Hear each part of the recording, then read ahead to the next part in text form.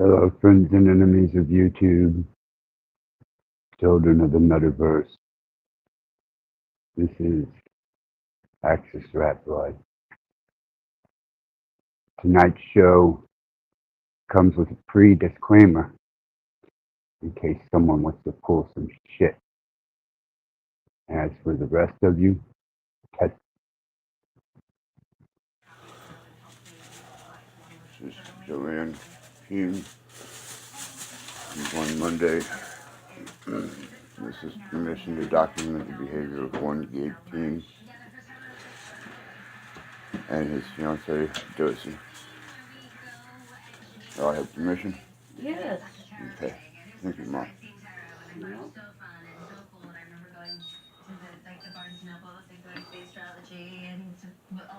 Sections and not that it was in astrology. It was right next to it. And then Gabby and I would play around with them, and that my whole life I've tried to have. I just thought it was so fun.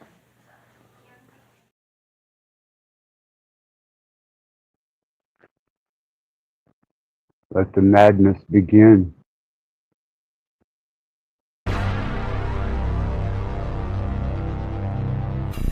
Our Father, who art in hell, hallowed be thy name.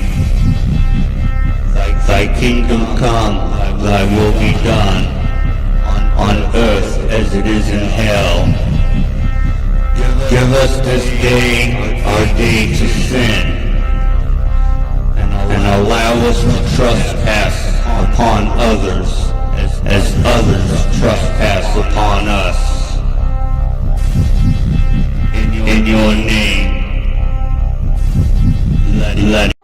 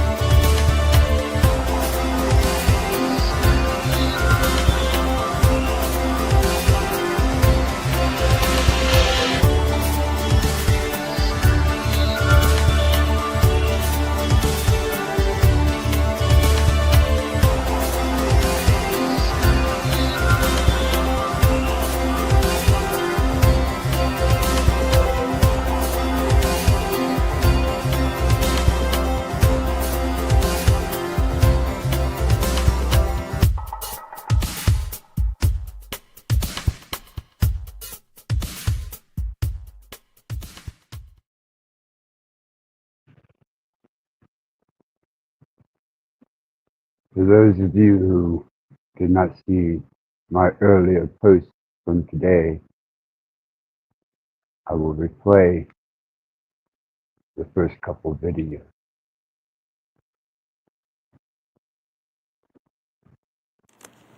Hello, friends and enemies of YouTube. It's the Axis, and I've brought my baby doll, my everything, my world. And there's no other words that describe how amazing she is to me.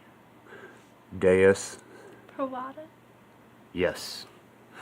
Now, for those of you who are wondering, Yeah, we're in pre-production. We were establishing a fundamental music ideal and a concept, and that's what I'm going to be showing my daughter, Sydney Monday, the squeaky herself, and I'm going to have a pleasant evening, and I hope that all of you do too. Access out.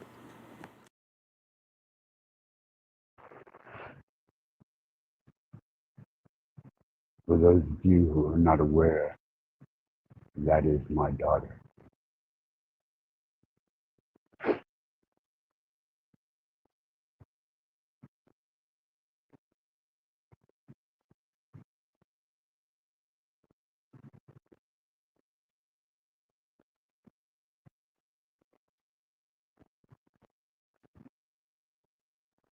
There is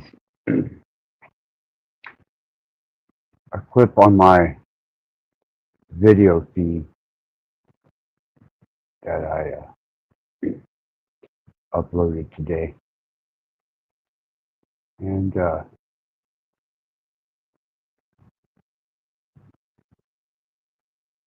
we're going to have to re-upload it here. That's absolutely fine. Worst things have happened. It happens to have been on another device, and if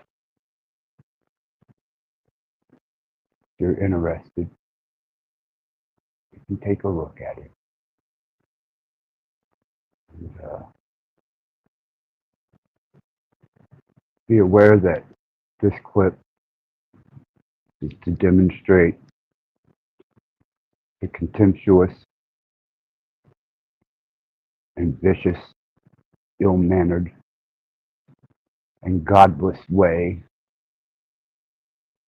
that my female birth parent conducts herself when the prying eyes of the church are not on her, and when she thinks that she has exceeded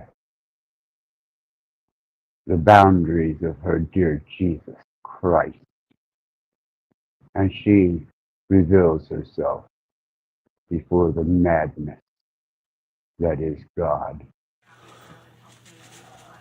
This is Joanne Hume. One Monday. This is permission to document the behavior of one Gabe King and his fiancee, Josie. Do I have permission? Yes. Okay. Thank you, Mom.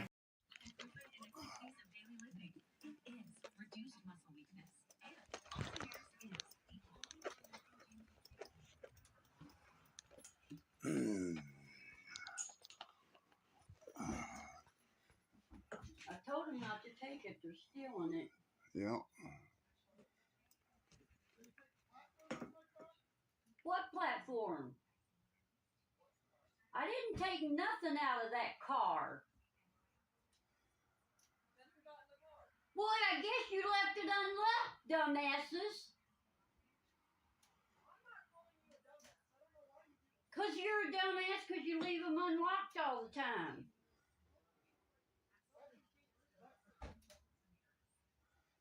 Yeah, I got a couple kids that's trying to take my car. Yep. I've told them not to take it. If they drive it out of my driveway, they're stealing it. It's never been theirs. They've never made a payment. It's my car in my name. I pay insurance. I pay payments. Everything.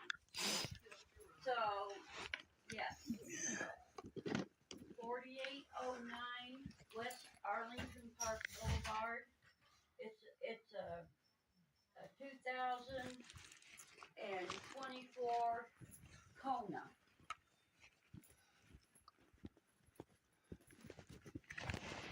Yeah, when they back that out of the driveway, it's a stolen car.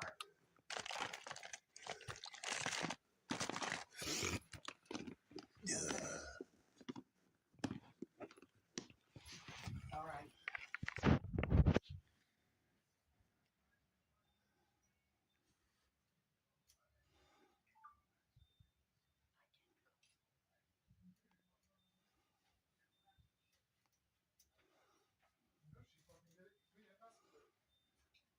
didn't mess with it. What? Move. Dude, shut up. What is he talking about? Our baby platform. It's not in the car. No, you know who had it? Excuse me. Pam. She put it. She So was gonna. Pam came over. She brought it over. Nobody. No, it's gone. If it was in there since Pam's been here, I never touched it. When was Pam here? When she was helping me with the baby, remember? A week ago. They're saying I took the baby. I wasn't even here.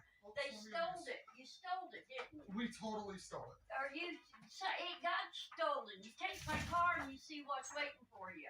Love to see it. It's coming. I'd love to see it. Yep. And don't come back because the door's not going to be open.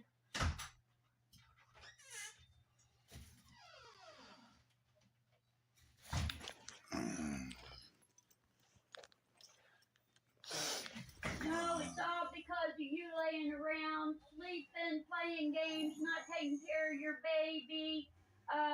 You're not paying rent. You don't pay nothing. You're going to court, and I'm going to tell them every single thing I know. You guys both been in the nut house. Can't take care of your baby. Oh, you're just a couple of real winners.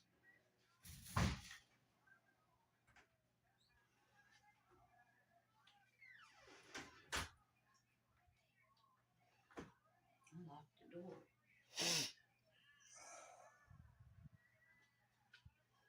Shut the garage door if you would, Mom. What? The garage door. Is it open? Oh, it's cracked. Well, I don't want you to take my car. I don't know what to do.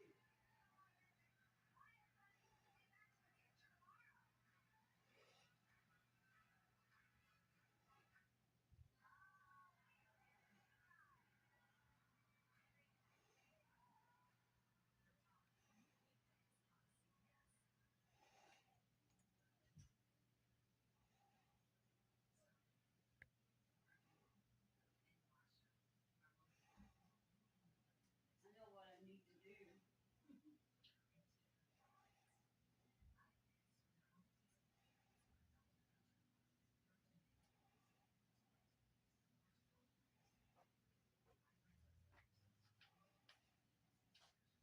I'm gonna call the police. I gotta make a report on my car. There they go in your car. Yep.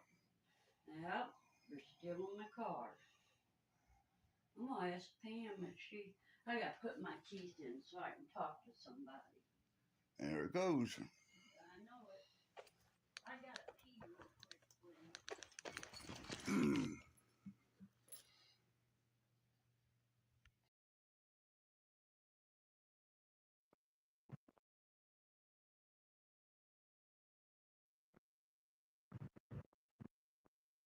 For those of you who are wondering, my stepbrother had a little son, and decided to pursue drugs and whores. And my mother adopted him. And that right there is the result of my mother's child rearing skills. So if you ever wonder where I get my temperament, that may explain a little bit to you. And my contempt. And for her to have pushed her concept of Christianity and what Jesus wants down my throat for years, along with other relatives, I found sanctuary. But believe me, as with the rest of them, she will find her way to hell. And I will be there to stoke the fire, ever so lovingly.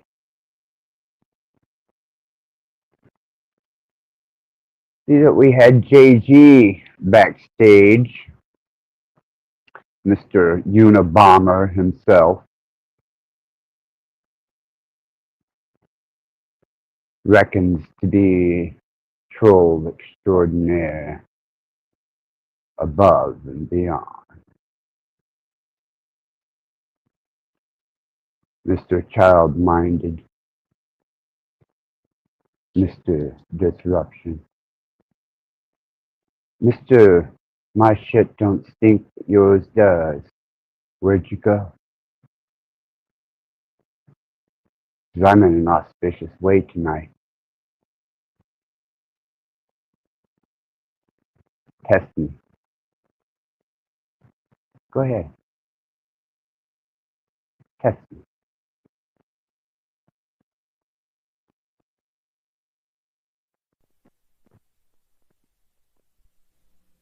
Within sight of the Almighty, you speak blasphemy.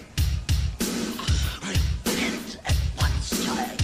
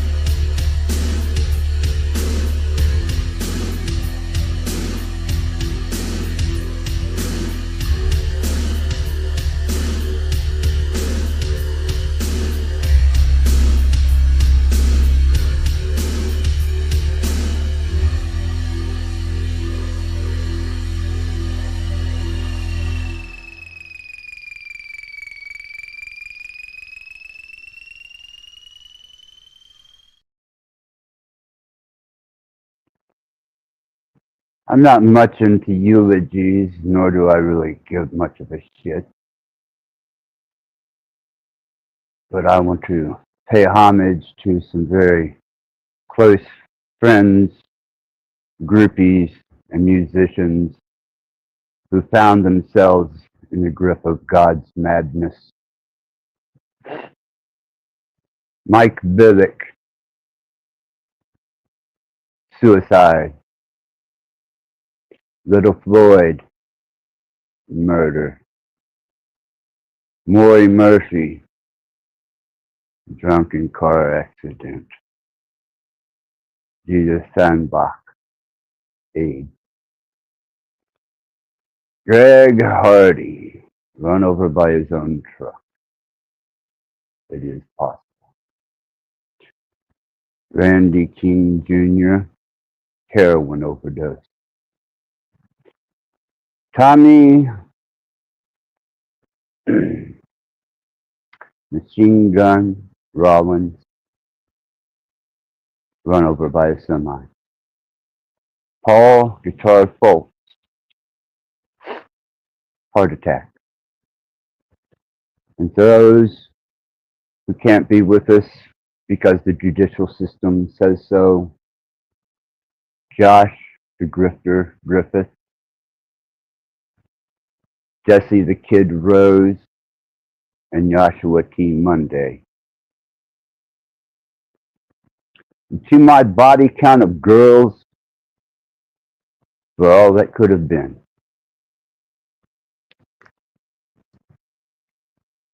I am the actor. The panel is open. Guests are welcome. For tonight, I have taken the restraints off and decided to plunge headfirst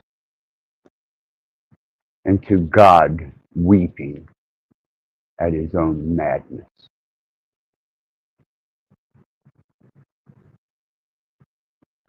You attribute and credit God with wonderful things. Heaven, paradise, love, understanding, compassion. But you don't recognize the attributes that he displays and justifies, especially since God was introduced to Judeo-Christianity through the Torah, thus the prophesied Christed one. And let us not forget that he regretted making you.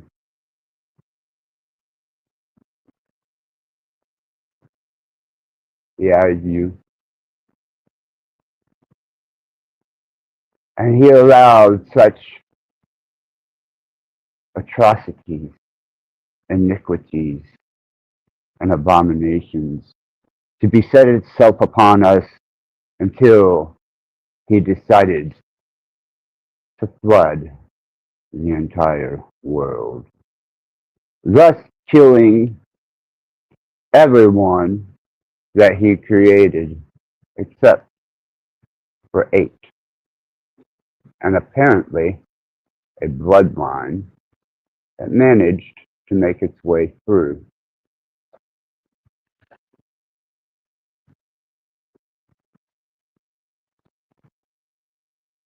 Maybe take a minute to reason.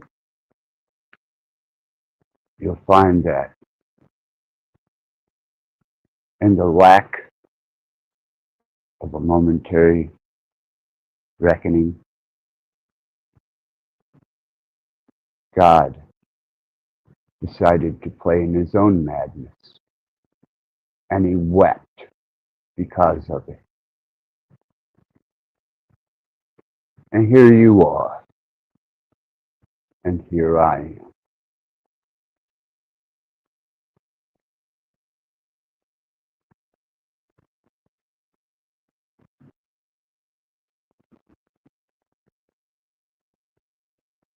You know, kind of interesting to hear everybody grabbing hold of that bit of the Christ that they can shove down your throat, browbeat you into submission. And the God that follows him, that justifies murder by his own will,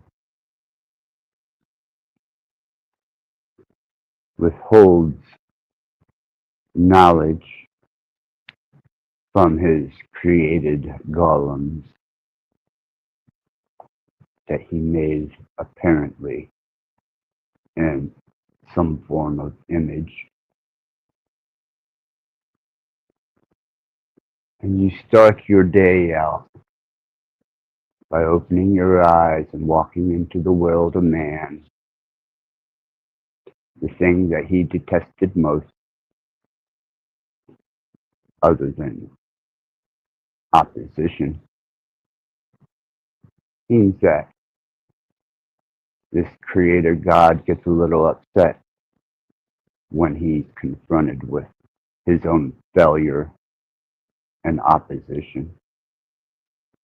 And yeah, failure. He regretted making you.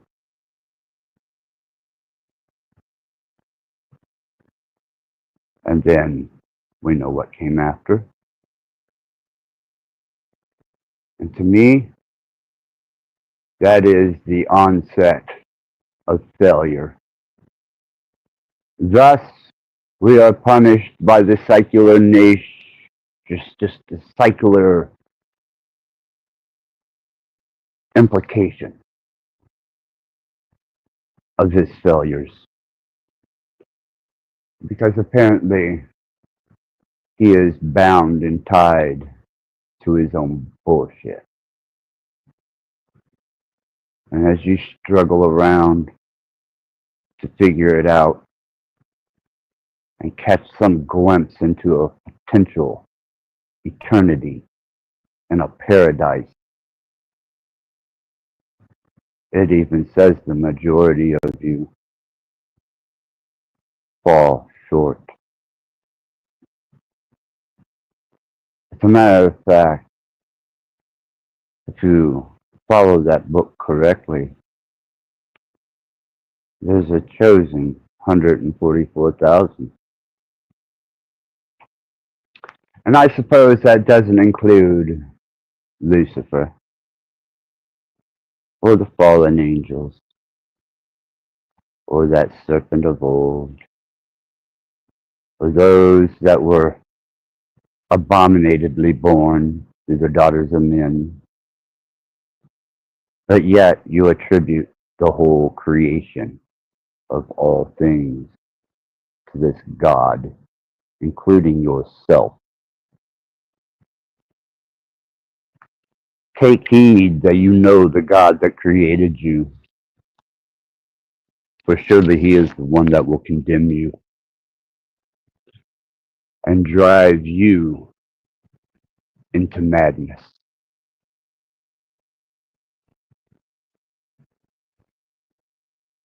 My son,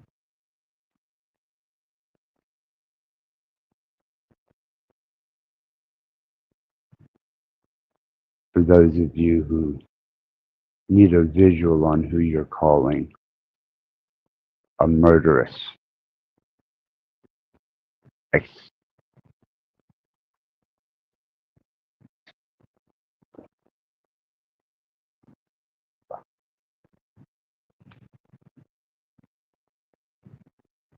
those who have chosen to take it upon themselves to cast their judgment on me and my son. And for those who don't seem to have enough empathy in them to bear witness and hold testament to this endeavor, I invite you freely to stand your case.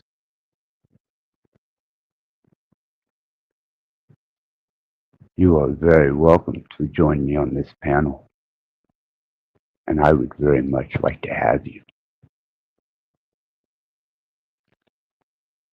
It could get a little enjoyable, very enjoyable. So where are you at?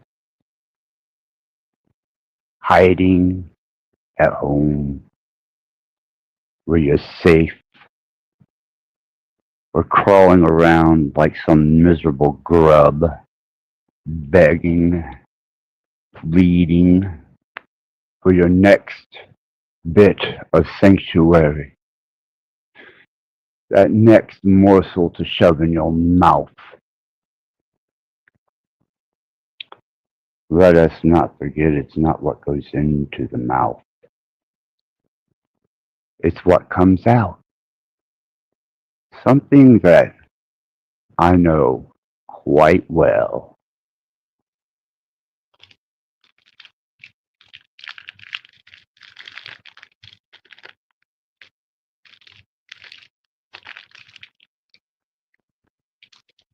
For those of you who have the less than stable stomach, I'm sharing food with my snake. So it's not what goes into your mouth, it's what comes out.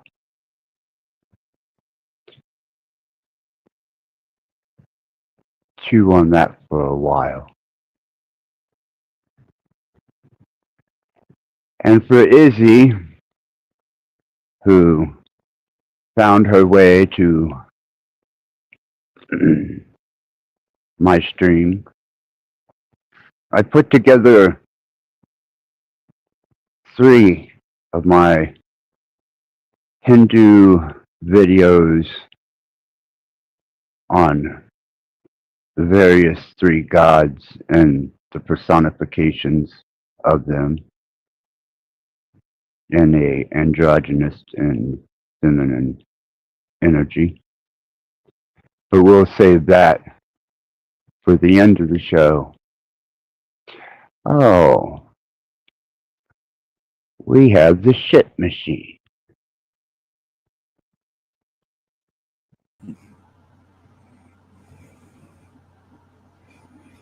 Hey, punk. Got something to say?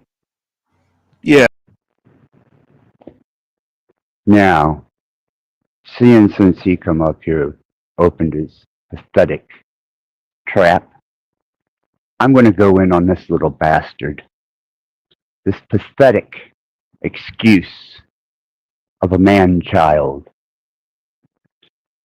who preys predatorily on the middle-aged and decrepit women that he can draw to his channel in the name of some concept of a hell realm, who parades himself around like an angel of light only to be that of a no good, stomach crawling serpent. Yes, the shit machine. We have seen him parade his ignorance and stupidity from one end of this metaverse to the other. And as I have sent energy with personality to assist him, may Asmodeus serve you up, he still lingers like the foul smell of shit that he carries with him. Now, let's see if he can conduct himself with any mannerism at all before I remove him and start a tirade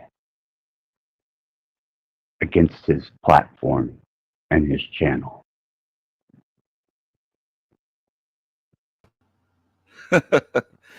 That's pathetic. You're a coward. All you have is insults. You're as trashy as your mother. Listen, your son belongs. There it is. You are my victim, bitch. You are definitely my victim.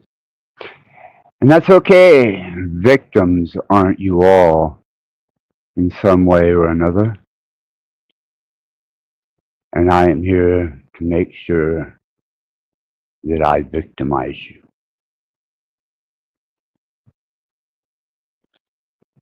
pathetic displays of ignorance. Narcissistic, self-indulgent, self-gratifying egos slung across the YouTube platform as they gaze into their own closed-circuit observation and declare themselves to be something more than a sack of mud that they were created to be. Yeah, Stephen, you got my attention, you little bitch. And you're going to find out what all that consists of, just like everyone else.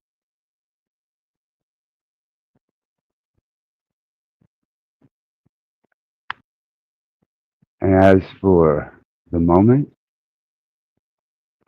let's reflect on a much warmer and peaceful time when I wasn't quite as consciously alert to all the fuckheads that have made their way to this channel, that have spit my name out of their mouth, who has used my son as a springboard for their arrogance and content. You couldn't step any lower, could you? And I have them by name. Yes, each and every one of them.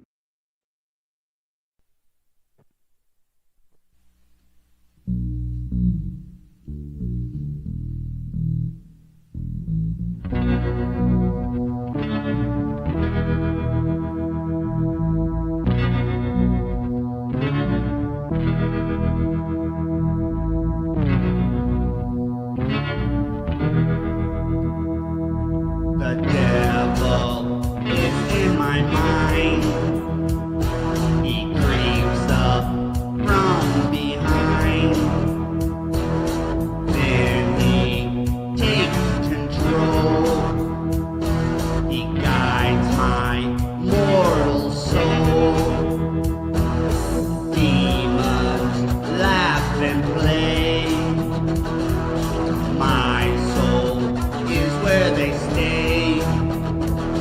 It only takes two, the devil and you.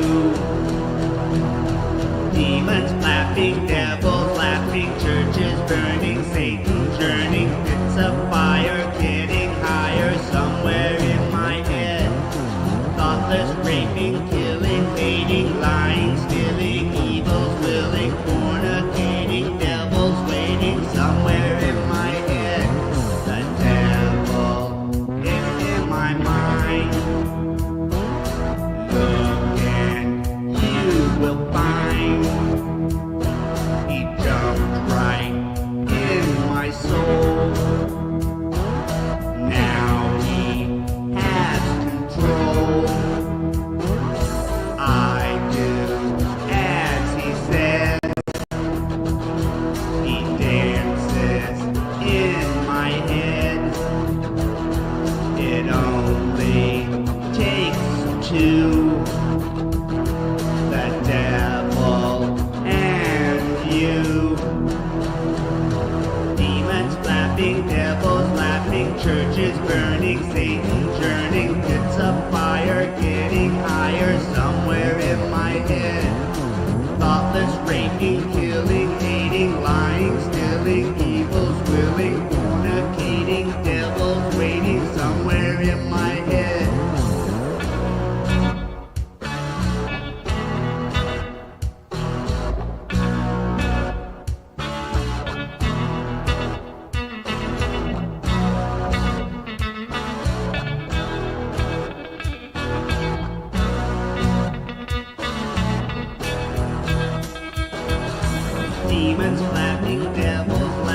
churches burning, Satan churning, winds of fire getting higher somewhere in my head.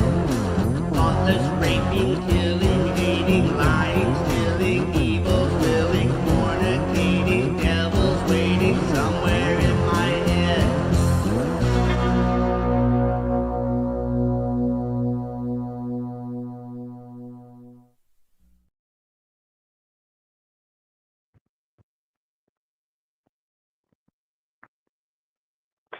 Yes, it is I, once again,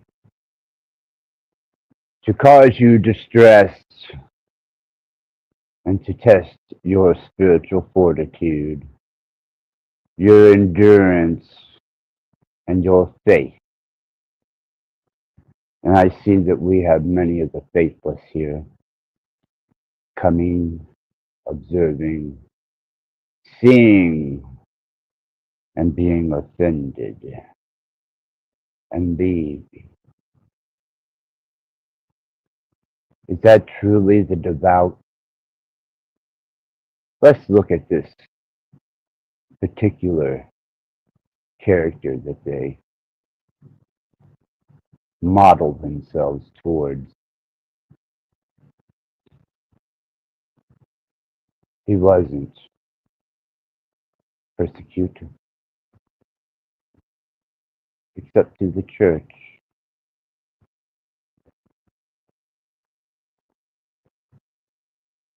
He hung out with some of the worst drudges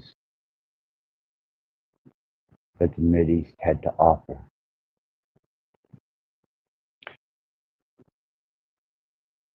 He sat himself amongst those who were duly accepted. And he persevered all the way up until he was recognized by a pronoun, King. King of the Jews. Yes, like it or not, that is a pronoun.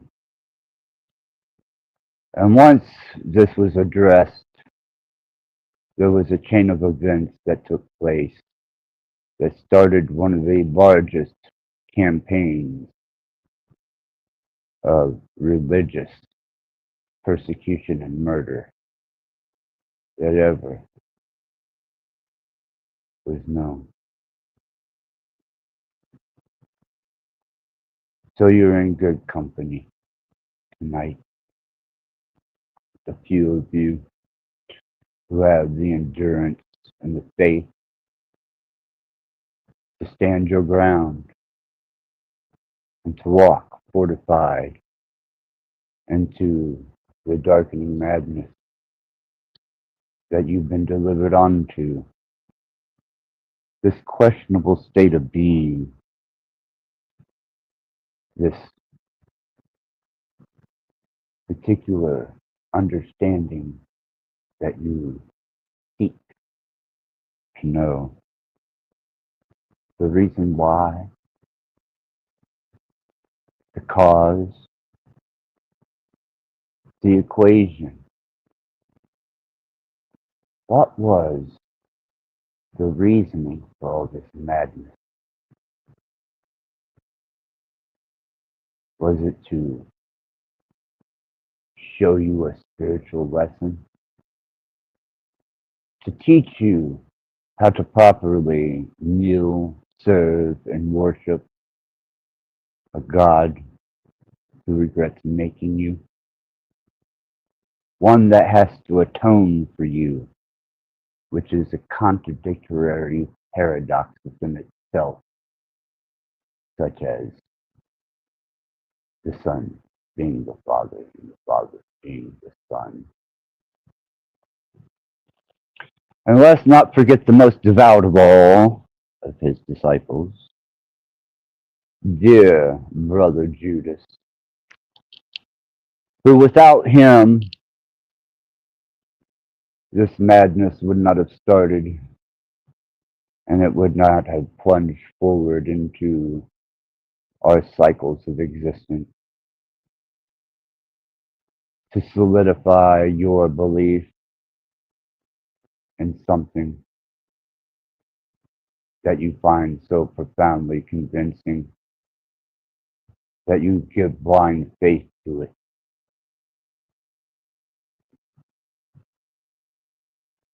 Cause and effect is a rational potential.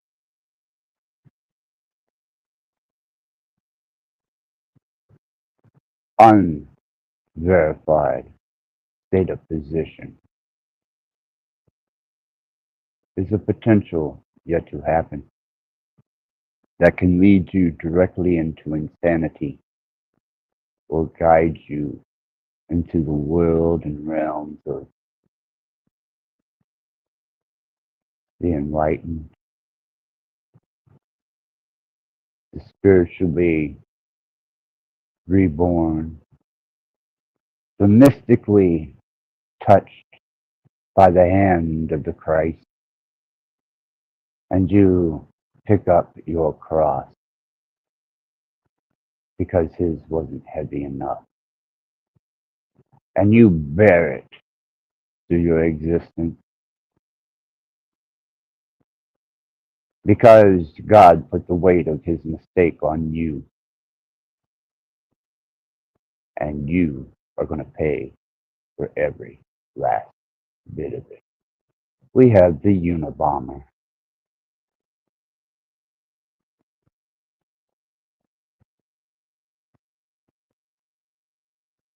Hello. Hello, JG. You got something you want to say to me? Shouldn't pin people, pigeonhole them. I'll pigeonhole whoever the fuck I want to, including you. You're not my master, and I'm not your bitch. You This should is only my do it when channel. This is my environment, and you are infringing. And if you're going to infringe, do so politely, lest I That's detest you, remove you, and pursue you. Do you understand me, little girl? That's you. Threaten me with a fucking bomb? You little I bitch. was fucking with your head after You're you gonna fucked up. mail a bomb to my fucking house? You little bitch? Kind of That was pussy are you? You That was a cunt joke. fucker? You are like a fucking yeast-infected vagina leaking blood. Oh, you're Threaten getting me with a robbed. fucking bomb. You should Little be girl ashamed of getting robbed. yourself, you little bitch. Go away. Leave my world. And there you have it. The Unabomber himself. Mr. Stutter and Stumble. Mr. I can provoke you. But you know what? I hope you hop a train, miss a step, and it just leathers you into three pieces. Thus, ending and ridding this world of a parasite like you. Maybe we should brighten up the tone just a bit.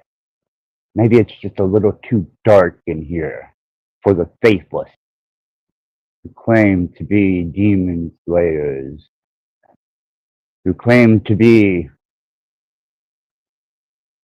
those who have devoted their divine selves to some higher purpose, to serve like slaves. Yeah.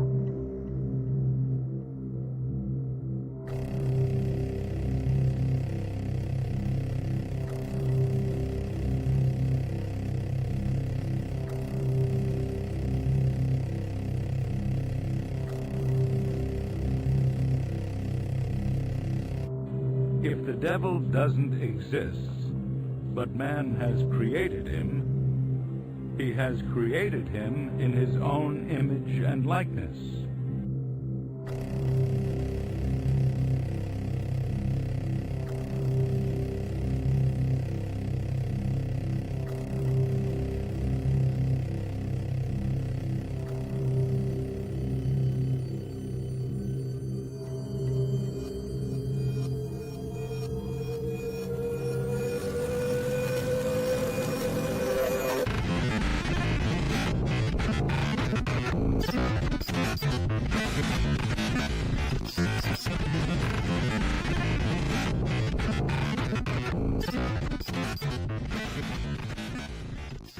Their sighs, lamentations, and loud wailings resounded through the starless air, so that at first it made me weep.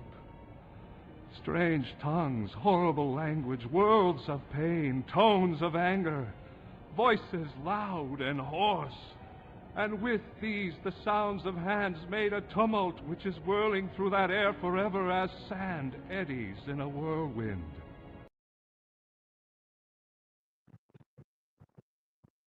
I find myself completely ashamed of most, generally all of you. And there is but a vicarious few that I extend a courtesy to of mutual respect. But that's coming to a quick end with interlopers, disruptors, contemptuous little minds that think social media is a place to display their most arrogant of behaviors. Well, that's my playground, and I make the fucking rules, not you. And this is my home. Consider yourself fortunate that I invite such scourge onto my panel as to a disruptor, an interloper, or even those who are so profoundly ignorant in their own sense of self that they don't even hear nor understand what they're saying.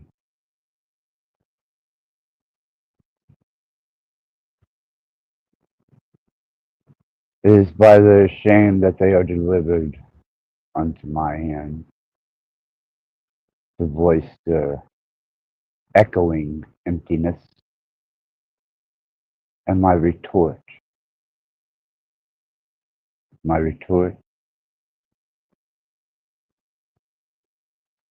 you failed yourself a long time ago, and now you're just a remnant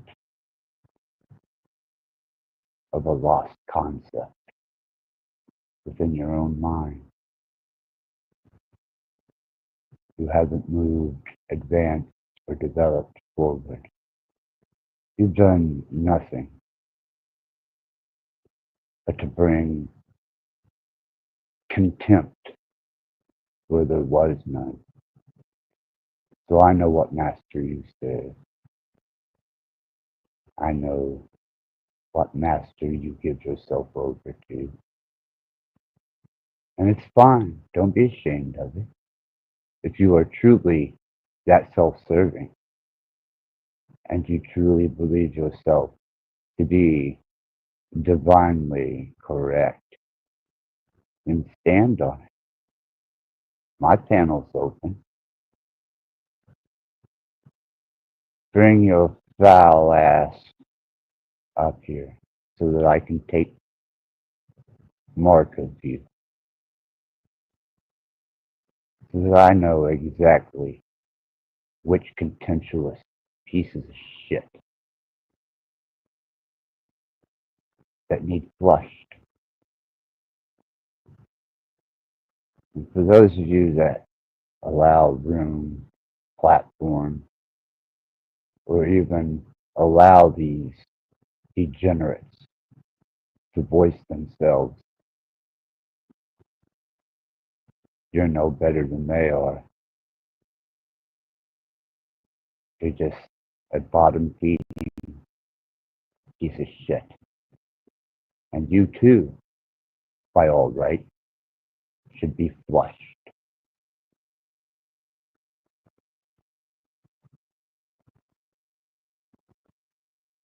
But then you say, oh, Mr. Rattblood, you're a Satanist. No, dumbass. If you would have listened to me in the beginning, you would know I'm an omnius. And while you devote yourself to a singular train of understanding, I have personified myself into understanding and developing 7 hermetic skills. As the echoing lingers of one who has barely comprehended but yet a single trade within the 7. And in that single trade has only studied one genus. And this is supposed to be the voice of a profound mind. I have an AI chat tech model that is far more esoteric. Keep playing, little boy. You'll find your way here again, and I will mark you like the rest.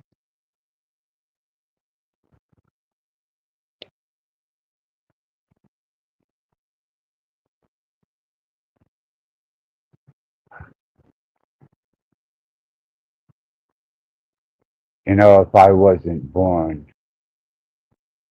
from the darkness itself, I would start a banning campaign. But I do so like entertaining my most foul and perverse thoughts. And what better target than a trollish piece of shit? And for all you pathetic pieces of shit that follow them, thinking this is humorously funny, to see this dim-witted fuck or others display their narcissistic wit, just a sign and a show that where there should have been intelligence, there's just a vacant hole. And that is the best and the only thing they have to offer, other than being a statistic. And a statistic they will surely be. By their own hands, they will deliver themselves into this, which is the most amusing part of it. It doesn't fail. It's continuous. It's like a loop, a cycle. And they won't break it. It's like insanity, complete insanity of God's madness projected through them.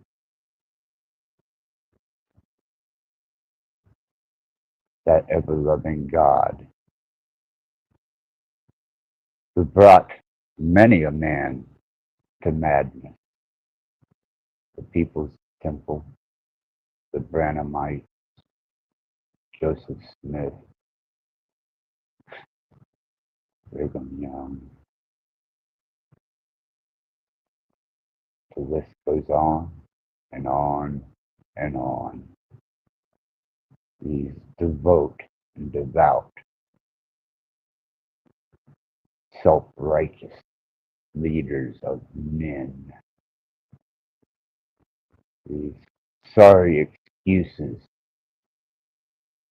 for a superior directive. But don't worry, I don't offer any of that.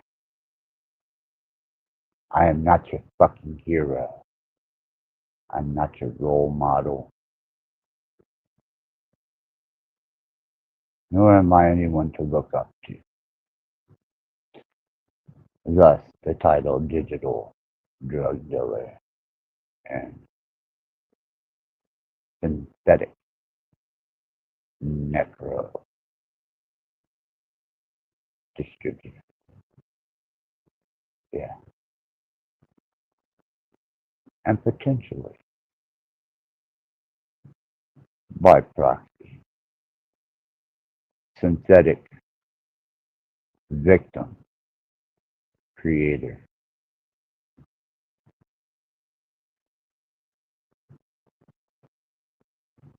Oh, I see. The faithless, once again, leaving the arena. They have no platform to invade. They seem to lose their voices completely. But I can't say I didn't give them a chance to come and apply some sense of intelligence, thus giving measure of themselves and their limitation. And that's that. I will continue forward in my endeavors since no one seems to have the audacity to speak something intelligent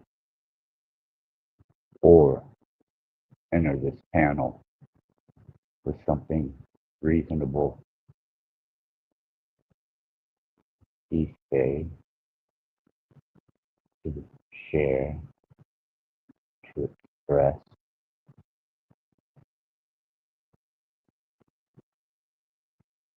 Posted a video today, and it's in my videos.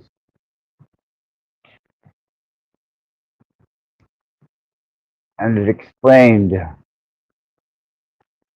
how my mother poisoned my daughter against me, and my daughter's betrayal of the most precious object I ever had, and I gave it up. It's a guitar, my personal guitar, played on stage, carried around as if it were a wed partner. And I gifted it to her. And I told her, if you ever get rid of this, please give it back. And she donated it to a musician's relief fund. And then, by my mother's volition, upon the gavel falling, she, as well as that female birth giver,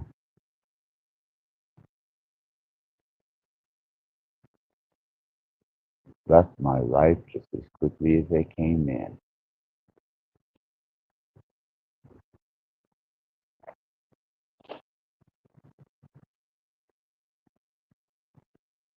Makes me wonder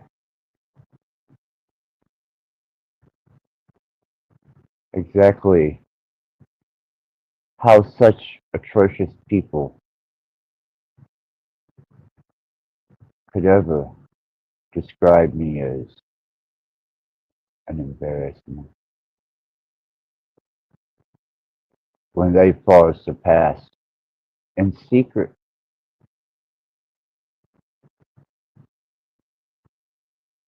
their atrocious nature, their hidden thought, those little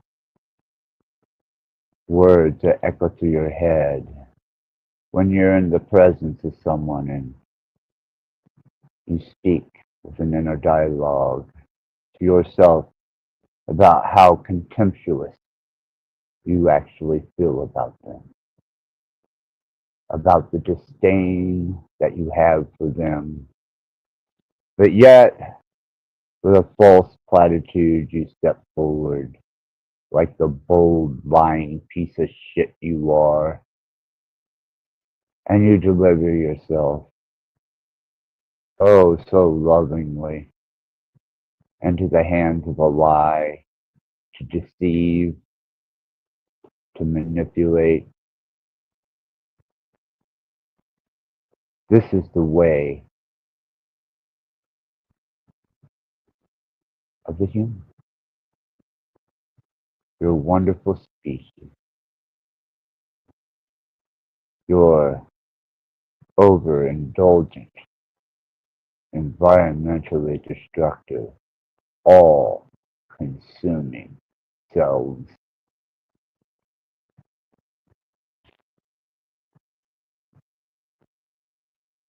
But for some reason, you bear a sense of individuality from these species, and you proceed forward with some dignified sense of higher awareness that you have conceptually understood something that for thousands of years man has failed to understand, comprehend, or explain.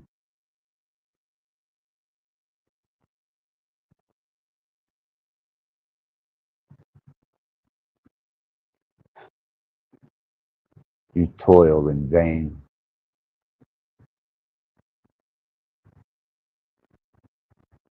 for it's only transition that has significance, and you will kneel to the god of death before it's over with.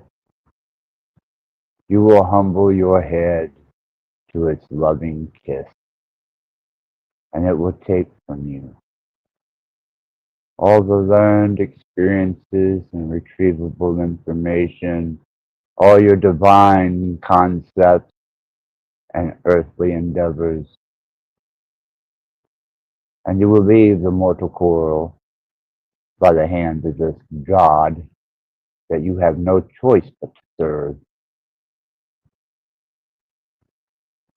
And while you hold on with great hope that a heavenly agape waits for you, that there's a peaceful continuance into eternity,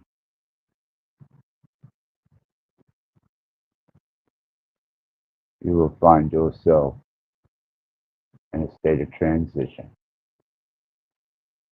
and you will meet yourself there, face on, in a whole new concept of understanding.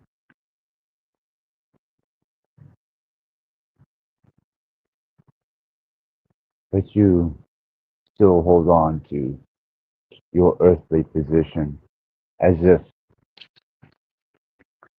your survival and your wisdom is what the balance of humanity teeters upon. When in actuality, you're just another number, a statistic, and you play in the land of those who are much more fortunate than you. And they will make decisions, and you will bend yourself to them. And they will bind and chain you from experiencing life to its fullest. by their implication of laws, rules, and just like death, you will kneel and allow it to kiss you on the forehead, and you will submit.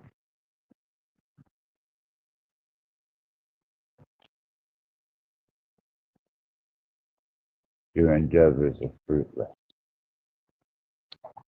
except for what bit of self-happiness that you may muster, that momentary state of bliss and reason that is quickly snatched away by an intrusive thought, a unpleasant situation. And as you fight and struggle for your next bit of enjoyment, like a beast, there is always something there to strip it from you and leave you in the balance.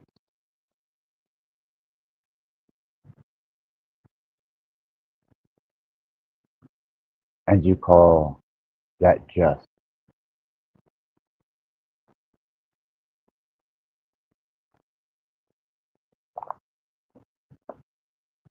It amazes me that the biggest part of you has made it this far. And you can be as contemptuous with me as you choose.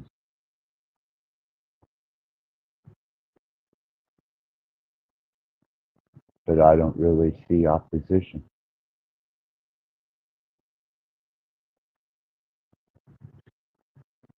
Because nobody, no one, can be a bigger adversary to themselves than themselves.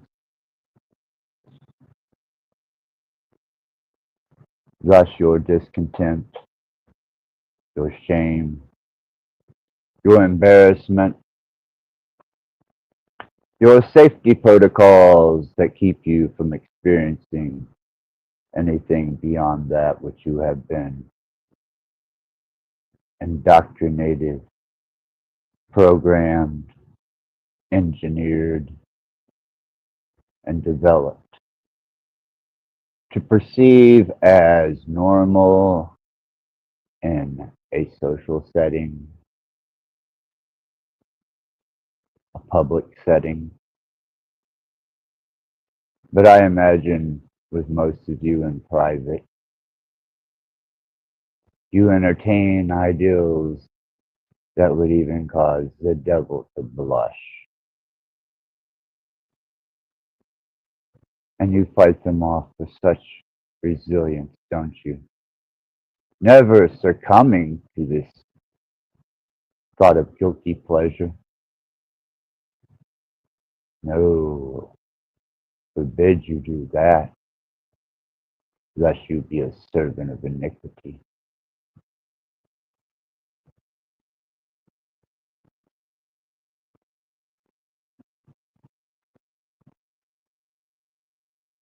So cast your fiery judgment and burn in your contempt. But as for me, I understand. Your belief systems, your devotions, your convictions are nothing more than a system of equations that will lead you to the one true God that kisses you on the forehead just before you leave the body.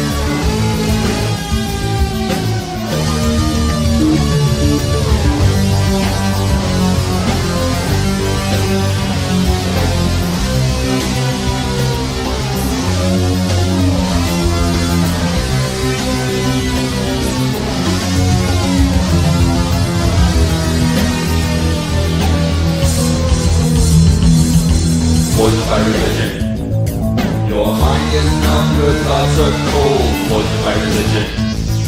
My gods are new and gods of old, poisoned by religion. A serpent spittle from days of old, poisoned by religion. To which God did you sell your soul? Gods will come and gods will go, poisoned by religion. That's the way they want you all, poisoned by religion. Distorted truth won't save your soul, poisoned by religion. Your life's deceived by strings of gold, poisoned by religion. It's the end of time, so you've been told. Gods will come and gods will go. Question. Everything around me became suddenly unreal, as if in a dream.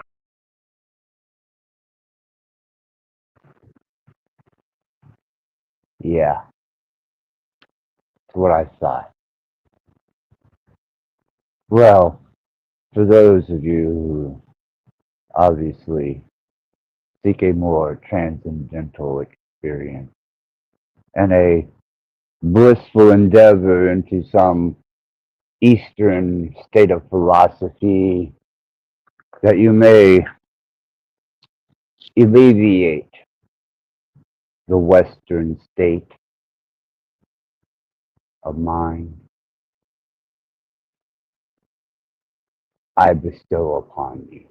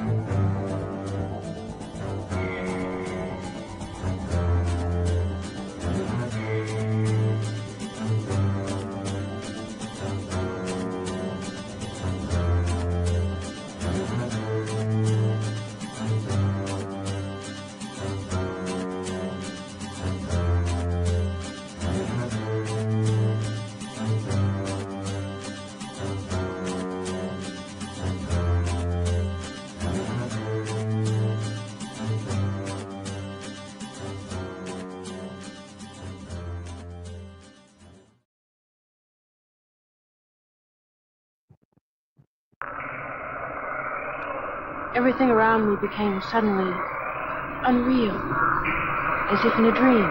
All of my most sensitive areas were inflamed, my extremities pulsating with tingling sensation.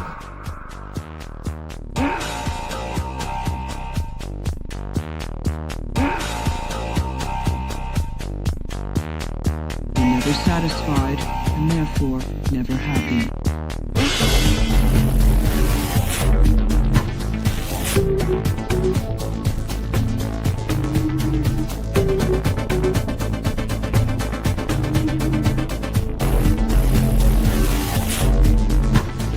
Everything around me became suddenly unreal, as if in a dream.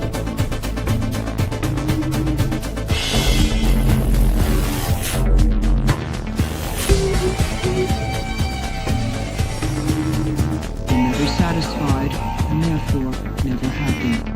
All of my most sensitive areas were inflamed, my extremities pulsating with tingling sensation.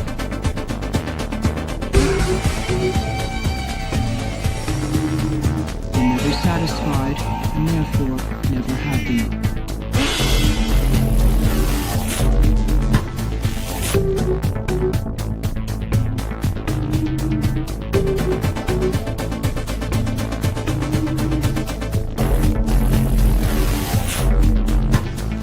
Everything around me became suddenly unreal, as if in a dream.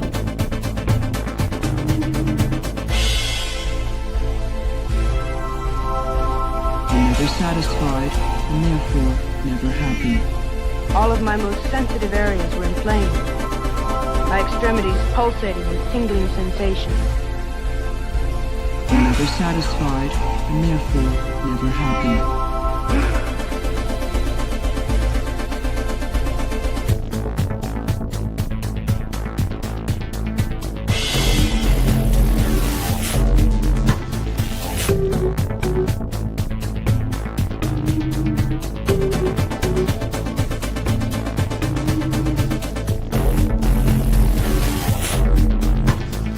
Everything around me became suddenly unreal, as if in a dream.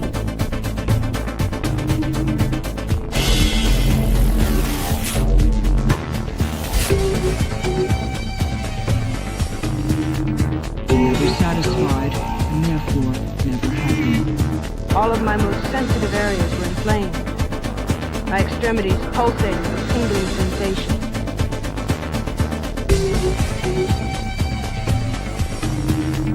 Never satisfied, and therefore never happy.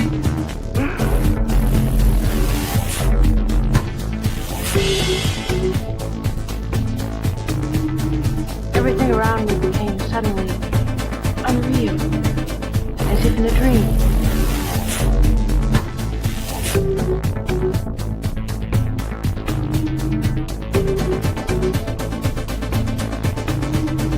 Never satisfied, and therefore never happy.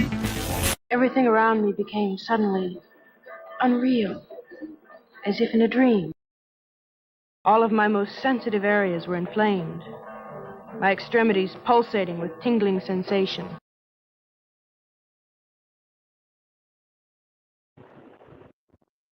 Oh, I see we don't have many fans of the Hindu nature. The Eastern philosophies must elude you. Is it just a bit much for you? Maybe,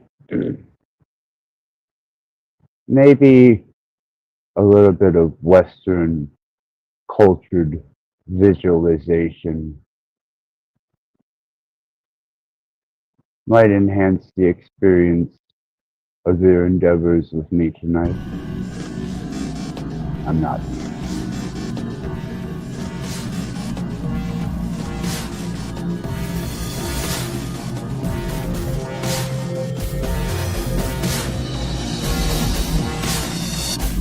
Each of you must distinguish for himself between the scenes of cold reality and those of pure illusion.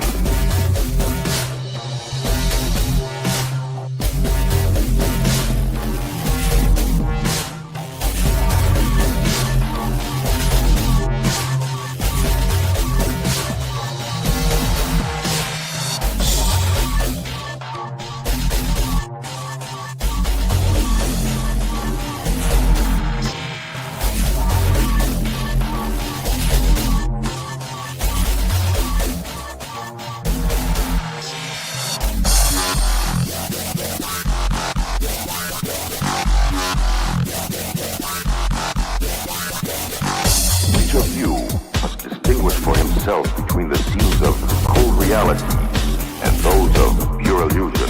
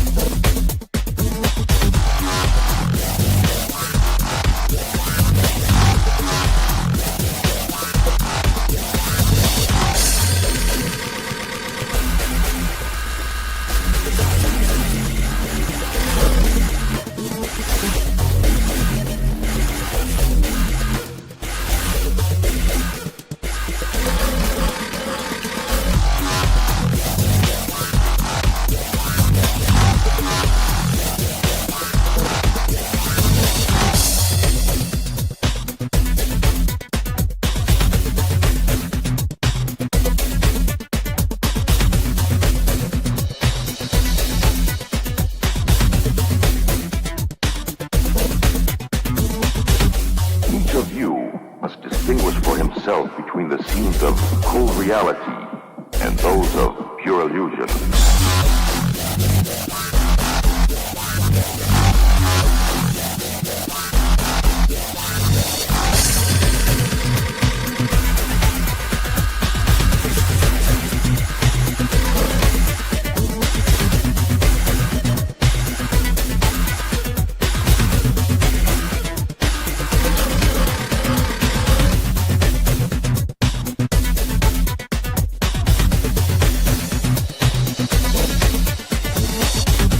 Each of you must distinguish for himself between the scenes of cold reality and those of pure illusion.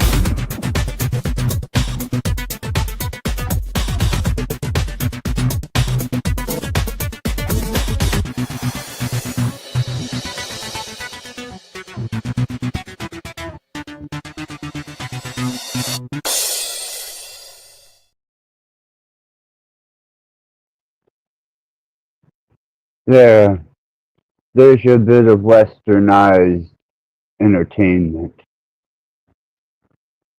for such a profoundly spiritual based group of enthusiasts.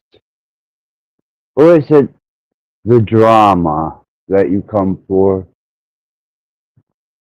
to feed your impulses,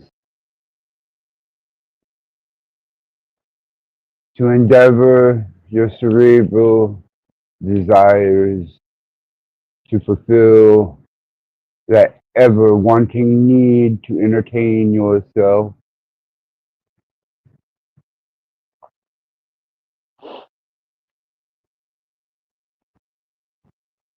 And once again, you're all a bunch of digital addicts, so well groomed to your excess.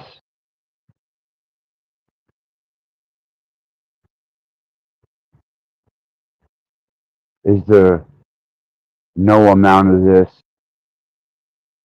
that seems to be overindulgent, a self-gratifying click through channels to see that which stimulates you, which beckons and calls you to deliver your attention?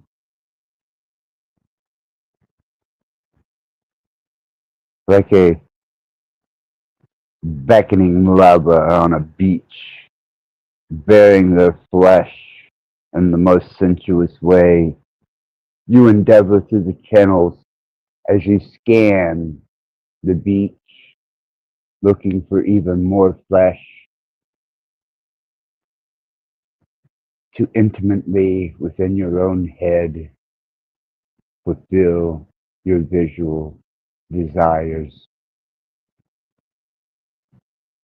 The basic instinct, impulse, the basic desired visual effect.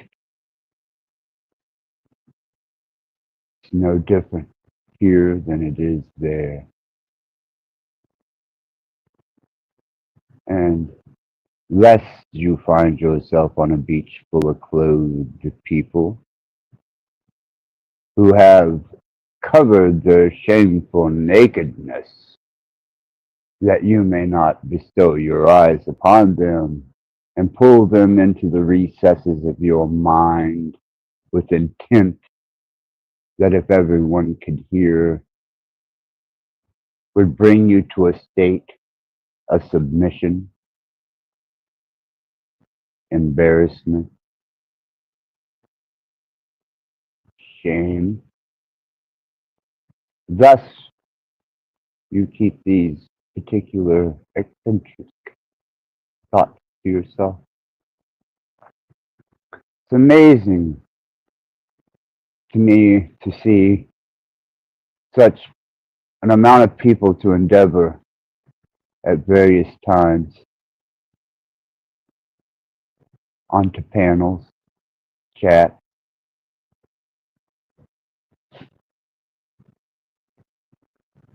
But I know what sells, and I'm not looking to market, not what they have to offer, and not here. This is for those who are not filled with the ever looming freakophobia. Yeah,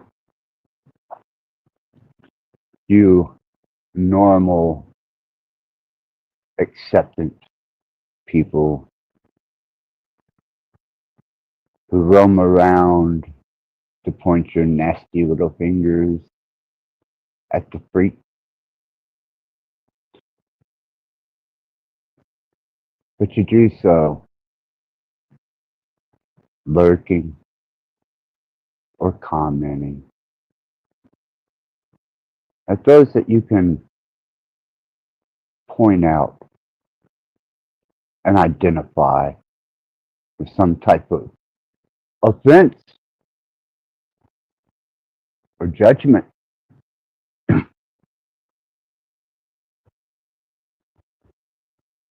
Not tonight. Tonight I've reserved this corner of the metaverse for myself. And if you can indulge, engage, or participate,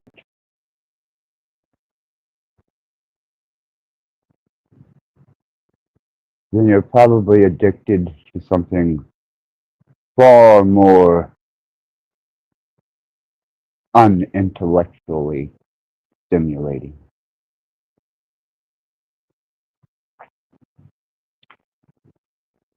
And I'm not trying to be insultive, and especially to those who have stepped forward with intelligence, a particular state of mind that broadens one's perspective with a potential that widens an understanding to tear down these barriers, safety protocols, and indoctrination, and to venture forth into a place that gives fertile new ground to thought, to understanding, to concept.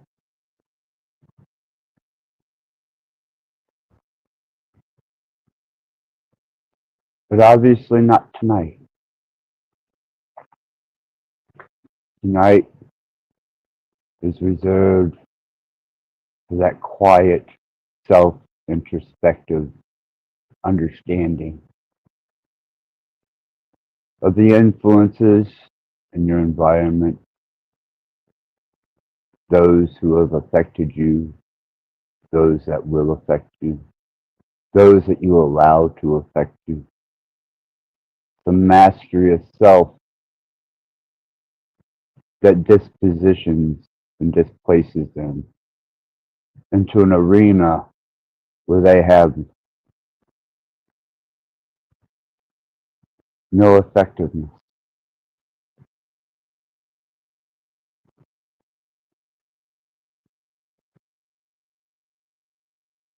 For what truly do the damned have to say to the damned?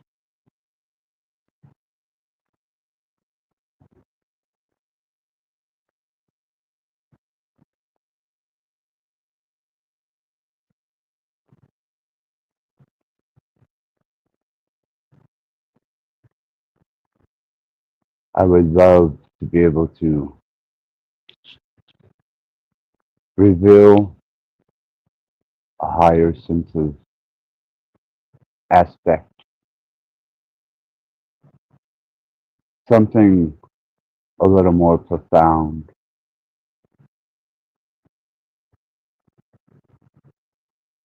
But that takes an endeavor of two. And if you leave me to my own devices, I will entertain myself and do so quite effectively.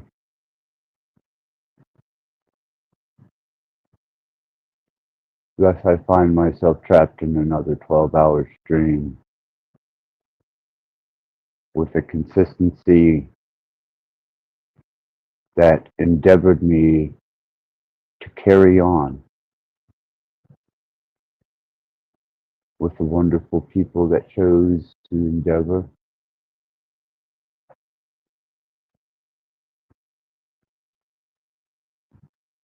But I suppose not every night can be a exhibition of human understanding,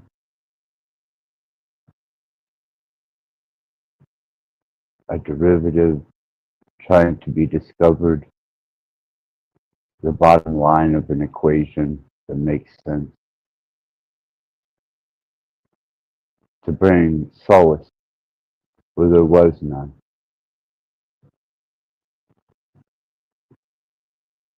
But that's all right.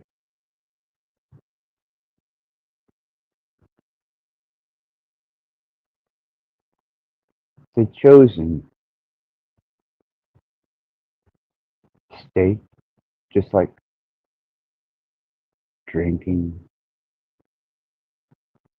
or endeavoring into illicit substances.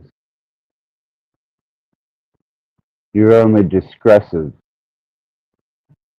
whenever it doesn't satisfy the moment and the mood.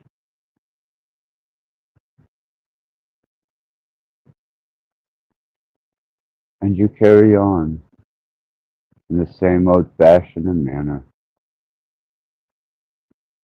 toiling until you find yourself least offended. And there in that moment, you expose yourself and you allow others to share in the commonwealth of your basking glow.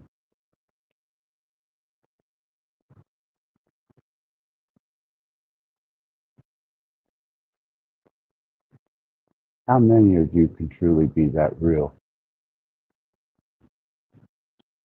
How many of you can truly lay yourself against the altar and bare your naked soul for all to see? I imagine little to none of you.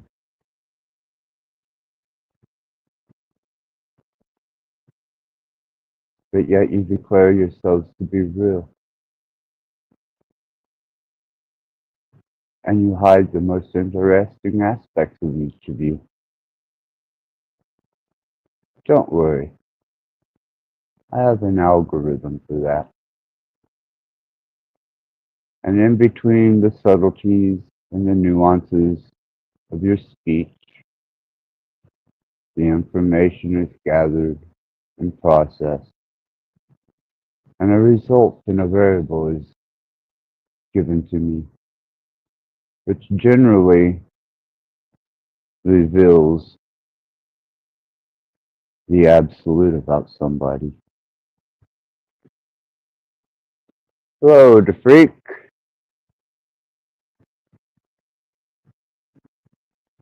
Good to see you.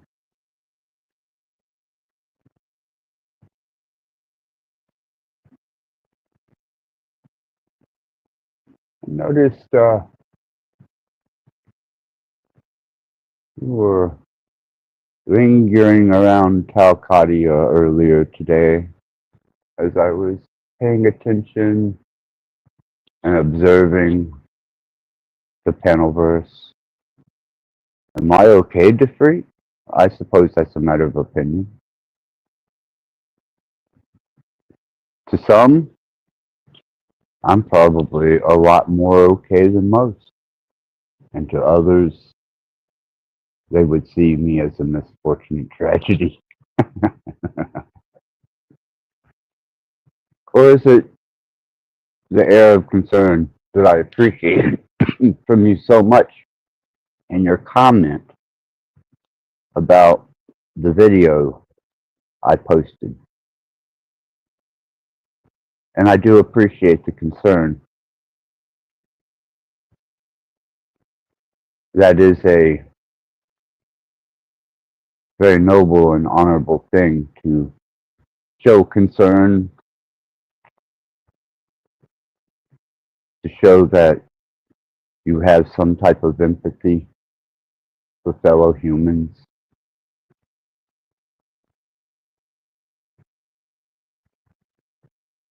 You're one of the rare ones.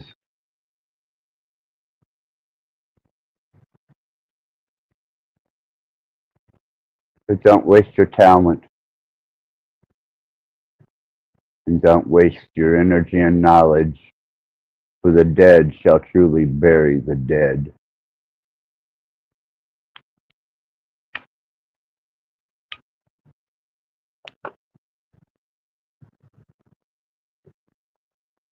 But as always, you are welcome in the chat. You're welcomed on the panel. I'm sure the link's down there.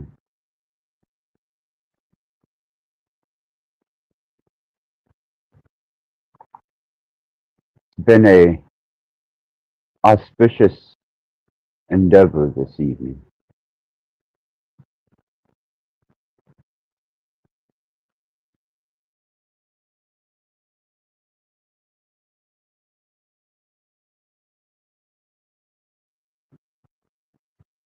The usual suspects have not generated an appearance. Hello, my friend.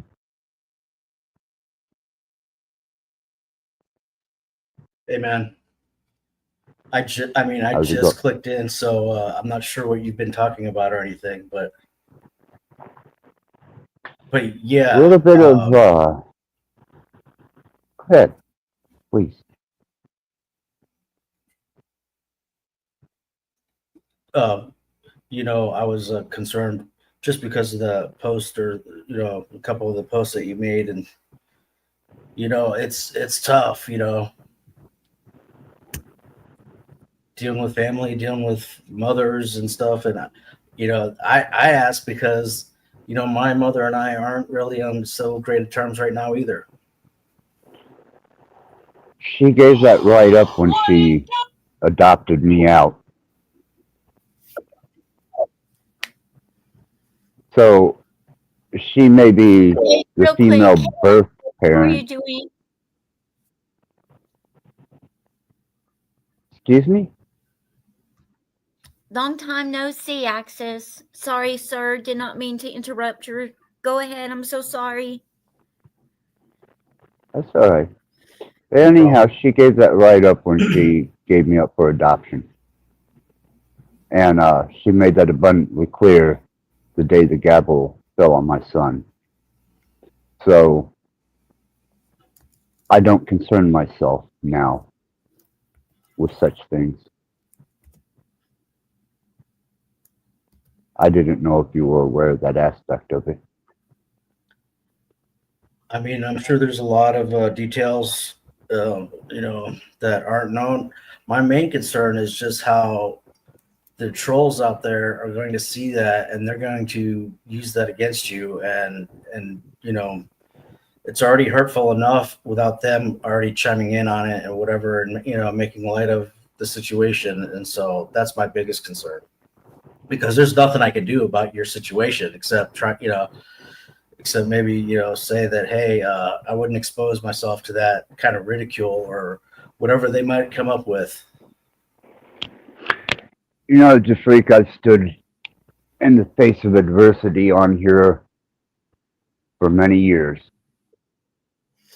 And if you think people like Tommy or Steven or JG or any of the other attempts at belittling my character and causing me to go into some type of emotional state, nah, man, I am absolutely stone cold numb to that now.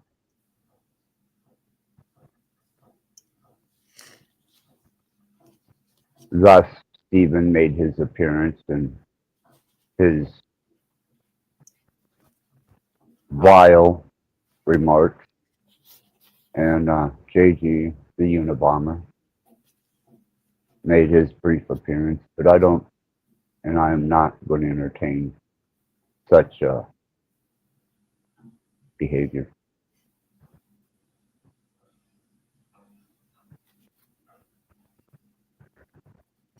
Doesn't surprise me that Steven would take the opportunity. Well, of course. He likes low-hanging fruit. He doesn't seem to... I'm sorry. Go ahead. I'll ask when you're done. Oh, he just doesn't seem to have the intellect to be able to stand his ground in a real-time arena. Yeah, I agree with that. He's got like two or three phrases that he uses and just loops them on repeat. So he's not even that really a good of a troll, in my opinion. No. And whenever you're dealing with a group of platforms that have such low subscriber count, it's not like it's going to make national headlines. That made me chuckle thinking about, I mean, if you're going to troll somebody, hell, at least be a good one, Hell, if you can't even do that right, well, shit, then you can't be no troll then, can you? Nope, just ugly. How long have you known JG Axis? I met JG on Charles Waz's platform. And Charles at the time was trying to develop an intellectual subscriber base. But he kept submitting to these, egos. And I kind of allowed JG some leniency here. And one particular night, he felt that I was being submissive to my subscribers and my viewers. And he waged a war and a campaign, which means that he was setting in wait to do such a thing anyhow. He was just looking for the moment to do it.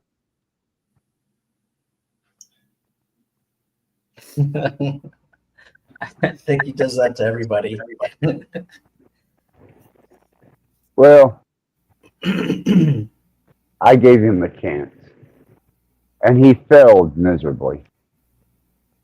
Ah, Susan, Jeebus, been a while. Why does Susan not have a wrench? This has got to be corrected immediately.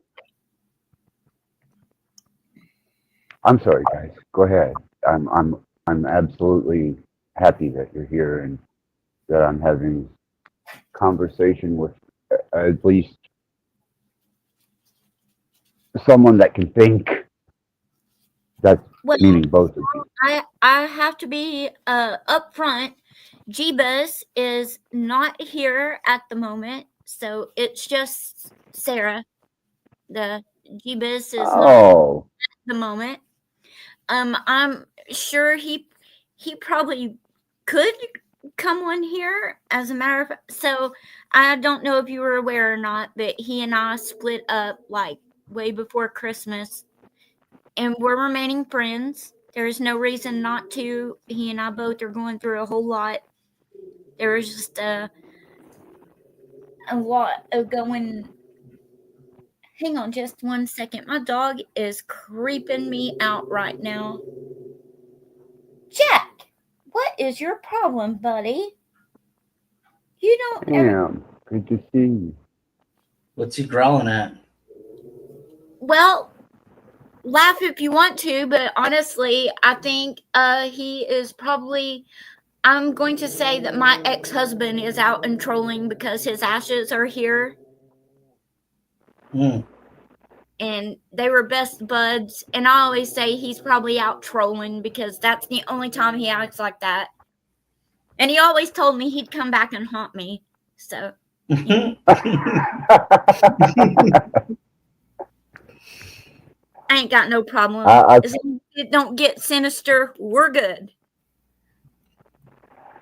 I've had that threat made to me several times. Jack, what is your deal? Come here. Come here. Come on. Well, so long as You you're do taking have- care of Yes, care and of you do the, have- the bottle with the ashes in it, he should have no reason to do anything, wicked or anything. Yeah. I have. Go ahead. I'm I was going to say, so he and I have twins together. My ex-husband, and he was a twin. And all of our twins, all the boys have the same birthday. Their birthday's coming up, which is 4/20. What the hell? Yeah, I can pull that off, but I can't hit the lottery. What are the odds of that? That is crazy. And my baby sister has twin girls. And your baby sister has twin girls? Yeah, but they don't have the same birthday. They were born in October. That's pretty amazing, though. Just your husband and then you, and they all have the same birthday. That's just not even half of it. There's like 18 sets of twins on my maternal, like on the paternal side. So it wasn't the same year, though, right? No. Okay. I wouldn't have been surprised, though, the way things are now. I wouldn't have been surprised, not one bit. But what caught my attention was Axis's the way he named the video. That really caught my eye there. So I'm gonna have to give some credit where credit is due on that one. God weeping in his own madness. And dude, life is too short right now for people. And I don't care who you serve, what you serve, or what you believe in, but believe in something. And just respect people and what they believe in, because we're gonna need to. We're gonna need to. Well, that's one of the bylines of my channel, no freakophobia. So Well, shit. I'm just kidding. we don't allow freakophobia here, but you do have my most wonderful best wishes that your situation turns out to your benefit. I appreciate it. I think you've known Well, I feel that you've known he and I enough to know that it's cordial. I mean, everybody has their own issues, and I wish no ill will towards him in any way, shape, or form. I love the man. We spent 8 years together, but sometimes, you know, you have to go your own way. For your own sanctity and state Yeah. of mental health, I understand. Yes. And Yes. it has really nothing to do with the individual as being a good person or a bad person. No. It's just two people reaching a point of familiarity till they start to feel contempt. Yeah. And that happens. Yes. And I always said if it ever got to the point that I started feeling any type of hatred, I wouldn't want to go through that. I would not wish that on anybody because, you know, you try to work it out and I guess, I don't know, you put all you can give into it lovingly until that one little piece of the thing that makes you go, God, you're just irritating me. And you don't want to do that. That's not fair for either of you. No, it's really not, because at that point in time, either one or both of you stop living life to its fullest.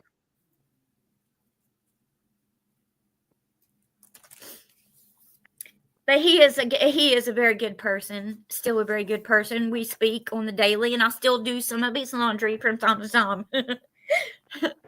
Well, you are very virtuous, very rare, and very virtuous. I respect that greatly. The gentleman earlier was sharing about having some things going on with his mom, and that hit close for me, and especially with your situation. Mine's kind of the other end of the spectrum, as so my mom's not doing really well health wise, and I felt compelled to move back in and kind of help, you know, get over that hump, but she's helping me just as much, whether she realizes it or not. And she really doesn't have to do anything. It's just the fact that she's been here through me through some shit, and I'm grateful. Well, my mother never learned to be a parent, and that was displayed in the second video that I released today. And you got to see an in-depth look at my mother's parenting. If Wait. I can just ask, is it similar to a and I am guilty of this in the past. I felt like I should have been more of a friend or a buddy or pal rather than Oh no, this goes far beyond that. okay. Okay. This is raw, pure, contemptuous hatred. Well, And she's displaying it to the son of my brother, stepbrother, mhm. kid who she adopted. Oh wow. And on a rare moment, not only did I get permission to record, but she was displaying her motherly aptitude quite vigorously. And that's what I grew up with, except she was intoxicated most of the time that I was around her in the summers. And now she's just filled with guilt, self-hate, and pharmaceuticals. I can relate. I can relate to that. I have some past demons that took me a good hot minute to grapple with and kind of beat. And I still have a lot of shame from time to time and guilt for some of the things that I did or didn't do that a mother should do. So I can understand that, I guess. I never was someone to drink alcohol. I'm a cheap drunk. Ugh, horribly. I But like bourbon. I pharmaceutically or self-medicating, with on the other side of that, I've done. And I mean, I guess everybody has their boss, and I guess for her sake, I would hope then that don't let that guilt or self-hatred consume you, because that's just as bad. And Well, no, I don't feel guilt. I don't not even feel you. shame. Yeah, no, not you. I meant her. For her, you said she was Oh, exhibiting well, some. she's done condemned herself into her position. Um, she is financially destitute because of her guilt for my son, and she is inactively absent when it comes to the son that she did adopt, because he's living there rent free with his little bitch and the child that they had that my mother is raising. And for a little foreground information, my mom was 13 years old and my dad was 27. Now, this was back in the 60s when they got together. Got you. And they wound up married because she wanted to get out of that little podunk country ass Appalachian town. And she made it all the way to Liberty, Kentucky. Hey, that's not too bad for me. Casey County. Wow. And whenever she finally decided that Native Americans were fiery drunks with a loose mannerism, she left and made her way to the outskirts of Louisville in Clark County, Indiana, foothills of the Appalachians, and finally to the big city where she always wanted to be. And she dug gold all the way there.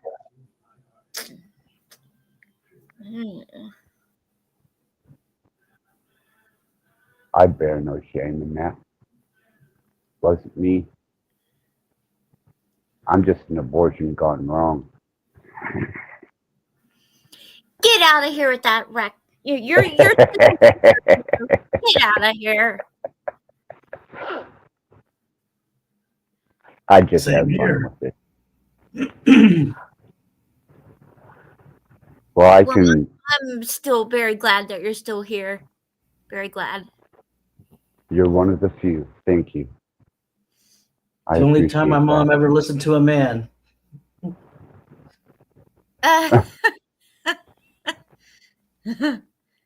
Don't do I it. have. The one time she listened to a man.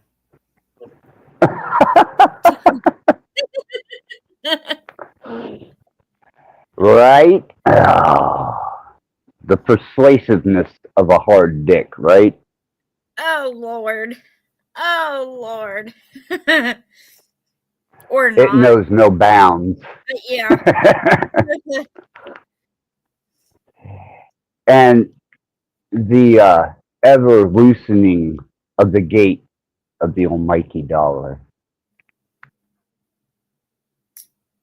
True. Cold reality. True. True. I have a funny one for you, Axis, just because you seem like you're in the small joke making mood. So Sure. please forgive me, Dupree, because I'm not really sure, like, of your humor, what's acceptable, what's not. But I saw this on a meme the other day, and it said that hookers don't fart; they have little prostitutes.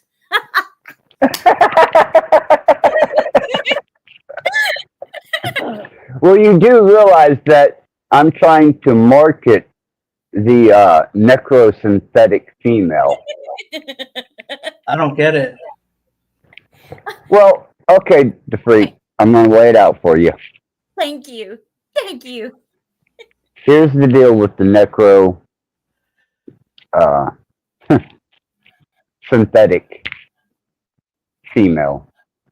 Wait. They don't fart. They have little what? Maybe I heard it wrong. Oh, her joke. Yes, please go ahead. Oh, I said that hookers don't fart. They have little prostitutes. Toot toot. Oh, okay. There you go.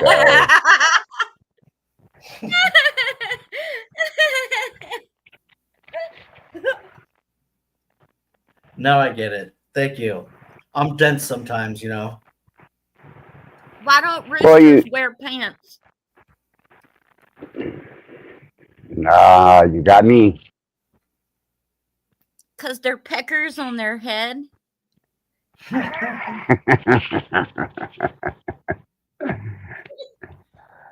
Oh my God.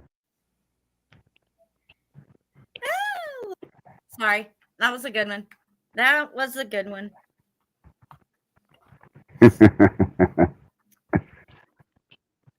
You have to sometimes Oh wait, I got alleviate. one more. You're gonna dig this. Yeah, I got one more. You're gonna dig this one. What do you call a hooker with no legs? Easy access. A night crawler. Oh, fuck. Dang. Oh, man. That wouldn't even hurt my intellect. Oh, shit. Just the thought of that. But then, you know, like... Oh. Gotcha. Doing the centipede. Got him. Mm. The visuals off that are just absolutely astounding. That's hilarious. My mind is... Yeah, it's recoiling with laughter. Where mine did once the visual got there, that made it 10 times funnier. Yes, it most certainly did. Because I can remember going down Washington Center seeing the prostitutes walking around, and I'm thinking, damn, that would have fucked me up.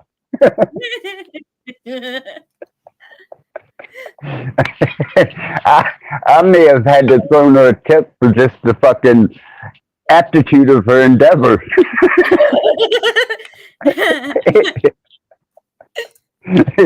Just to see if she can catch it.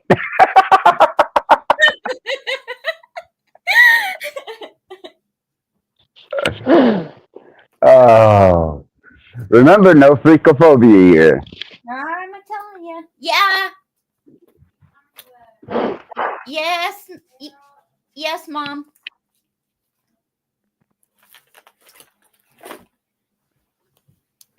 Everybody be quiet.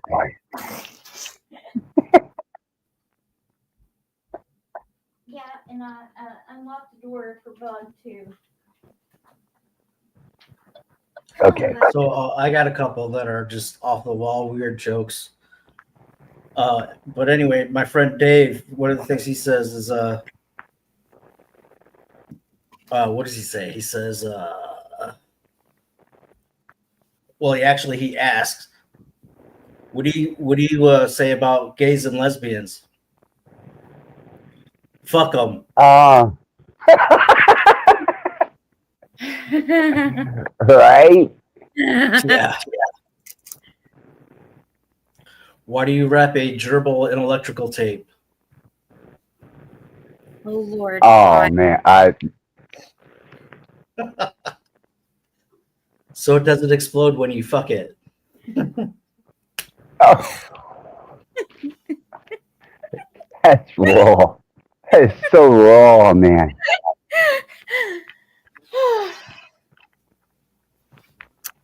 My, Hardy, hard.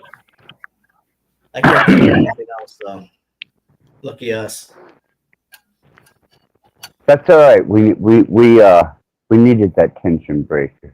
It was getting entirely too serious in here, anyhow. Had to be done. Had to be done. Yes, yes, absolutely, and I feel much better for it. Nothing like a little perverted humor to break the tension or to create So do you some. plan on finding another boyfriend? I'm sorry. Do you plan on finding another boyfriend, or are you just gonna lay low for a while? Or Yeah, I'm not looking in any way, shape, or form. I don't feel I am anyway. I've got so much on my plate right now that I think it's a time. I think like I need to remember me again. Little introspection. Yeah. I understand. Well, like I said, I've got a lot going on with my mom. TJ's mom, Jeebus's mom, just passed away completely unexpectedly. Yeah.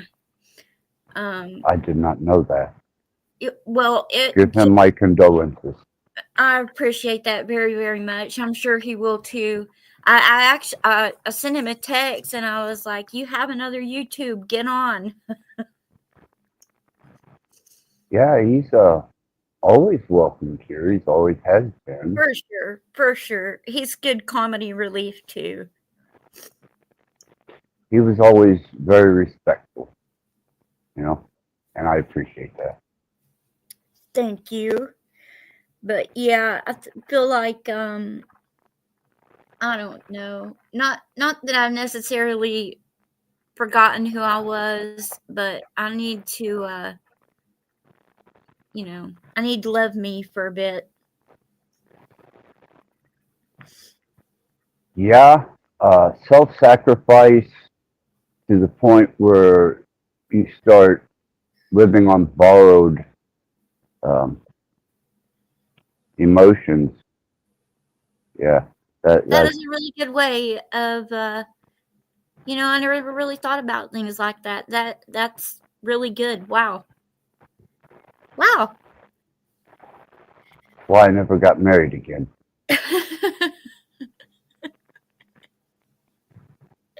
Yep. Lord. Well, at least your options are always open. No, they're not. Yes, they are. Look, I had two empires that I had developed and built with a companion that I married and had offspring with. And I didn't divorce either one of them. And I said, the next one that comes into my life to try and destroy an empire for their own self-indulgent wants and desires, I would cap right between the eyes. So to keep myself from committing this atrocity, I chose not to ever engage again. Well, I'd hate to say it as in there are healthy boundaries for sure. Yeah, in anyone's case. But if someone came into the picture for the right reasons and you knew that it were for the right reasons in the beginning, do you think you might have a different perspective? Just asking. No, because I know better than to judge and gauge the beginning by what is going to transpire later on. Well, sure, but why would anyone that truly wanted to even dip their toe into what you're building, why would they want to demolish that for you? That's like you said, they would get a cat between the eye. I just don't understand people's emotions sometimes. What the frick would that benefit them? I've asked myself that since Because my second divorce. I'm sure And until you are sick, just like you almost vomit every time you hear it. But there is someone for you. There may be, but they're going to be awful lonely because I don't set myself up for failure anymore. And you don't have to, and you shouldn't have to. You don't ever. This has been a really hard lesson that I'm continuing to learn. Don't settle for nothing less than what you feel you deserve, and don't even say it yet, Axis, because you deserve good shit too, and it might not even be a person or whatever, but I'm sure there is something that you will find happiness and belonging with. I know there is. You're still here, Yeah, man. me, I treat myself well. Well, hot damn, there you go. I'm quite content with me. I'm just saying, You know, there's I don't. probably someone that would be very content with you being content with you. I'm content with you being content with you. The freak is content with you being content with you. But there's probably someone Absolutely that would be super cool being content right there beside you, being content with them being content and you being content. Making them content. I think I just generally got sick on that one almost. Whenever I was a much more youthful-minded individual and less experienced, I would have agreed with you. But you now that I've become so self-comfortable and I don't cause myself any unnecessary grief, I'm pretty fucking happy. I've resolved those issues a long time ago, and I don't wish to bring them back upon myself. That is completely understandable. I hope that everybody eventually gets to that point because, like I said earlier, this world is too short for shit like that. It is. You know, I'm not going to put my life on hold for somebody else's gratification that isn't going to be reciprocal, or it eventually is going to turn into a detrimental situation that is completely become devastating. A hacksaw. Yeah. Will not do it. So I endeavor to resolve with myself, and we get along that way. Me, myself, and I, huh? Yeah, ménage à trois. Touche.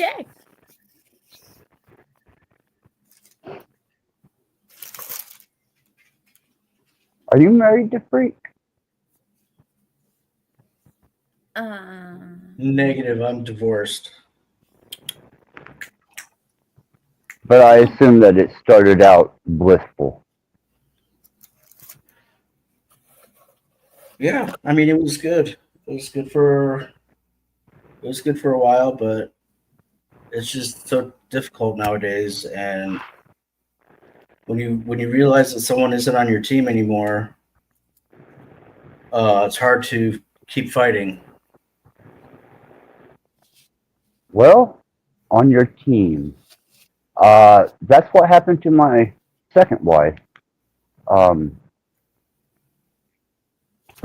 she found love in Played the in the arms monitors of another and went woman. pro. I knew it. I knew it. Yeah. And what's fucked up is we had a live-in girlfriend for the longest time. And when she left, she actually left me and Danielle, which was fucked up because she left me and Danielle for a girl.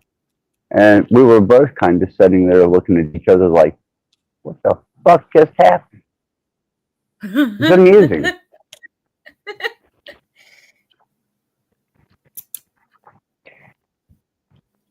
Was it just out of the blue one day, or? It was a girl she worked with, and I kind of felt that there was something going on, but It was in the I off-season. allowed her a benefit of the doubt. And just like a feline stalking its prey silently, she went straight for the nerve system. Shh. Shut the hell up. Shh. Get over here. Get over here. Shush.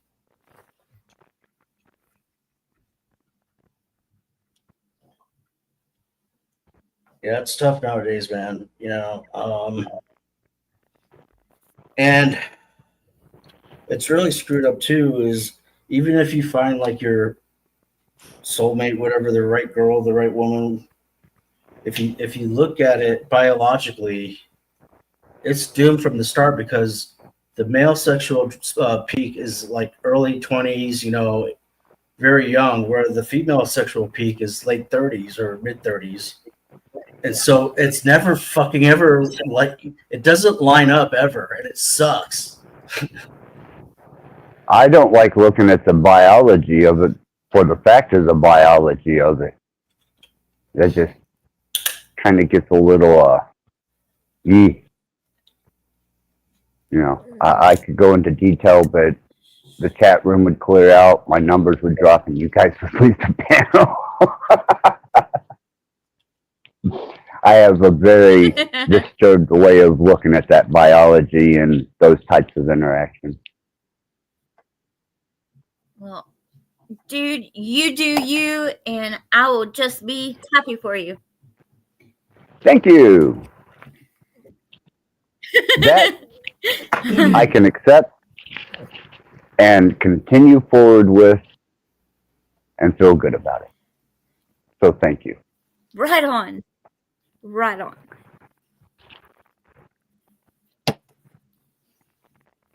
Yeah, Listen, if you bark and you wake the big mama bear up, we're all in trouble. You hear me? Okay. Okay. She'll kick us out of the house. Yeah, no doubt, right? Yeah. Wow, man. Haven't snuck around like this for a long time. Oh, what are you hiding your eyes for? I didn't mean it. Oh, I'm sorry. I was just kidding. She can't move that fast. I think we'll have a good 10-minute head start. So, have you ever heard of the red pill? Red pill, blue you pill mean like thing.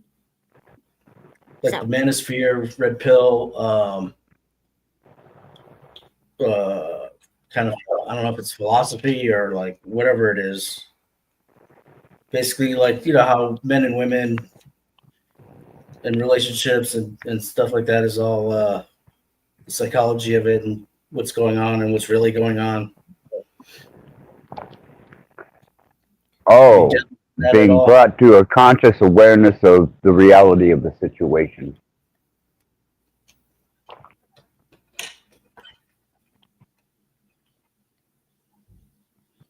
So, like, have you ever seen any like red pill content? I personally have not, but then again, I don't delve into a whole lot unless it's something that really piques my interest, I guess. I have in real life, not so much on YouTube or any of these platforms, but in real Red life, pills, yeah. black pills, yellow pills. Yeah, Mm. I hear you. Yeah, and they don't have the good side effects and special effects and wonderful feelings that come with those particular types of pharmaceuticals. It's a whole different concept. Remember that old Huey Lewis song, I Need a New Drug? That was a classic. Right? Absolutely, man. I remember jamming to that thinking, wow, wonder how many drugs he's actually done. And now I know. Just to throw a wrench in here right now, if everyone is comfortable with sharing, what are the ages here? 54. I'm 50. 50? And what did you say, Yep, Axel? yep. 54. Okay. I'm 44. Nice. Well, you got about 10 years to go, and you'll be as jaded as I am. Ah, damn it. Is that what I got to look forward to? Absolutely. I can quit rushing then. Yeah, because every time somebody stares at you with that gleam and glint in their eye, you'll be like, I ain't buying it. Yeah. Yeah, Take you your know song what? and dance down the road. Yeah, I'm already teetering right there. Like to the point that I feel like I'm gonna be the old grandma at the park throwing freaking sticks in front of the kids on rollerblades and shit and being like, oh my god, look out, you didn't see that? And then like behind the scene being like, you little shit. That's what you get. Should have paid attention. Right, Just I don't be the one feeding redeveloped bread to and the pigeons. Sorry. what was that, Jeffrey? I said, just don't be the one feeding bread to the pigeons. Oh no. No. Cat lady, pigeon feeder. Woo. Never say never, because by then, who the hell knows? I definitely hate pigeons.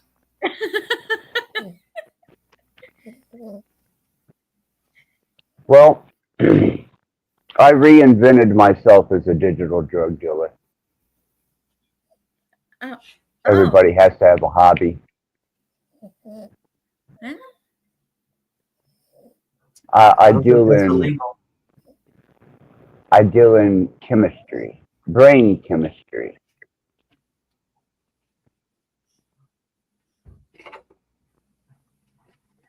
Nice. So it sounds like my boys are coming in. I think. Yep. They're or at least one of them is. Oh, hell, you scared me, Jack. Oh, see? See, he woke her up. I knew it. We're in trouble. Ah, fuck. Come on, DeFreak. Let's get the fuck out of here before we get busted. I was going to tell you something. Okay. I was going to tell you something. If you give me just a few, I'm just gonna put on mute for a minute, but I'll still be here. Okay. Yep. Absolutely. I'm going to go ahead and pull up a little something that me and DeFreak have been endeavoring in. Right on, right on. Alrighty. I'll be hanging out. Absolutely. Panel's open. Always welcome in the chat. And if you choose to lurk and linger, that's fine too. All right. Pretty sure we're almost towards the end of chapter 3. And chapter 4 is really cool. So I'll do a quick summary. We had chapter 1 is the creation of the pre-Earth, I guess you could say. The heavens and Lucifer, all the different beings that were made up in the light, and we had the darkness that was there and that was shown, but it wasn't given the knowledge of.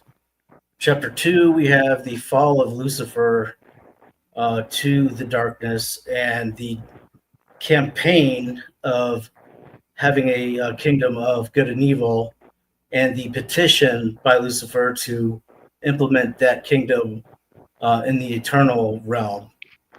And then we have the Eternal One actually giving up his throne and creating mankind. Well, actually, that's not until chapter 3.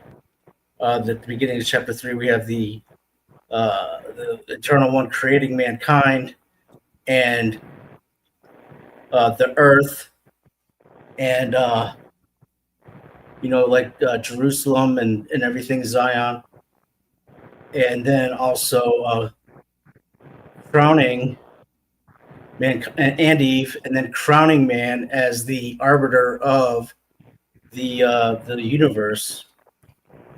And here we are. Wonderful. Pre-log. It is. Okay. The heavenly king in Zion had been corrupted by pride and by selfishness, followed by a third of the hosts, rational, sought to dethrone the eternal now, dishonoring him with vile accusations. Having revealed to man the painful situation in which the universe was in the eternal, in a solemn gesture, showed him 2 towering trees laden with great fruit, rose on both banks of the river that was born from the throne. The right that raised the eternal revealed to be the tree of life, monument of the kingdom of light. The rising edge to the other proved to be the tree of knowledge of good and evil, the symbol of rebellion. Eating the fruit of the tree of life, the man manifest his submission to the Creator who is the source of life and light. Eat of the other tree would give the enemy the field of Zion. The inevitable result of this step would be eternal death, not only for humans but for all creation, which would reduce the chaos under the fury of rebellion. After contemplating at length the 2 lofty trees, which bear fruit and externalized as infinite responsibility, Adam bowed himself to the Creator, saying, "You are worthy, Lord, to reign over the universe, because by thy wisdom, love, and power all things were created and remain." The Sabbath, divine emblem of triumph, filled with praise. All children of light joined the human being in the most harmonious hymn of praise to him whose greatness is peerless. Was astonished that Satan and his followers witnessed the great achievement of the eternal. Bitterly witnessed the joy of the faithful before the coronation of man, an event that cast to the ground that they had strong objections raised against the divine government. Filled with frustration and anger, now considered their plight. How terrible and humiliating them was the thought of seeing their plans of rebellion divest themselves before the Creator, like the shadows of the night. If they could, they thought, would fill the Saturday darkness, banishing from the mind of the eternal subjects any hope of victory. Finally, in his remarks, Satan and their followers realized they had left an opportunity. In the middle of the Garden of Eden, on the heights of Zion, lifted up by the river of life, the tree of knowledge of good and evil. Suffice a human gesture, nothing more, and have under his power forever the coveted domain. But how to seduce him? Excited at the prospect of a victory, Satan sought, with ingenuity, devise a plan of approach. He knew that if he failed in his attempt, all hopes of victory would have been diluted, scrapping all your dreams of adventure. Concluded that cheating would be a powerful weapon, not been through it who managed to dominate 1/3 of the heavenly hosts. Await, therefore, a propitious time to set his snare. Chapter 4. In Eden hung the sweet calm of perfect peace. Everywhere the lovely birds were heard, their happy trills in constant praise to the Creator. All nature seemed to blossom, proclaim the kingdom of eternal joy. The animals in union played everywhere, always submissive to the man, the lord of that lovely paradise. Everything was happiness for the couple. But this became more intense in the cool of those spring days. The afterglow, which with its beauty tinged the sky, foreshadowing the dark nights, advertised them also the time of the daily visit of the Eternal. Together, under the light of his presence, long time passed in happy conversation. With encouragement, the couple told the Eternal the amazing wonders that they discovered each day in nature. Yahweh fondly undrawn them the meaning of each being. How we're grateful for the beautiful lessons learned at his feet. With each passing day, the greater the love, respect, and admiration for the great Creator. He was as good, bringing them to life and giving them a home so full of delights. To awaken to the joys of each day, there came to them to remembrance the caresses and the sweet singing of the Eternal, which made them fall asleep every night. Life of Adam and Eve in Eden was not idle. To them it was recommended garden care. His occupation was not wearisome, on the contrary, was pleasant and invigorating. The Creator indicated work as a source of benefits to humans in order to occupy her mind and strengthen her body, her developing all faculties. In mental and physical activity, the man found a high pleasure. It was common to the young couple visits from celestial beings. Visitors always had news to report and questions. They spent a long time listening to them about the wonders of the kingdom of light. Through these visitors, Adam and Eve have gained extensive knowledge of the Lucifer rebellion and its eternal consequences. Visitors, Adam and Eve always begged to be taught the harmonious singing heavenly. As delighted to join the choir angelic voices, in his omniscience, Yahweh knew the terrible enemy's intent. Calling his main hosts, revealed them to weigh the imminent danger that hung over the universe.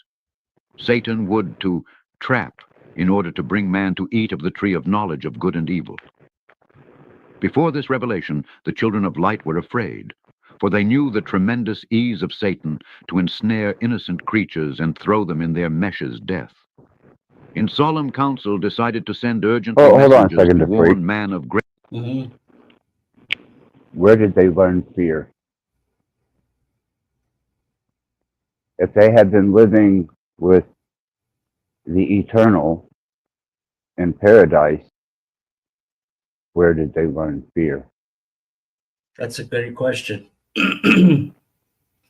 Also, I think they expressed fear when Lucifer was first making accusations about the kingdom being a tyranny, and basically giving a substitute or another way of living in the knowledge of good and evil.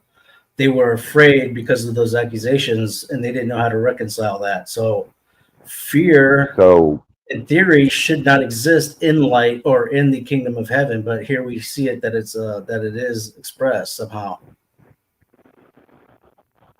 So Do you think that about that. by scripture this is the first time that fear was experienced?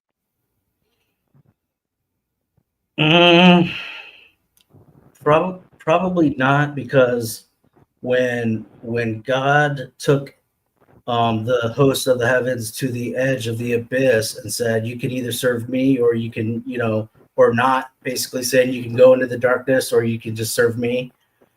He probably had some fear that's, but then again, I mean, he probably knew. So, But that wasn't Adam and Eve that he took to the edge of darkness.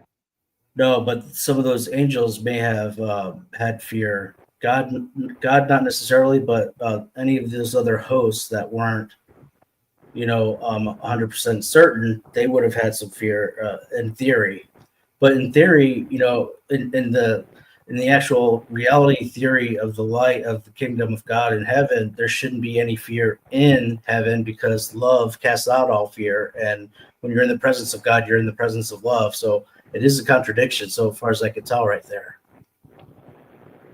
Interesting. Yeah, definitely. Go ahead. Great danger. Two powerful angels were urgently messaged to throw them in good and evil.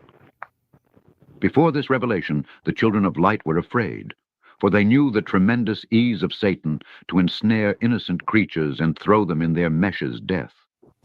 Well, by that statement, they were afraid, but it's justified because they must have seen some history or some event that, Says the best. ease with which Satan was able to, ensnare these innocent creatures. They must have seen that before.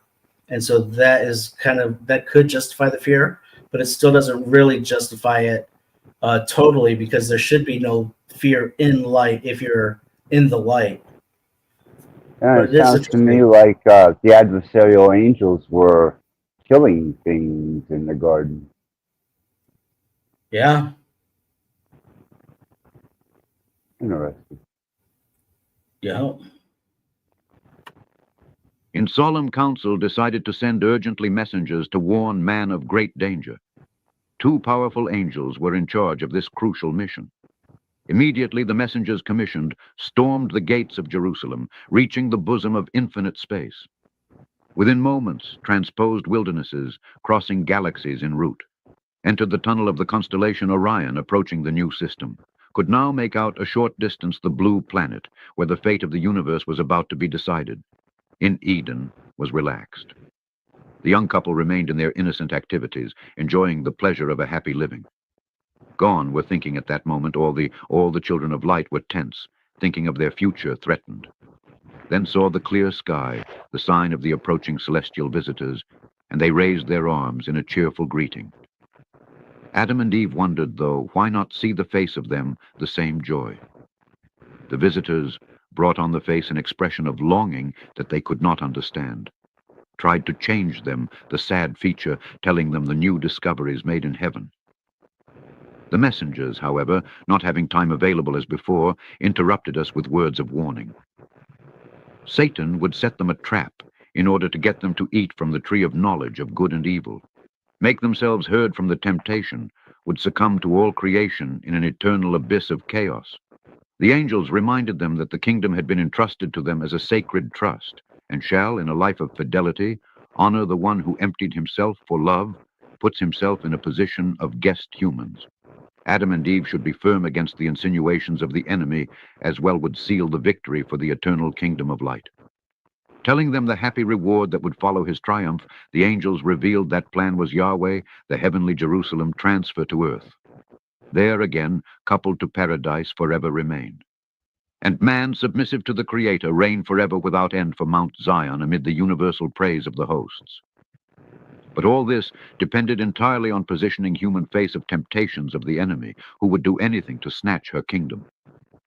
Adam and Eve were afraid to know the plan.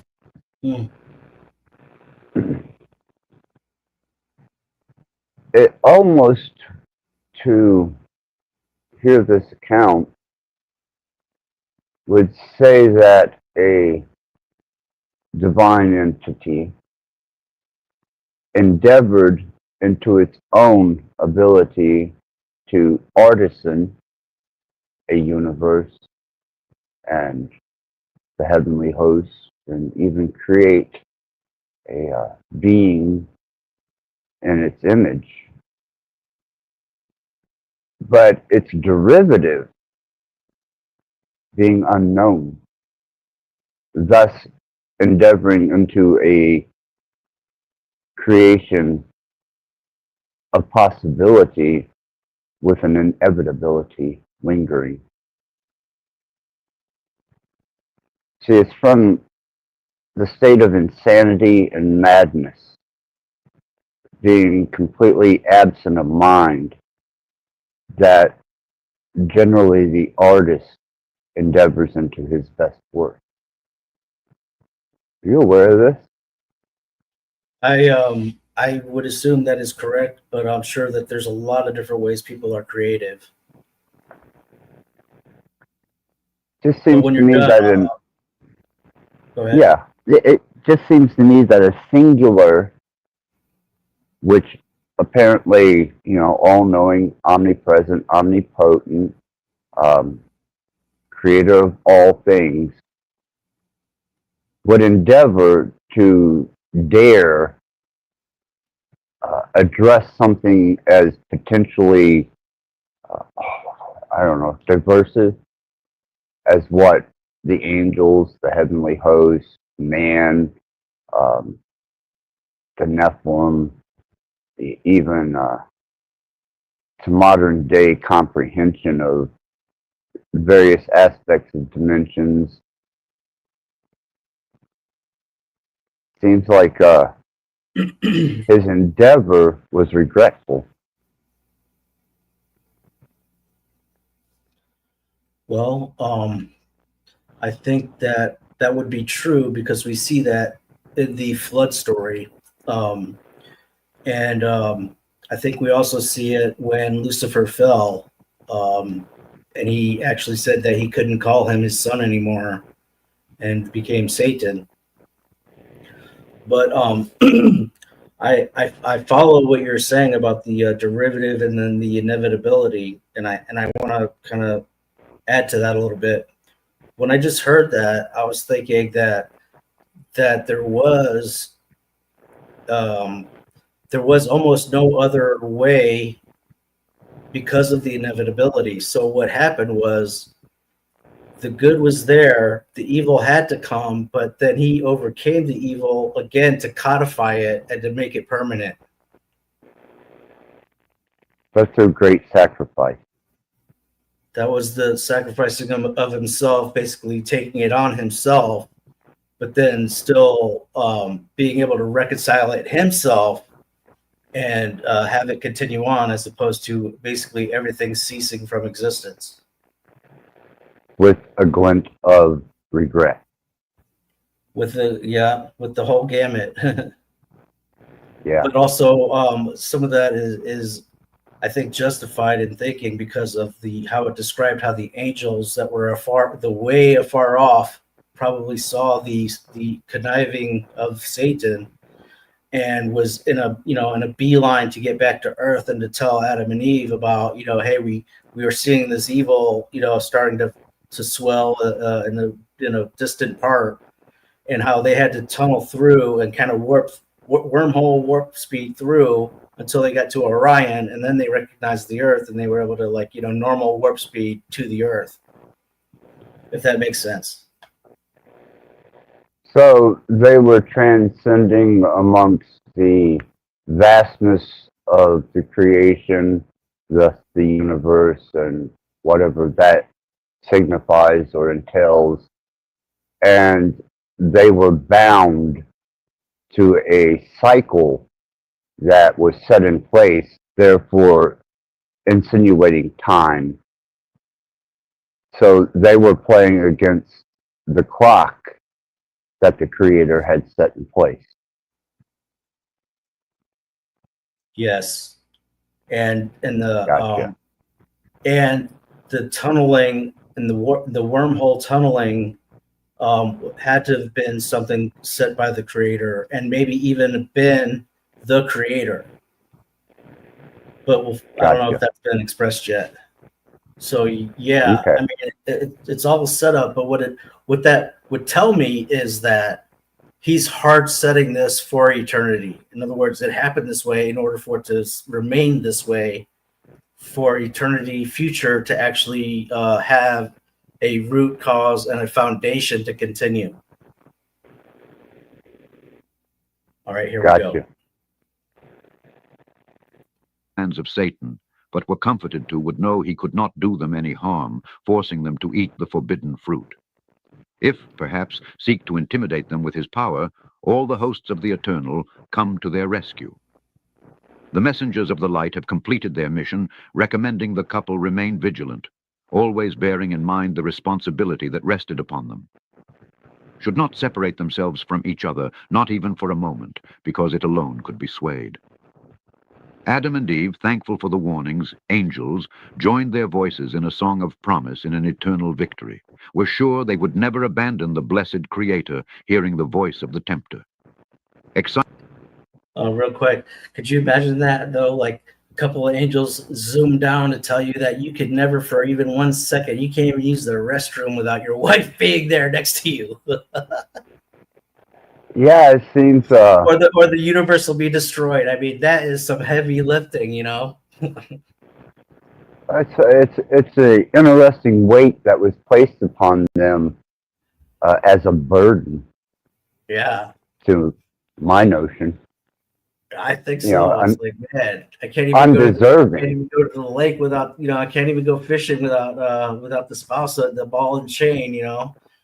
Not that it was like Right? that, but just like, it's like, wow, like I'm an independent person, but yet I got this other one, like, we can't leave, otherwise the universe will be destroyed. Great. All right, here we go.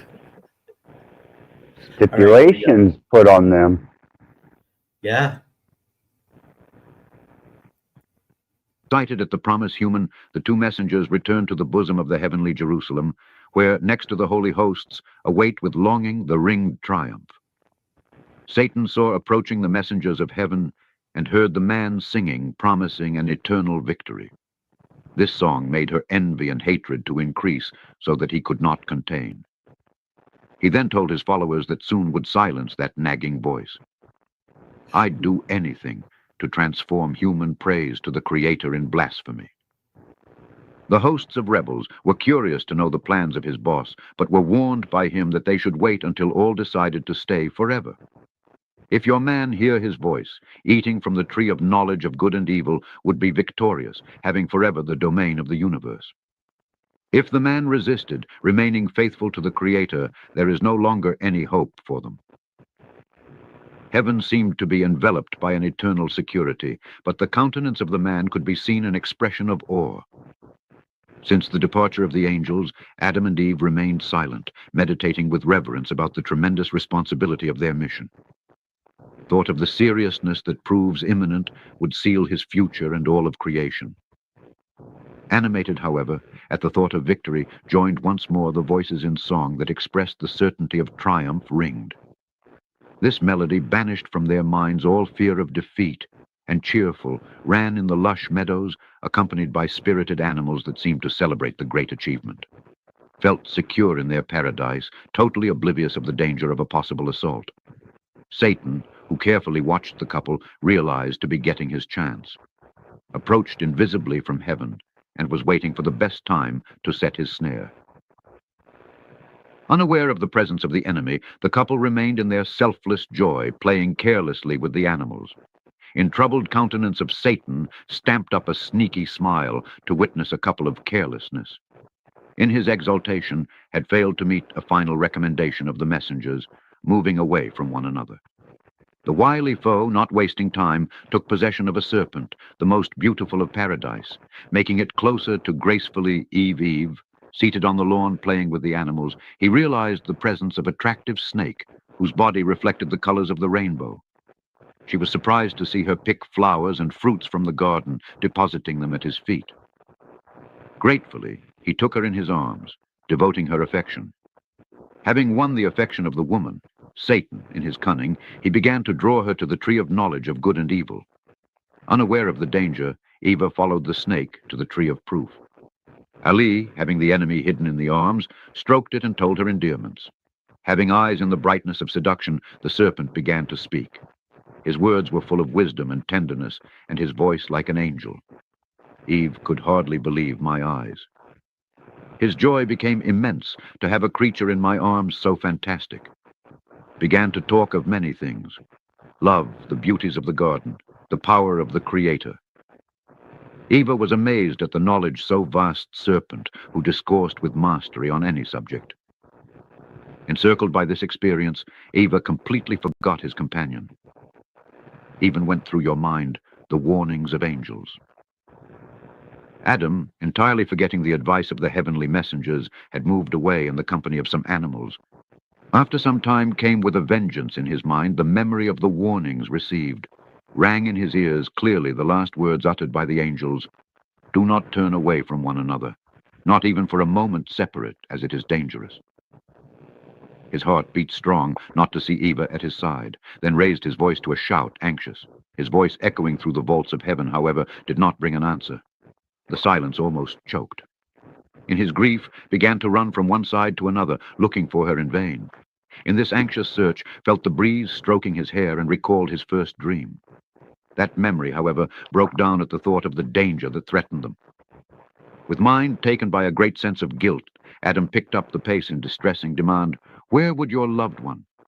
the time to involve her in his arms, freeing it from falling, once again raised his voice in a shout that reverberated throughout anxious garden, "Eve, where you are!"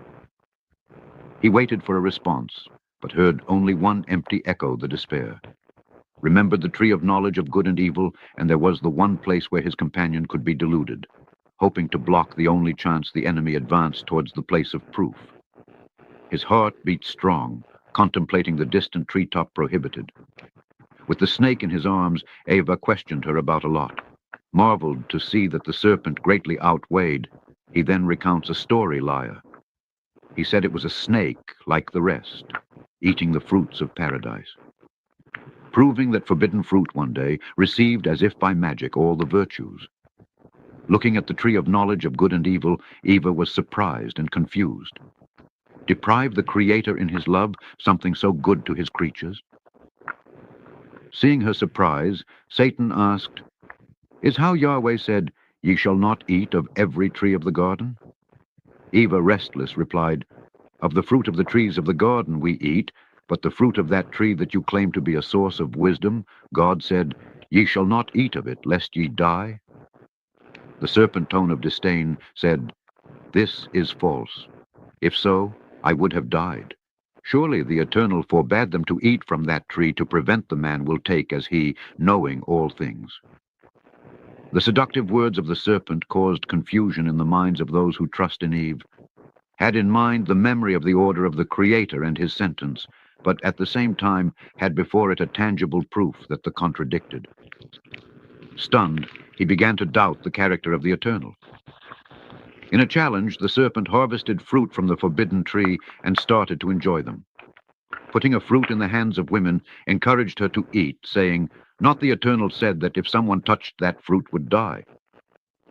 A complete silence hung over the universe. In each inhabited planet, the sons of light that stared helplessly agonizing scene, their future was they should respect the free will granted to man.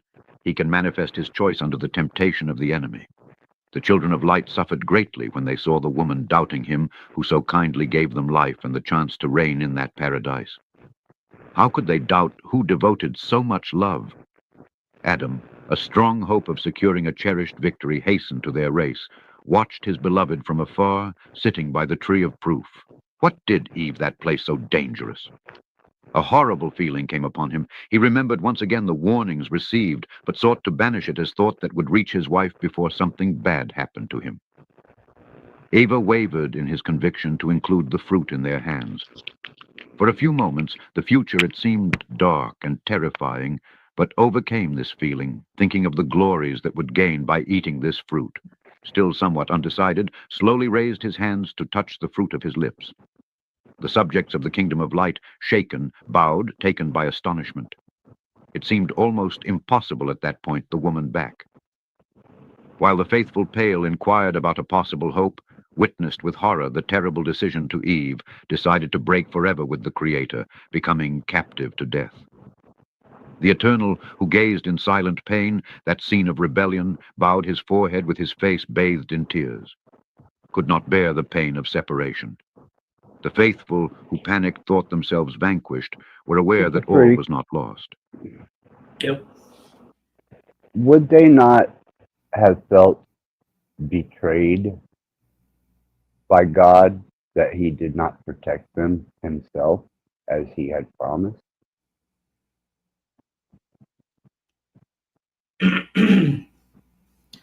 Well,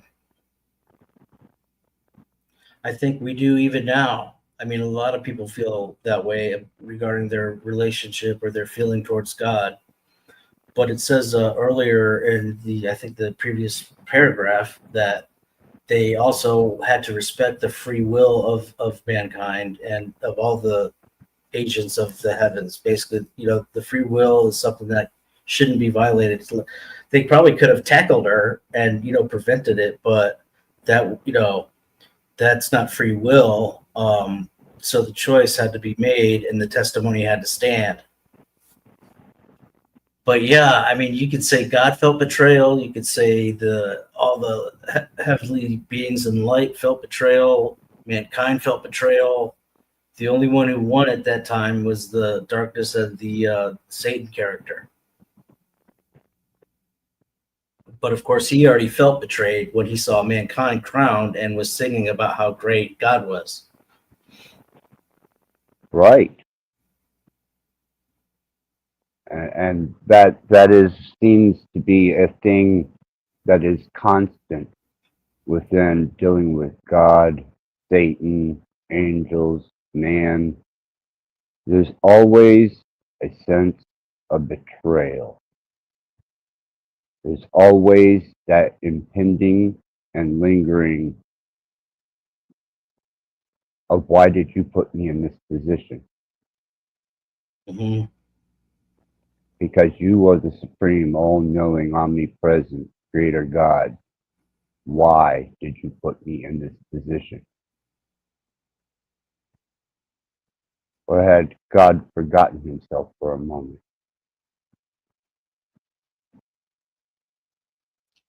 Yeah, and with that too, we see also that envy or jealousy is like those two seem to go hand in hand. Yes. So is Also it a another deep-seated inherent trait of yeah, humans.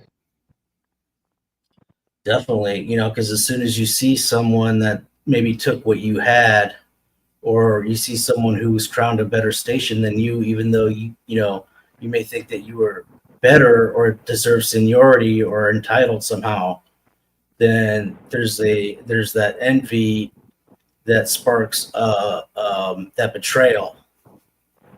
Well, I tell you an interesting aspect that I took on this whole situation from the Torah was if God and Satan are going to have a pissing contest, leave me out of it. Yeah. I remember my mom would talk about reading the book called Paradise Lost by Milton something or Milton Yes, or whatever. I've never read it. Have you ever read that? I have um, impartial. I have the book and the audio book, and I weaned through it just to gather information, pieces of abstract thinking to ponder on, something to spark a strange angle. It could very well be kind of what's going on. She described it as basically God and the devil have a bet. They have a they're playing craps or something. They have a bet going, and just like what you just said, if they're having a pissing contest, leave us out of it. That's a Well, funny look way of what putting it. happened to Job.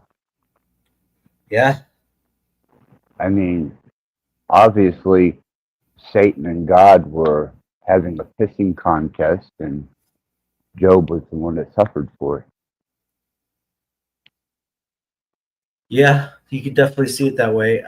I happen to see that a little bit differently. In that, when Fine. God asks Satan, "Have you considered my servant Job?" as a reaching out to Satan to show him mercy, to say, "Hey, why don't you repent and come back into the kingdom?" So like when he says, "Have you considered my servant Job?" He's had some bad luck, and he still loves me. And as a pleading to Satan to bring him back, but it didn't work.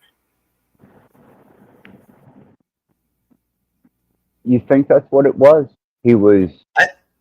Yeah, I think that's what it was. I think he was pleading with Satan, which also shows the mercy of God, and it also shows that God gives everyone every single chance to turn back to him.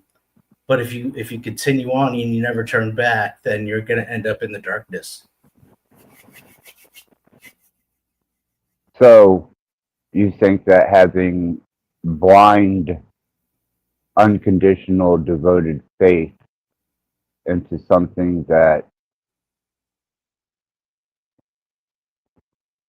wasn't as relative to you or I as it was to Job is a fruitful endeavor?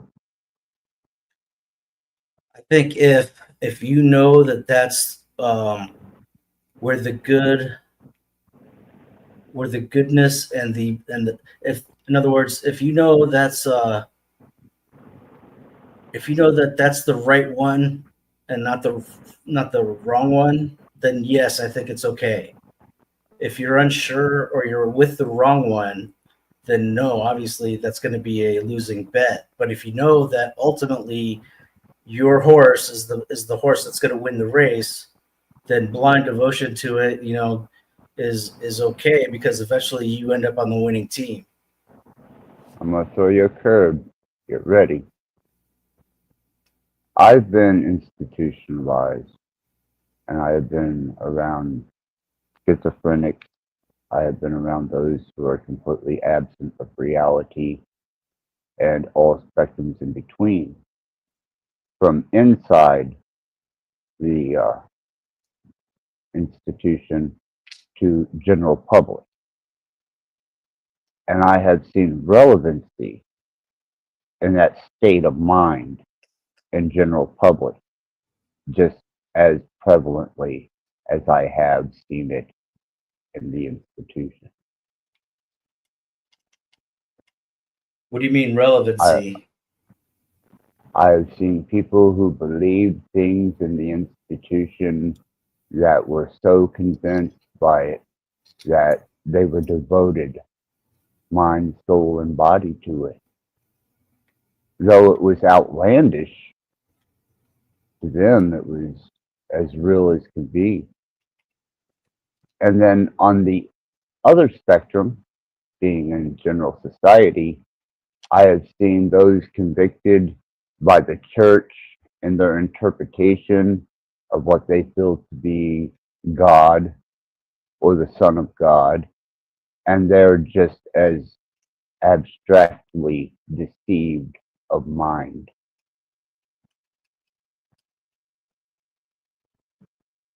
Okay, I could see the relevance portion because all thoughts could have the potential to be relevant, but if it's being derived from a place of quote the insane or the schizophrenic or whatever, I don't know how much of those could be sustained and actually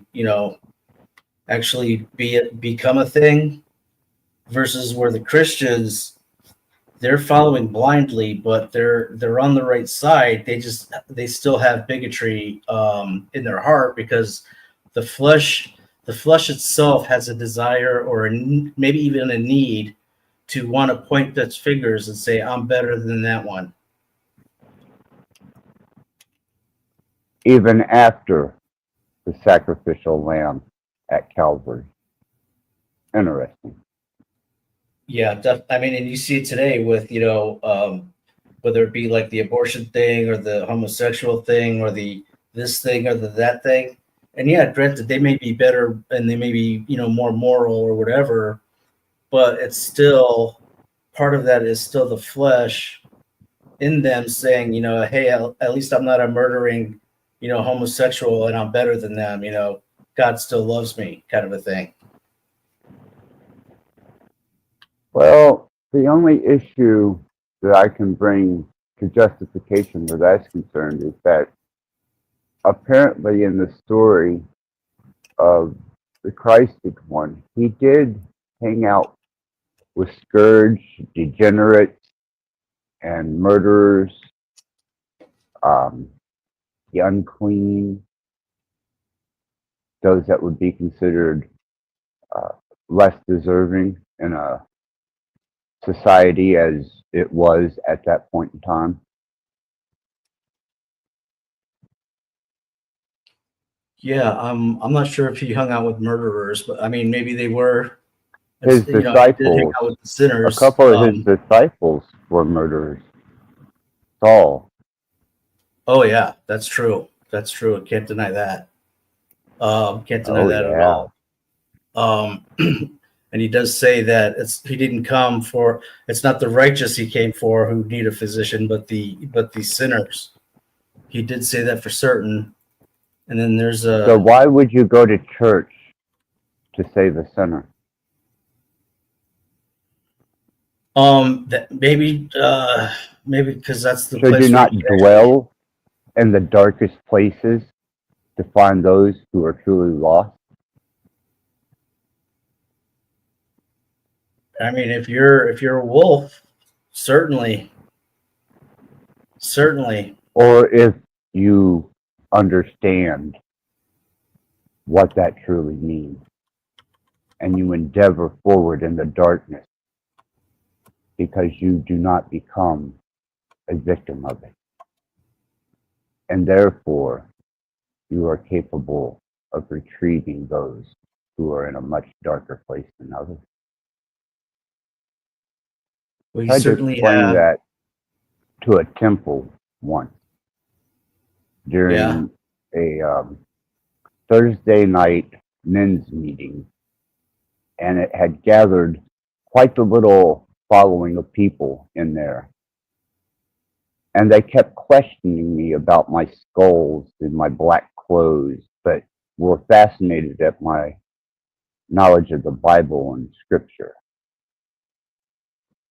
And they couldn't figure out what to do with me.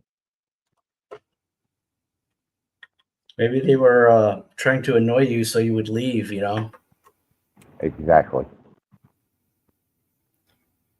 I've had that experience too when I first became a Christian. You know, I wasn't raised in church. I didn't know anything about it. I don't know the churchanese. I don't know the Christianese languages, you know.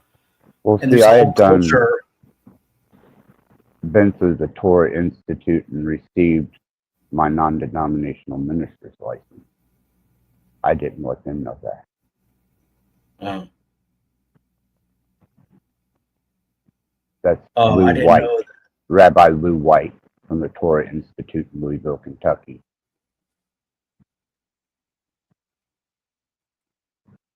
They actually they issue a minister license It's or an something. immersion. No, non-denominational. I have a non-denominational minister's license. But the Torah Institute is immersion into Messianic Judaism after completion of the Torah. Yeah, interesting. Kind of sidetrack here, or digression here. What do you think of the current state of Judaism? It's an abomination. They were told An not to abomination exceed like the boundary of what they were given.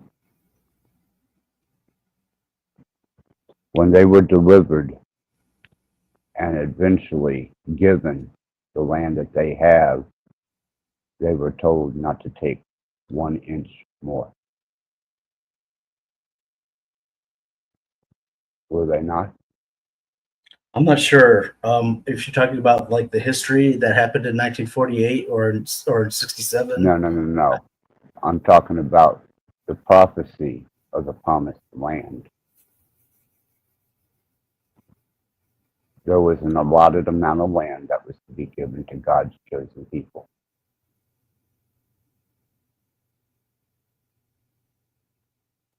Yeah, but I don't see what you're saying as holding up, only because that allocated land is like from the Euphrates all the way to the Mediterranean, and they've never really had that whole space for themselves.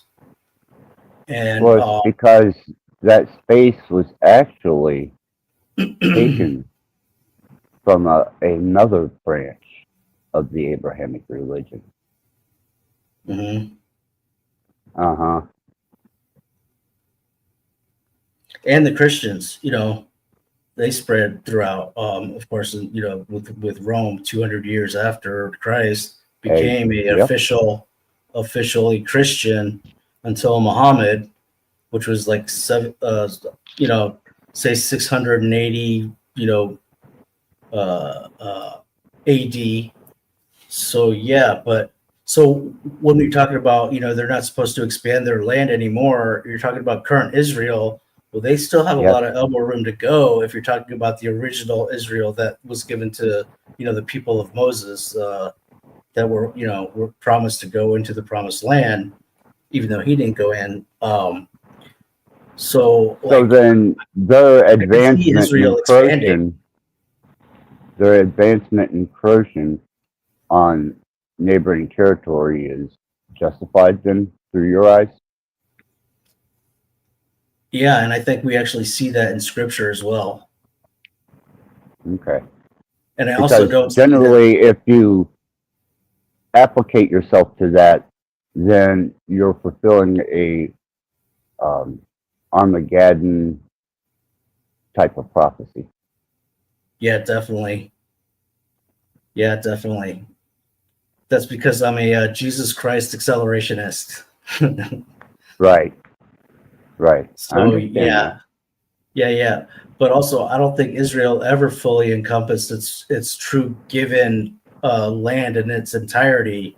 It was never fully occupied in that regard. But I do see that there is going to be some expansion of what we call "quote unquote" Israel in these last times, given the circumstances in the Middle East. You know, with the "quote unquote" That's the Palestinians, Gog, and Magog. and Syria and even Jordan. Right.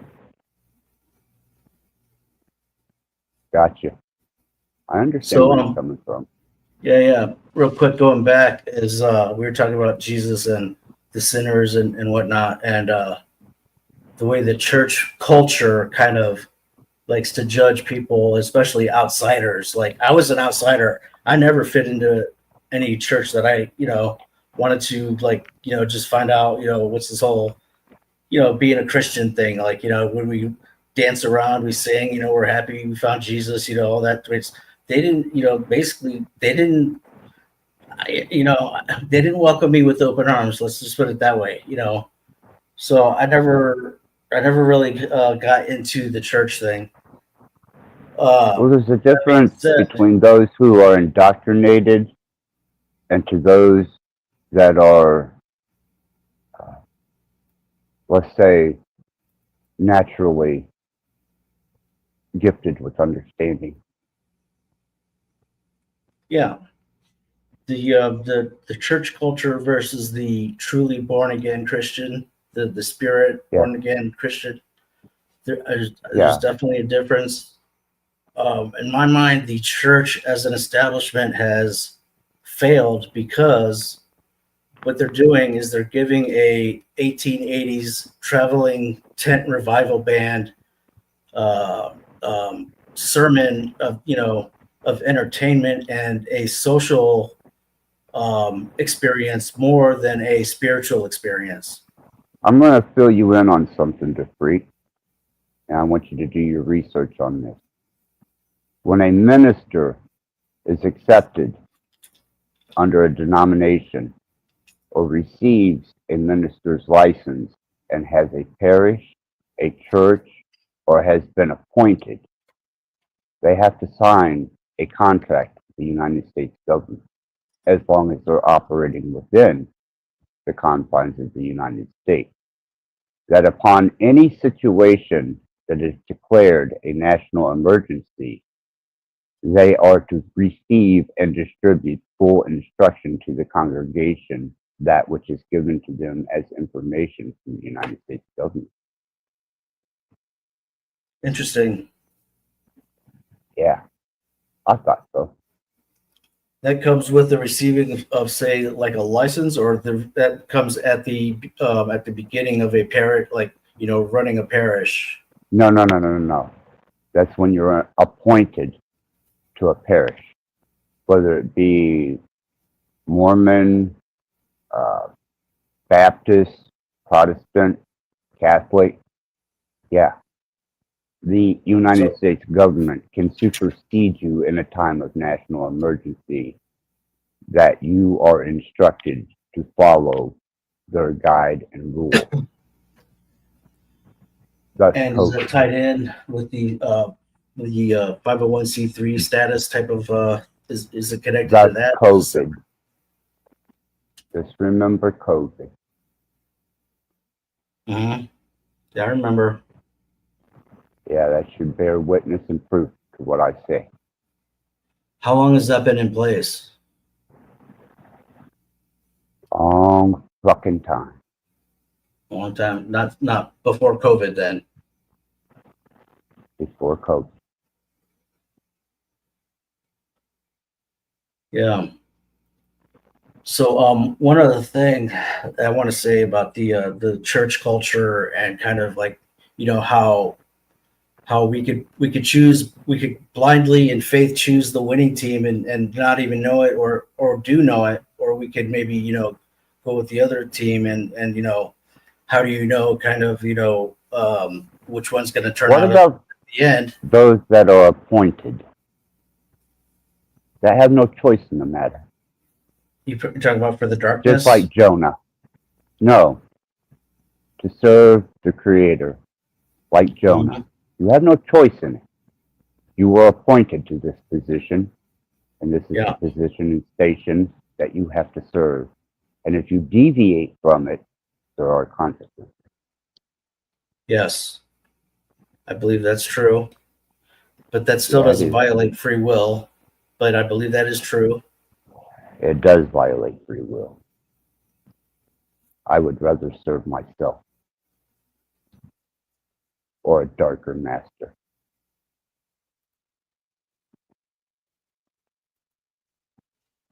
Well,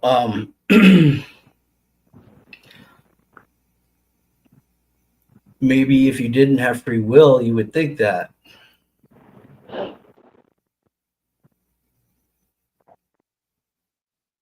You know, when people talk about the intervention of God, they generally say it in such a way as, if it wasn't for God intervening, I'd be dead, or this would have happened, or that would have happened. Well, for me, God has interfered with my pursuit of hedonism throughout my entire life. And at the peak of my hedonism, and in the throes of me becoming self-serving, I always get put in a position that serves a different cause than mine, and not by my choice.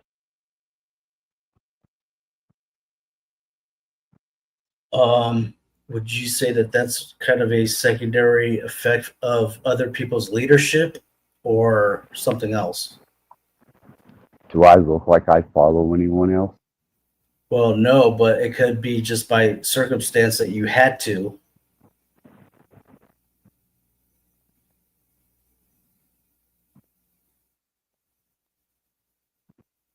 I'll give you that.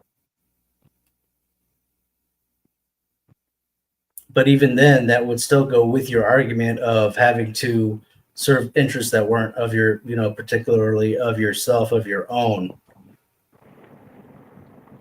right? So I'm not Yep. saying that what you said is invalid. I'm just saying there could be circumstances that, cause that could or could not be pinned on God Himself. But that's the whole thing. If you remember, towards the beginning of the Book of Melchizedek, it said that you could either love God or you could be selfish. And I said that you see that God doesn't compare love with evil as a contrary to evil. He compares it to selfishness. So if you did God fall in will love, take what is his regardless. that's true. So if And you if he did puts a fall in mark love, on you, what's that? then he puts a mark. If he puts a mark on you, then he puts a mark on you. That's true. And regardless of what you do, thus Jonah and Peter But and Judas. But we see with Jonah, he did run away from God, but then when he was basically in the enthralls of the darkness, he did turn back to God, even in the abyss of the dark. So what are you saying, that darkness gave a positive result? What I'm saying is that he still had the choice he made to turn back to God.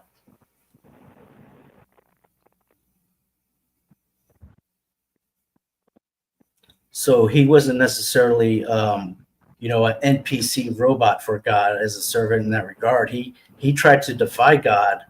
God made it really hard for him, and even put him in the bowel of death. But still, even in the grips of the darkness and the death, he saw a glimmer of light or something, and he turned back and said, "Oh God, forgive me. I'm in this darkness or whatever." And he pulled him out and he threw him up on the beach. And thus he delivered his message to Nineveh, and every forehead touched the ground. Yeah. And God But it changed didn't his mind last. there. He planned on destroying Nineveh. He didn't think they would heed the warning, but apparently Well, the Chaldean were one of the most vicious of tribes and nations. And when they would go to war against another nation, people would commit suicide than to be delivered into the hands of the Chaldeans. That's true. Do you know where the Chaldea is considered to be at today? Yep, certainly do. I'm curious to know what's that? Mesopotamia. The ruins are still there. Yeah. Nineveh. Nineveh's more in Iraq.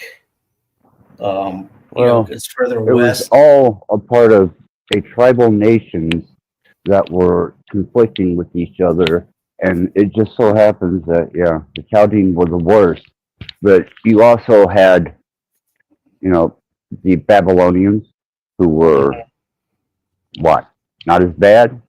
The Egyptians, maybe they weren't quite as bad, I don't know, maybe they were, but they all left their imprint. But why did God save Nineveh and not Egypt or Babylon? Or even Samaria? The most vile of nations in warfare. Well, I think the Chaldeans, they may have been part of the quote unquote Babylon as a whole. They were sectioned off and they were further east. And I would say that that's more the Iran part of that general geographical area. The Babylonians, they ruled and conquered a lot of that whole swath of Egypt all the way to the end of Iran, maybe even into but see, you're what you're doing, and I'll just let you know from my perspective, my thinking. You're using modern day borders and names. Yeah. They weren't actually those names and considered by those borders in those times. They were regions. They were regions that were distributed to the sons of Noah. Mm-hmm. Yep. So which son wound up in the Middle East? Mm-hmm. Right there in Mesopotamia, Babylon, Egypt, even Nineveh. Which son spawned such atrocities? That I'm going to be a little bit of, I can't remember which sons settled where, because every time I look at a different map, it's always different, it seems like. Exactly. That's why I said there was regions given to his son. If we're staying within biblical text. Yeah, it's hard. I think it's really hard to know exactly, because when I say Chaldea or Chaldeans, I'm thinking the eastern part of Iraq, but that's also the place where we call, even now today, people that are Persian, the Iraqi, the Iranians, and Persians, and Chaldea, they all kind of, in my mind, it's all kind of the same place. Do you realize that the museums were looted during the Gulf War? I think so. Yeah, I don't know if it was by us, but even ISIS and the residual from the Iraq War. Yeah, I'm aware of that. Interesting, huh? No, it sucks. Like there were places in Nineveh, even to the modern Nineveh, that were, I guess, trashed and ransacked and looted. These were shrines that were ancient, and they just destroyed them for whatever reason. And had cuneiform history. So yeah, it saddens the heart. Who knows why they did it? Maybe they were justified, but it's hard to say that they were, because these things you can't get back. No, you can't. But it's just a perspective and a nice sidebar to what's going on with our book here, and a wonderful endeavor. Yeah. There was the library in Egypt somewhere. I can't remember if it was Alexandria or if it was Nag another one. Hammadi. Yeah, The new dude, one. That's the one that all the Christian texts and a bunch of just gems. If we had the stuff that was in that library, we would know a lot more with a lot more certainty what the hell actually happened. Well, they consider that the Gnostic Christian prior to the advent of the Council of Nicaea, the Roman adoption of Christianity, and the Roman Catholic Church. So there was a point in time when all the everyone was getting along, and everyone was being all religiosity and studying and enlightenment at the time or whatever, and all these documents and all these scriptures, they were all kind of stored in this one library, and the originals, like the original written parchment and everything else. And some faction somewhere or something came and they just totally destroyed the library. I think they blame it on Christians. I think they blame it on the Muslims, and but the sheer loss to humanity when that happened is just tragic. Well, same as Alexandria, the library that burned. It's interesting how these depositories of vast knowledge and wisdom just mysteriously vanished in flames. But the Assyrians, apparently, at Corbomane, were able to reserve their manuscript. Yeah. There was a copy of the Book of Enoch, apparently, in the Corbomane discoveries. Is that right? Yeah. That's pretty amazing. And the Orthodox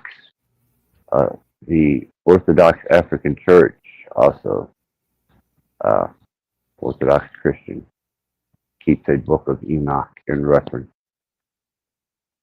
Mm-hmm. And if you look at the Catholic Bible, it has 80 plus canons to it, and the general westernized has 66.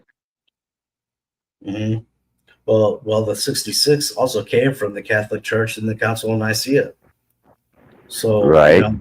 They've made the canon, and now they add to the canon. So it's that's kind of weird. But yeah, a lot of those books in the New Catholic, in the Catholic Bible, the Maccabees, the one there's more proverbs in it from Solomon, and those are actually really good books. I enjoy reading those.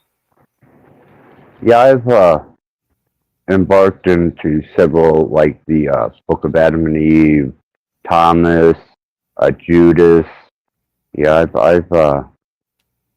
I've endeavored into some of that reading. Mm-hmm. The ones that are in the Apocrypha, I definitely like those. I think they harmonize with the canonized scripture for the most part. The book of Thomas, or the Gospel of Thomas, I don't really. It doesn't seem to really I don't seem to really kind of relate to it so much as as like the other ones, and a couple of the other ones I read, they just didn't jive. Like, I don't know how to explain it, but I just couldn't connect or relate to them. Well, you got the Book of Jubilees, the Book of Mary Magdalene, the Book of Mary, um, the Book of Giants, the Book of Og. I mean, there's so many variables in what they say is discovered text and newly discovered text and revised information that has been translated, that you start to author confusion within that. Do you understand that?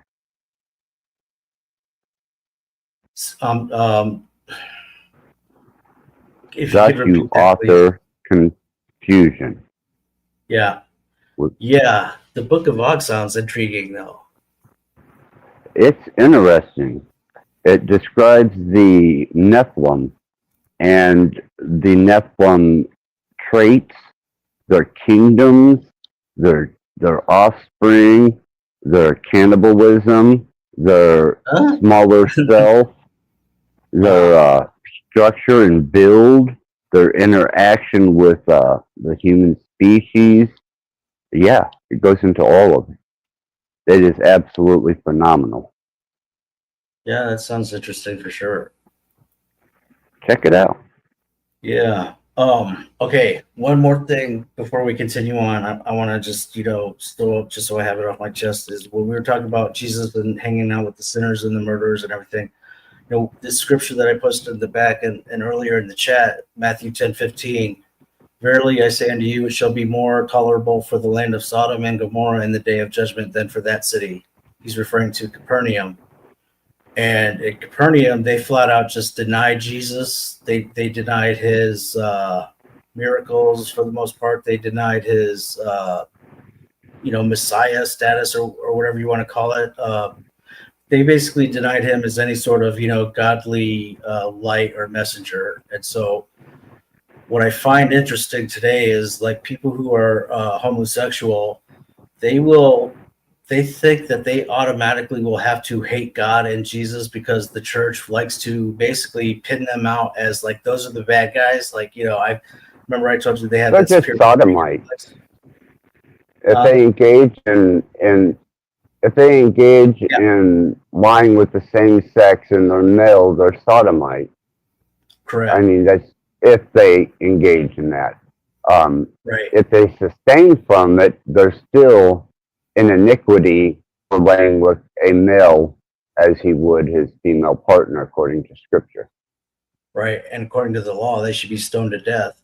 But what Jesus is saying here, essentially, is it's going to be worse for the people who deny me than it will be for the people who engage in sodomy. Yep. So just because you're homosexual doesn't mean you have to hate Jesus Christ. Just want to put that out there. No, that's fine. You're very welcome to speak your platform here. Because there are a lot of good people that are, sexuality is such a complex thing. I just want to say that, you can't tell me that with the environment and the pollution and the indoctrination and the socialization and the social pressure and the medical industry and the pharmaceutical industry, that someone who is ends up being some sort of what we would call not normal sexually is going to burn in hell by judgment of God is not a fair judgment, in my opinion. Well, it actually teaches us not to cast judgment at all. It sure does. So the minute you cast judgment on somebody's disposition with the Creator or Satan, then you have follied yourself.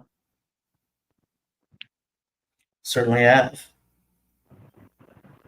I like to say, hey, just get him to Jesus and he'll take care of the rest, because in reality, it's between him and them anyway. Well, I let Jesus and God do their own work, but I will point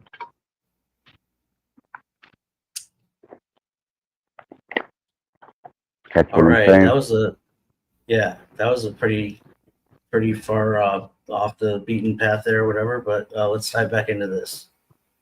So Sure. we're just now at the part where Eve basically is just about to eat the fruit, and Adam is running to her rescue, and I think he just showed up a tad too late.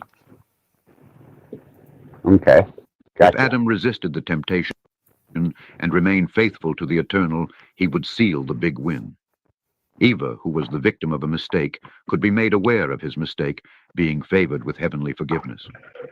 When Adam in his agonizing race reached the place of trial, it was too late. Seated next to the river, Eva tasted the forbidden fruit carelessly. Adam shuddered. Was it really the fruit of proof? In a gesture of hope, looked at the tree of knowledge of good and evil, but tearfully acknowledged the sad conviction. Filled with grief, beheld his wife, but found no words to awaken it to so bitter reality. In complete desperation, raised his voice a painful exclamation, "Eva, Eva, what are you doing?" By eating the forbidden fruit, the woman was taken by emotions that did imagine having reached a higher sphere of life. Upon hearing the voice of her husband, also taken by illusory emotions, raised his brow, stamping a smile, but was surprised to see him crying. With deep sorrow, he sought to know the reason that led him to rebel against the eternal. Eva promptly began to tell him the story of the wise serpent, Fantastic. Satan knew this story snake ever convinced the man to eat of the forbidden tree, needed to find a subtle way to get him to seal his fate in the footsteps of his wife. Having Eva under his power, decided to make her the object tempting. Await the opportune moment to ensnare him. On the day you eat thereof shall surely die. The memory of this sentence made Adam very distressed. The expectation of seeing his beloved perishing in his arms was too much to bear. This distress, however, was decreasing to see that she was still happy and loving to his side, as if no harm had happened. Relieved, Adam smiled Here's again, an interesting corresponding one to for the you, effect. Dupree, because a liner note is, if you remember, the Creator told him, on the day that you eat of the tree of the knowledge of good and evil, you will surely die. Now, you've got to remember that the timeline for the Creator is a day is to 1,000 years, and 1,000 years is to a day. Neither Adam nor Eve lived past 1,000 years.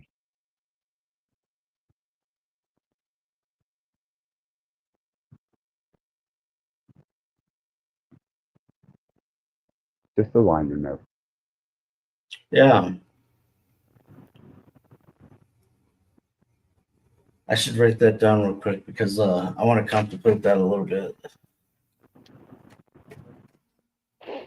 Because you have the creation in 6 days and seventh was the resting day, but then you have the sun and the moon as signs and seasons, right? Yep. And we have to That's the assume, clock. right? So we have to assume that the years that we have now, according to the Hebrew and even now as the Gregorian calendar, well, they're a lot slower than or longer than just 6 days or 6 days or 7 days. Yeah, the sun goes through 4 precessions, and that is a full cycle. 1,000 years to a day. He gave us everything in the heavens to mark the day, the month, the year, the seasons, and with the solar long count, the cycle. But yet neither one of them lived to 1,000 years. Yeah, neither one of them. No one did, actually. I think they all died right before that. Yep. None of them lived a full day.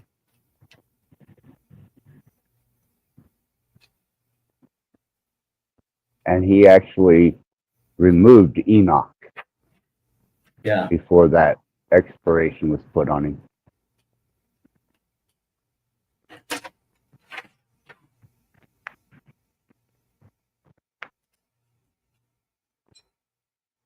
Even though Fools and Tools, it is an expressive idealism, you have the general populace of the world and the 3 Abrahamic religions which devotedly every day endeavor into this with such a seriousness and a veracity that many have died from it. Mm-hmm. Okay, I'm sorry. Go ahead, Dupree. No, that's all right. But do you think you would die for your? I don't think you worship Satan, but I don't know if you do or not. But if you did, I'm would an you die for omniist. him? What does that mean? I'm an omniist, Dupree. It means What is I that? recognize all religions, but ascribe to none and utilize the best aspect of each of them. Mm-hmm. That's what I am. Would you die for that People belief? pin the title. Absolutely. Okay. And why would you die for that belief?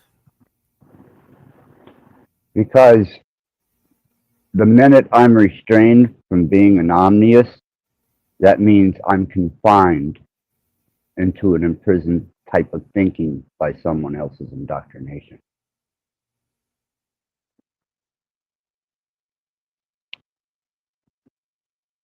I understand that. What if being how do you say it? Omniist. Being omnious. What if while you're being omnious, you actually the path was made clear, and then you did find the right one, and from omnious you found the right ism or to become, and that would be okay, would it not? Well, I figure in the arena of gods and demigods that as long as I don't ascribe to anything that man has to offer, then my path should be of a higher origin. So therefore, knowing that man has had his meddling hands into every known religion on the face of earth, even the scribes were warned, I do not devote myself to any camp. Indoctrination, philosophy, religion, they are all useful tools as long as you take the attributes that serve you best. Okay. So basically, well, let me ask you this: do you ever doubt yourself? Oh, of course. Absolutely. I question myself quite often. Is there anything that you could actually say that you doubt about Jesus Christ? Yes, What would that be? his existence. Like you don't think he actually walked the earth? I have my doubts, All right. but I can't prove it. Right. How about like like the Gospel of John at the end it says the I witnessed these things. I wrote these things and I witnessed these things. So we know that John wrote John, and a lot of John of the Patmos. gospel, a lot of the gospel is in John, and so does that written testimony bear any weight in your thought of him not being here? No, because I think John was actually writing from a place of personal hangups and issues. And I think some of that was to do with the turbulence of the time that he was writing in.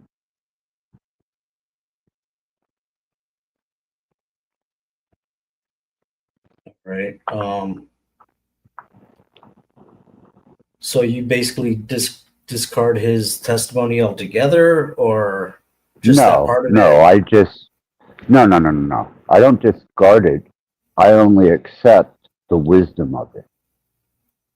That which is wise to exercise upon oneself as a mode of operation.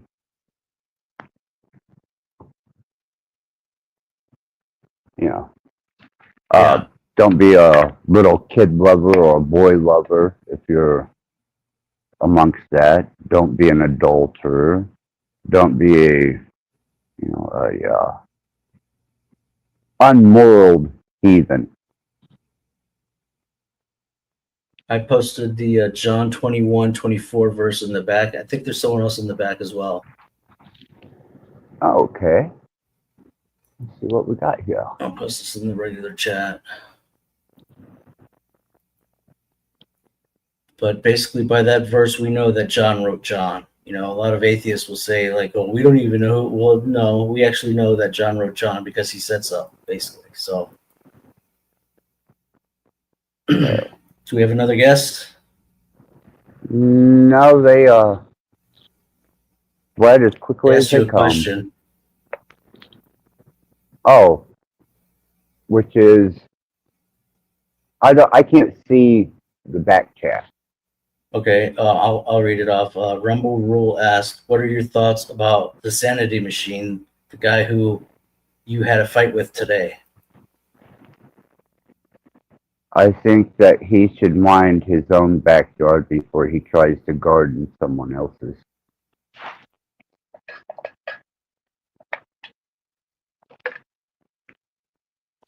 Is that it? That's it. Well, do you mind if I say something? Not at all. Yeah, I think the Vanity Machine is a pile of dirt. I think he's a liar and a thief. I think that there's nothing good about him, and I don't even think he controlled that well. But but that's just me. He does lack the ability to troll properly. So hopefully So I that give you answers that. And he is intrusive, so I do give you that. Being and he's racist and he's stupid. Yeah.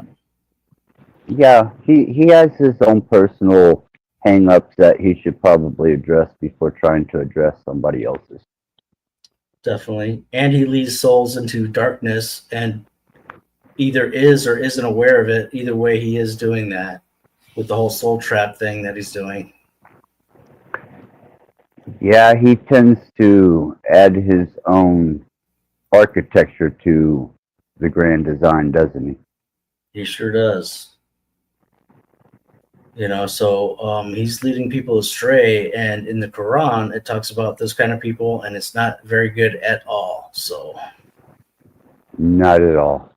I tried to talk to him about it, but he won't even have a discussion with me. So, like, he's got me blocked on everything, and like, all we do when we see each other on panel is just insult each other. But I know that he's a pile of dirt, and that's about it. So, hopefully, that answers the question for you.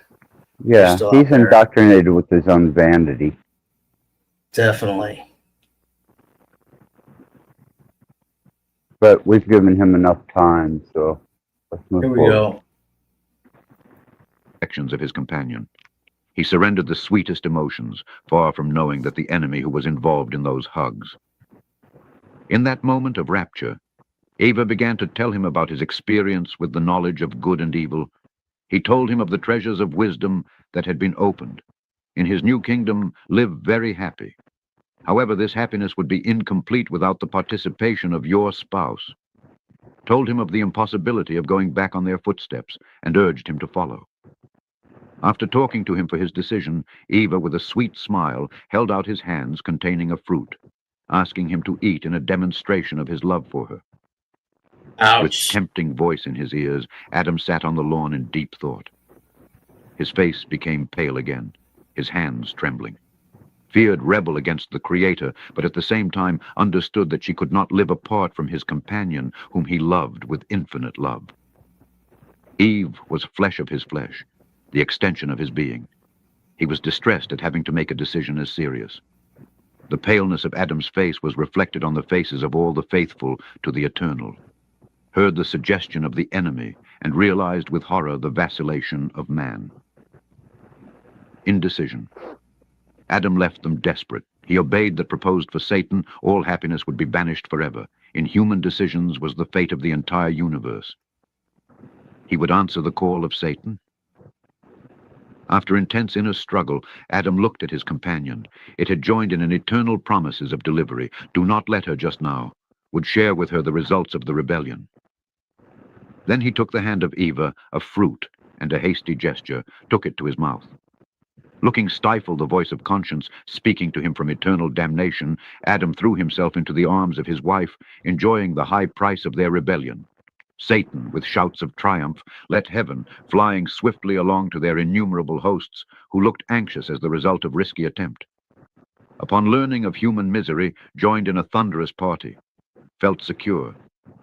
Zion, now theirs by right, there can establish an eternal kingdom, never being harassed by the laws of the eternal. Across the universe, the children of light and bewailed the loss suffered. There had never been such sadness and horror at the future. The voices that lived to sing praises to the Creator uttered lamentations now. The Eternal, who won by infinite pain, bowed low, if in tears before the fall of man, was not, however, surprised. Even before he created the universe, had already foreseen this triumph of rebellion, and in his wisdom and love idealized a rescue plan that would involve a huge sacrifice. Wiping the tears from his tears, Hold on. Whoa, he whoa, put himself... whoa. Yep. That means that the omnipresent Creator God is bound to the cycle and movement and procession of cycles. Not time as the construct of linear time, but cycular time. Yeah. Eternal cycles. Yep. And we were just talking about that with the two angels that were far off with the wormhole coming through to the earth. Yep. And Exactly. Yes. triumph of rebellion. Yeah, it's interesting. And in his wisdom and love, idealized a rescue plan that would involve a huge sacrifice. Wiping the tears from his tears, he put himself to act powerfully, for his faithful afflicted, preventing them from falling into enemy hands. This mysterious intervention, apparently deposed against justice, the Eternal commanded his most powerful angels surround immediately Garden of Eden. Preventing Satan took possession of Mount Zion, comforted before the Epiphany. The powerful creatures in ready obedience broke the infinite space, circling moment's paradise within which the human being already disturbed by sin lived the blackness of a night that would be long and cruel. Being the authority of the Eternal founded on justice, how could justify his actions before their enemies? Failed to deliver the kingdom to his will to man, and that's by choice, not undergone Satan. While surprises rational creatures considered decisive actions of Yahweh, heard his powerful voice reverberating throughout creation, brought revelation of the great mystery. So wonderful revelation that from that moment for all eternity would occupy the minds of the faithful, being subject to the sweetest meditations. The Eternal first spoke about the terrible condemnation that hung over the man and all creation. Said that by turning off the fountain of life, the man had rushed in so deep chasm that could not be achieved by your arm of justice and power. Humiliated and tortured by the claws of the enemy, not left to man another chance after death, the result of his painful, spontaneous rebellion. Considering the human situation, the hosts of light, they saw possibilities of triumph. They knew that only the man could regain dominion of the enemy, returning it to the Creator, but the human being, eternally enslaved in nature, would be incapable of such a victory. With melodious voice and full of tenderness, Yahweh revealed the plan of redemption, saying, in fact, the man will reap the fruit of their rebellion, a terrible death.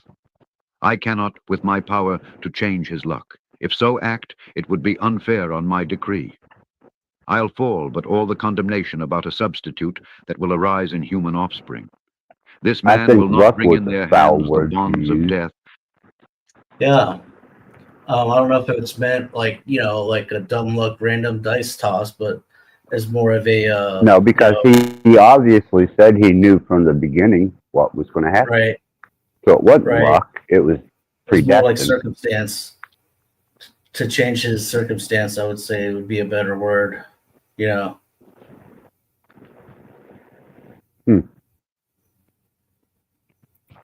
Being innocent and undefiled in his nature.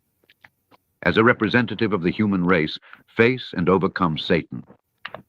After triumph in this battle, proving that love is stronger than selfishness, that truth is stronger than lies, that humility is more powerful than pride, faithful substitute lift their hands to greet the victorious no great achievement, but to take the hands of humanity enslaved the cup of his conviction.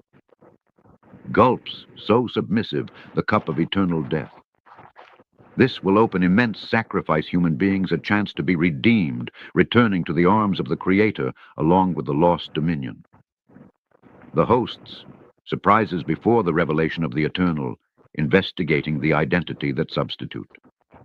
The Creator, with a smile loving, told them, I'll be the man. My spirit rest upon a virgin, and it will generate a holy son. This boy is divine and human. In his humanity, he will be submissive to the divinity that dwells in him. The redeemed see him as the everlasting Father, the Creator and Redeemer, the King of Kings. His name is Yehoshua, the eternal saves. Assuming human nature, Yahweh could pay the high ransom price, dying in the place of sinners. The hosts were muted light to know the plan of the Creator. The thought of seeing him to undergo so painful sacrifice in order to redeem the lost dominion was too much to bear. There was, however, another hope of victory, unless through this loving delivery. After enjoying the high price of sin, the young couple felt sick. Initially felt a great emptiness in the heart, which was soon filled with remorse and grief. Realized that, inspired by greed, had sealed their sad fate and of all creation. It seemed to them to hear the distant wail of a universe won. The sun, which filled life and warmth that day, lurked on the horizon, announcing them a dark night. The afterglow, which until then had announced them happy encounter with the Creator, seemed involves them in a sentence that would never awaken to a new day. They dared not even look up, fearing to see them fall on the radius of judgment that would reduce the dust. With the eyes on the cold ground, came to mind them the sentence, "The day you eat thereof shall surely die." Desperate tears rolled down their faces to await the tragic end. When considering the reason for his rebellion, Adam began to blame his wife for having listened to the serpent. Eve, in turn, trying to apologize, put the blame on the Creator, saying, "Why did the Eternal let the serpent deceive me?" The love that reigned in the human heart disappeared, giving way to pride and selfishness, which merged into resentment and hatred. His nature was no longer pure and holy, but corrupt and full of rebellion. Everything was changed. Even a gentle breeze, which hitherto had Now I want to tell you something here, caresses, DeFreak, that you need to pay strict attention to. He plainly says, right then and there, that the heart of man is corrupt, period. Unredeemable.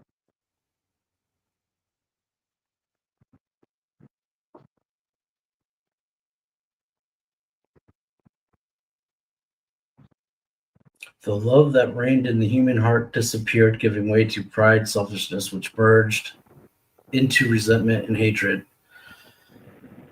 But you know, I think that, I mean, like, not all atheists are bad people. You know, I think there's a lot of good atheists. Otherwise, we'd have a complete murderous, hateful society that, like, who could even go outside without a handgun, kind of a place.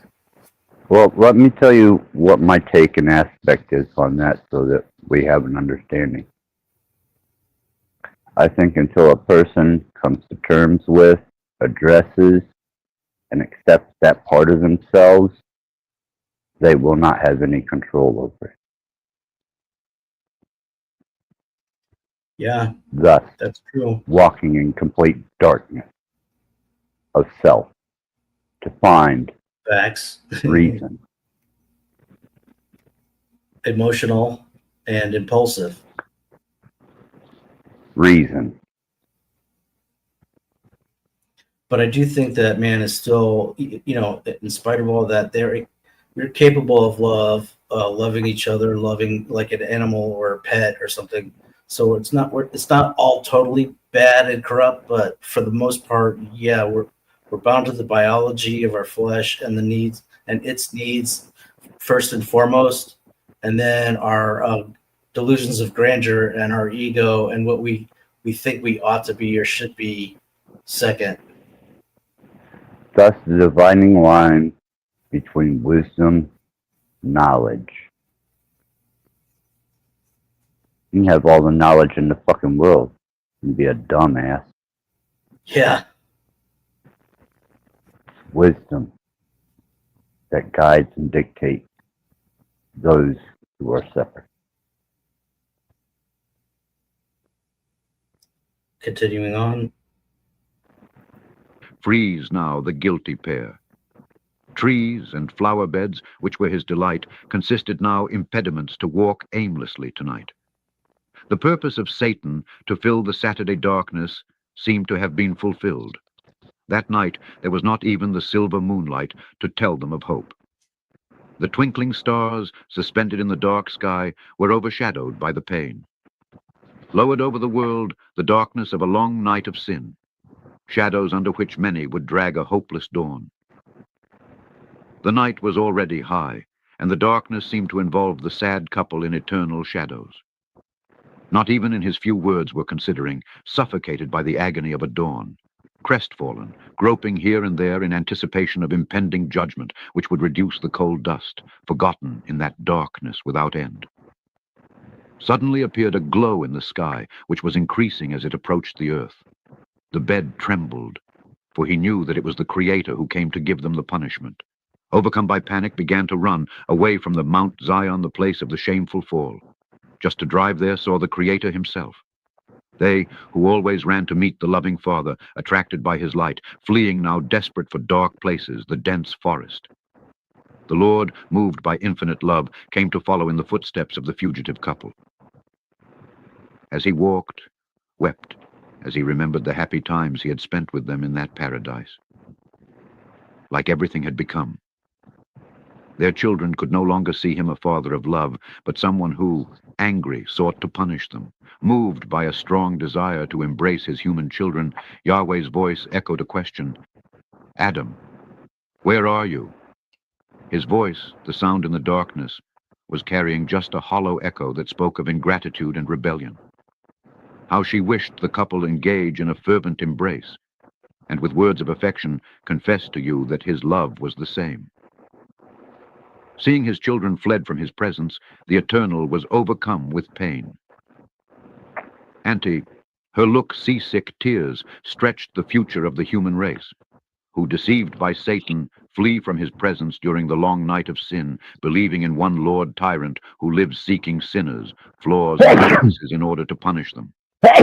Creator, however, do not give up Procuropros, the dark valleys of the kingdom of death, to win a repentant people. Adam and Eve, exhausted by the hurried escape, hid themselves among the foliage of a foot fig. Recognizing his nakedness, sought to sewing aprons those leaves. Dresses, so thought that they could get rid of the feeling of shame before the Creator. The Eternal. If approaching the place where the couple was hiding, asked, Adam, where are you?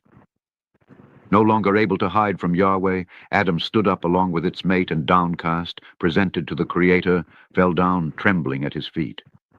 Failed to look at him more, due to the sense of guilt.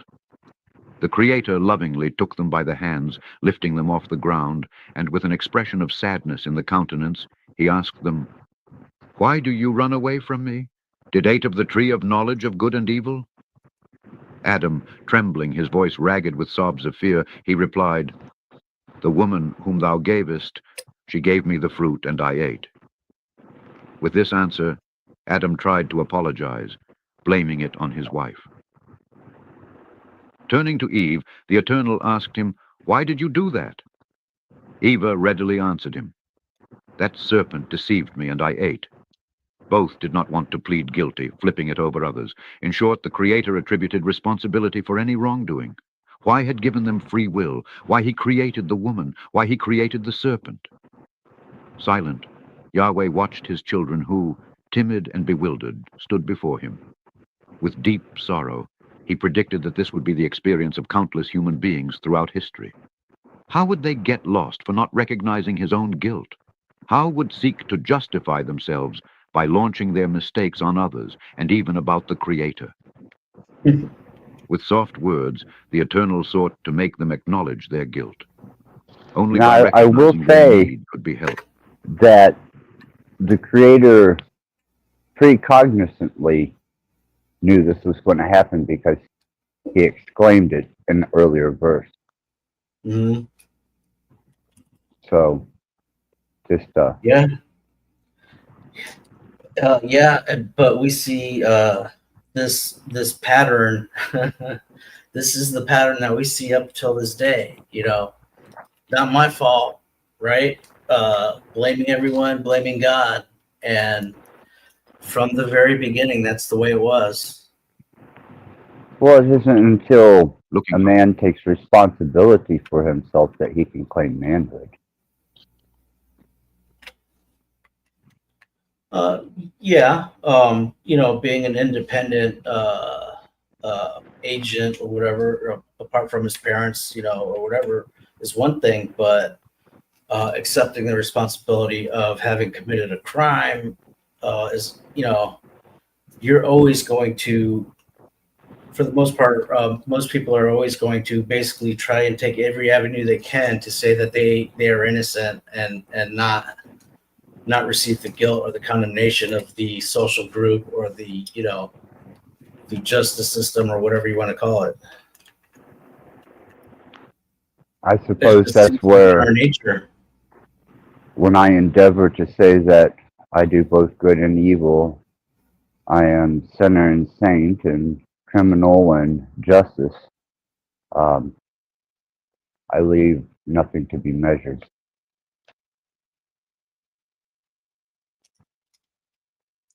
Continuing on. With soft words, the Eternal sought to make them acknowledge their guilt. Only by recognizing their need could be helped. Looking for fragile garments woven by sinful hands, the couple said, "Children, these garments are insufficient, then drying will be dissolved.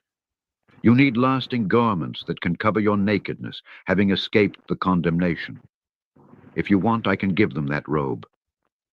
Anti-kind words of the Creator, who brought hope, the couple felt sorry, undressing their illusory robes, symbols of their failure, longed now the garments of salvation promised by Godfather. Chapter 5. That's what I thought. I think there's still about 5 minutes left. We're fine. This is the chapter I call the Jack Talcott love chapter. Oh boy. Yeah. The last thing I need is a bunch of Talcottians coming to this channel to try and preach their Talcottian indoctrination to me. This is definitely, this is definitely the chapter of love where God basically says, he loves Adam and Eve. He loves them. He loves them. He does this. He love, and everything else. And this is kind of the foreshadowing of the redemption of them because he loves them and stuff like that. So how about we save that until next time, unless you want to continue. It's up to you. At the freak, I am at your disposal. I appreciate the study. I look to maybe endeavor in another book after this, but let's, at your discretion. Yeah, that sounds good. There's 9 chapters in this book of Melchizedek, so I think chapter 4 gives a lot of meat to digest. Just kind of the fall of Adam and Eve and how that all kind of really happened in the backstory and how the devil deceived Eve as a beautiful rainbow serpent that could talk, and they were holding hands and then they were holding each other in their arms or whatever. So I think we'll save chapter 5 until next time, but it's good stuff. I mean, I really enjoy this book a lot because there's so much stuff in Genesis that's just like, matter of fact, this is just the way it was, and there's no you don't understand the meaning to it, and then speculation for me is not enough always to fill in the gap, and so this book does for the most part, and I just appreciate someone else wanting to actually learn about it. So I thank you as well. Well, Genesis, in the traditional sense, leaves out continuity. You don't think It's so? just kind of, well, yeah, it just kind of skims over the highlights of things without Yeah. giving you a continuity of understanding, like 1,000 years is to a day is to 1,000 years. Well, you don't find that out till later. That's true. So when you're reading Genesis, you're just getting this skimmed over Oh, I see what you're version, saying. Yeah. and it's like, what the fuck? Yeah. You know? So all these Yeah, Christians that's are how I running felt. around without the true concept of time according to secular nature and God's time and our time. Yes. And we've been speculating a lot, and some of it's been right and some of it's been wrong, you know? Yeah, it's and I tell you, you know, the book of Adam and Eve, I don't know if you've ever read that, I haven't. but talk about a tragic endeavor into reading about how Adam and Eve dealt with their decline in their station. And when you start looking into like Enoch and Jubilees and some of the retrospective idealism that they present upon the creation of man and the endeavors, it really gives you such a broad aspect. And then when you start working with other cultures' references to cataclysmic situation that took place, they all have a common thread amongst them, but they do not all attribute it to Judeo-Christianity. Mm. Like the suffering and say a fall and a suffering. No, a cataclysm, a preserved group of people, and a reseeding of culture by various gods. Mm. Yeah, Yeah. But when you say and they all record it yeah. from. When you say what did you say, congruity or something? I'm sorry. Or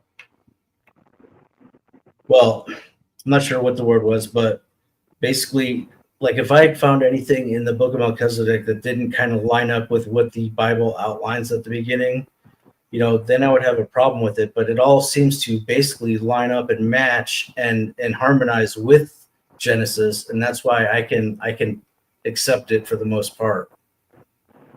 Right, and you know, with good attribute, you know, Yeah. that's expansive research and understanding and study, and much appreciated.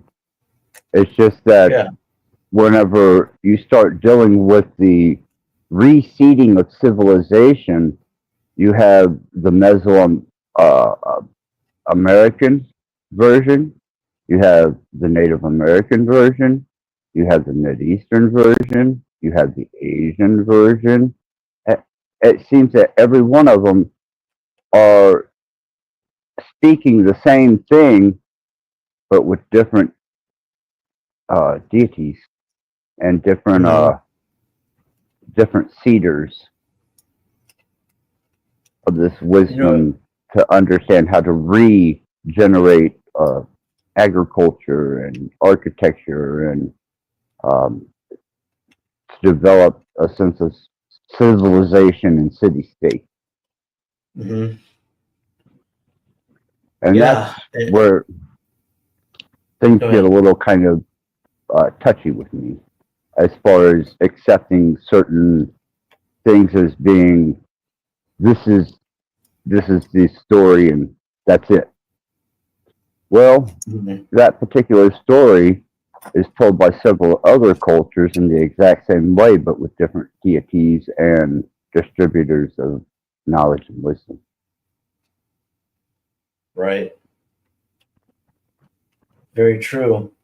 That's another, you know, but to me, that's just another beauty of Jesus Christ is because we know that God chose to reveal himself through only one nation. Otherwise, I mean, if you had him coming through a bunch of different nations, there'd be a bunch of confusion. So by him selecting Israel with the promised seed and the lineage and everything up till Jesus, that's how we know, and that's how we have another clear sign that it's him and not some other, whether you want to call it copycat or rendition of what they had, being the actual truth. I'm gonna fill you in on a couple things that I don't know if you're familiar with. First off, I task you to find where God said that Hebrews were his chosen people. The other thing is during World War II in the concentration camps, the Ashkenazi put God on trial and found him guilty.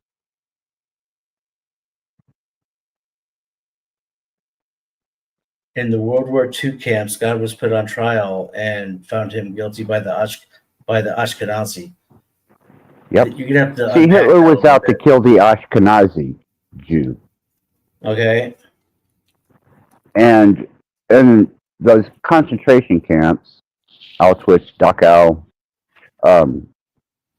the Jews, some of them considered it to be retributional curse. And then others gathered and banded, and you can look this up. This is documented World War II history in Judaism. And they put God on trial, and they found him guilty of delivering them into the hands of an undeserved punishment. Well, that's interesting. But Look it up, man. no, I believe you. But if you look at Old Testament prophecy, prophets like Ezekiel and like Habakkuk, even some of the other Old Testament prophets, they talk about Israel being chosen, and therefore they have to be punished double in order for the heathen, who are also completely wretched, to believe that God actually would redeem a people that bad. And also because they had the responsibility of carrying the God mantle and they didn't do it well, he had to punish them twice. And as far as the Holocaust goes, that's actually the fulfillment of Ezekiel 37. Right, and I understand that through the eyes of a messianic Hebrew Jew. I can understand those teachings, and I can understand how the legalism is still incorporated into Messianic Judaism because I lived it. But the Orthodox or the Hasidic Jew and the Talmud and the Noahide laws reflect a different station of these people than what most people realize.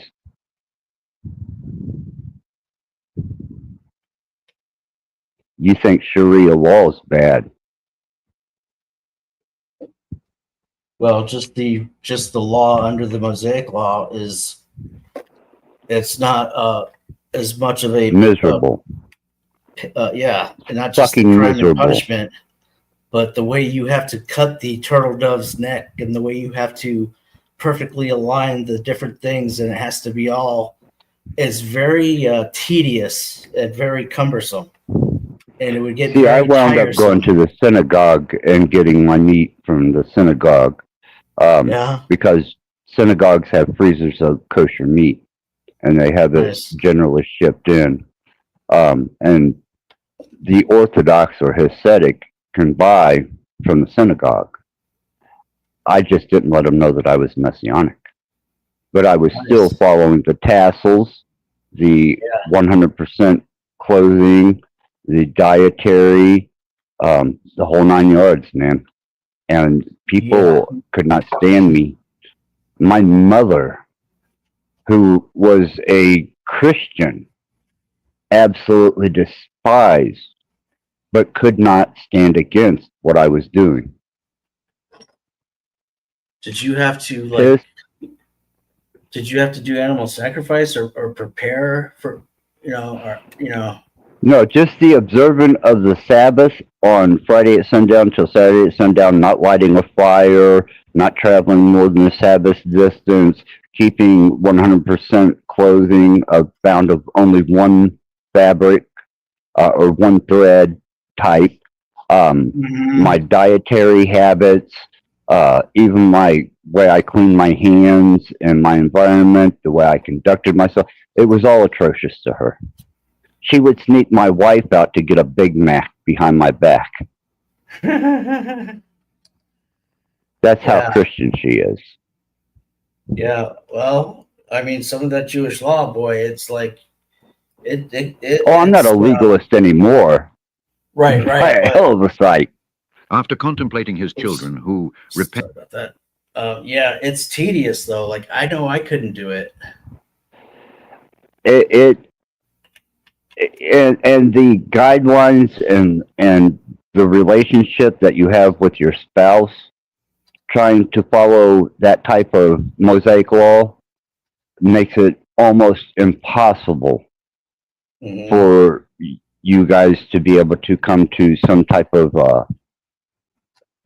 agreement without a dominant sense of male superiority, and it's in a Western liberalized country such as the United States, trying to live that life was damn near impossible for two people.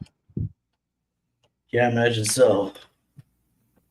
You know, and once I was alleviated, which was divorce, from any type of conviction whatsoever of such things, I furthered my studies and research far beyond what the Torah, the Tanakh, the Talmud, the Mosaic, and you know, the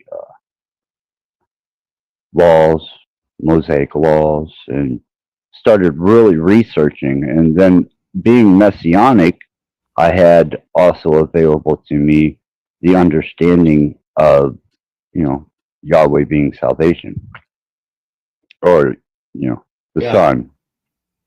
And through the Son is salvation by the name and the meaning of the name.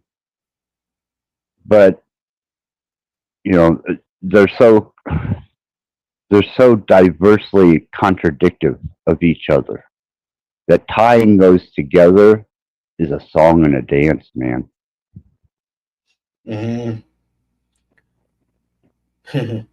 What's the wife's role in any part of like preparing a sacrifice or anything like that? Just like setting up the table?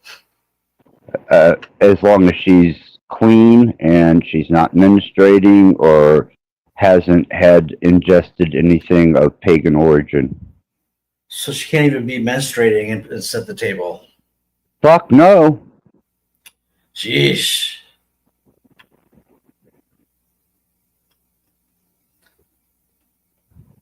That's why I think it's like Malachi, beginning of Malachi, you know, it talks about how the priests are kind of loathing God because of just how burdens, I think the word is burdensome. The whole thing is, you know, and it's fucking miserably cumbersome.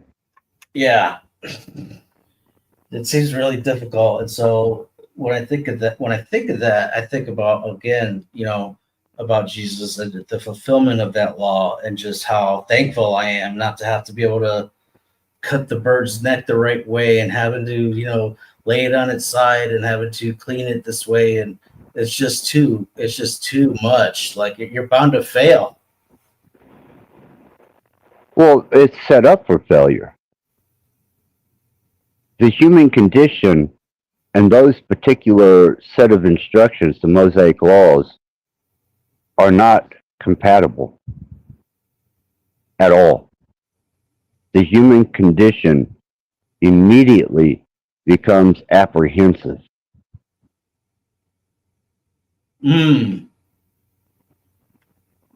Oh man, that's so good. You know, the lack of confidence and the doubt that could show up. Oh, it's frustrating. And then you're That's so constantly good. observing your every action to make sure that you're following the letter of the law. Mm-hmm. Yeah. It's a hell of a thing to have to go through, man. Yeah, I imagine so. You need a trespass offerings before you can give a trespass offerings. Yeah. Yeah, and I was around a bunch of unclean pagans at the time I was trying to live this lifestyle. It Wow. was pretty intense, man. You think that's what ruined your marriage? No, That's good. no. But No, she was a pagan and I understood it. She tried, and I will give her that. yeah, that's cool. But like as far as Messiah being known to be coming through the nation of Israel, and the lineage and whatnot, and the suffering of the Jewish people, and the judgment that you said they had in the World War II camps in Ashkenazi, a lot of that can easily be justified by just some chapters in Ezekiel, and Ezekiel 37 is the fulfillment. I would say of the Holocaust is the fulfillment. I shouldn't say that word. Sorry about that. That event is the fulfillment of Ezekiel 37, and it also says that God is doing that to basically glorify himself in front of the heathen so that they might know and they might convert. Well, see, outside of the Ashkenazi, there were, like I said, there were those that considered it to be a deserved punishment that was generationally handed down to them. Right. So there was a division even within, the Oh, I Jewish see. community about that. Huh, interesting. Yeah, Just like Adam yeah, and Eve were doing. yeah. And whenever there was a division in the state of Israel or the Hebrew, when they were contending with whether they would serve the Yah or the El, and Wow. that divided them. Yeah. I don't know if you know many Jewish people today, but like they won't even say the word God anymore because they're that hung up on it and they've become like superstitious about it. Yeah, because it could be in reference to a pagan god. That's why I say I come in the name of the unknown God. Yeah, it's the whole thing. When I come in the name of the unknown God, that means that I don't even comprehend the divinity that guides and steers my direction.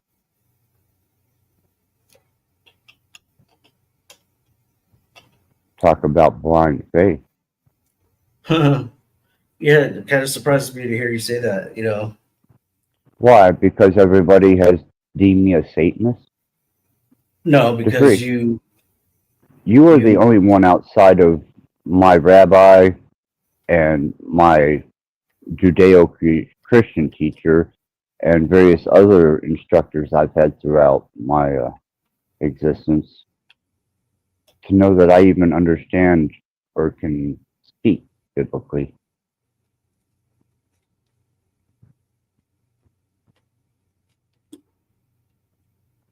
When I say I infiltrated all these religions and social clubs and societies, yes, the freak. I most certainly have.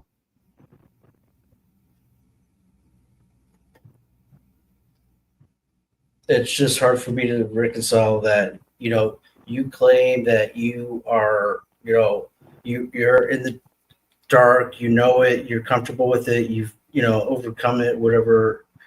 You're obviously not totally ruled by it, because I think that darkness is such chaotic and evil that it would not be as benevolent as you are right now talking to me. So when you say that Just you don't know because the I have a God, comprehension of the way the mechanics of the dark work doesn't mean that I don't also understand the mechanics of the light yeah, but you just said and that you all don't know the spectrums God. in between. Do Yeah. what? Well, I'm sorry. I just said what? you just said that you don't know that God that you toil with. I said I don't know that Jesus existed.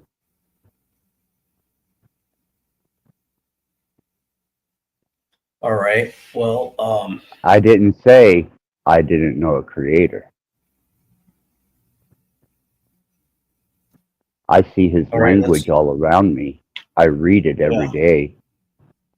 It's within divine proportion, the underlying hyperdimensional math of this construct. It's within the fractal nature of the Fibonacci sequence. That is the language of God. That is the language of creation. Self-perpetuating, constant. But you were a Messianic Jew practicing the law of the Hebrew Torah and Mosaic I was law. immersed into it. All right. I had an immersion by a Messianic rabbi, yes. Okay. So, but now I you're was saying that drafted into the house of David. but you don't know if Jesus existed. I can't prove it. What about the fact that there was a trial and a crucifixion? Well, I can't prove that Constantine existed. I can't prove that any of those people existed. Only because I have learned of a possibility called the Last Thursday effect, and history is written by the winners. Right, but we still do have we still have history. It's not it's not all fake, and we have cross references. So it can't all be just fake history. Right, but it's not given as freely as you think.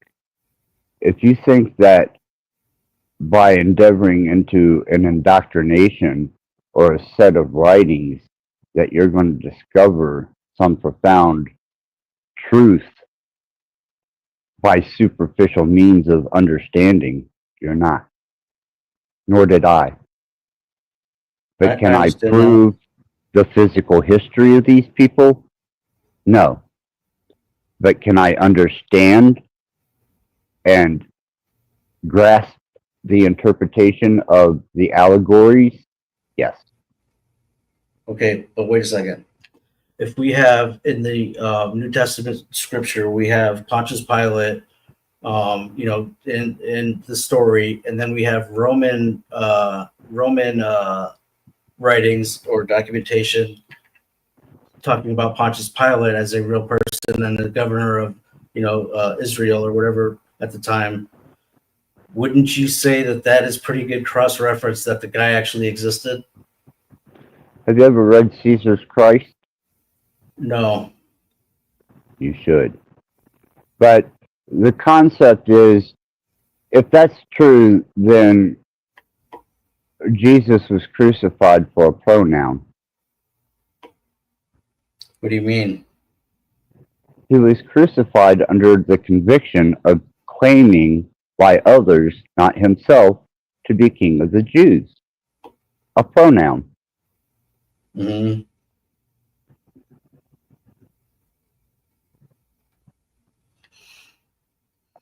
And according to history,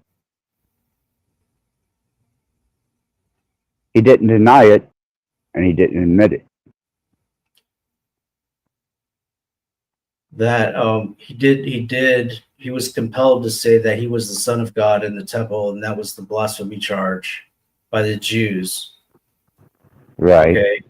And But then what was asked of him in the arena of Pontius Pilate is, the people say you claim to be king of the Jews. right, and he didn't say anything. That's a pronoun.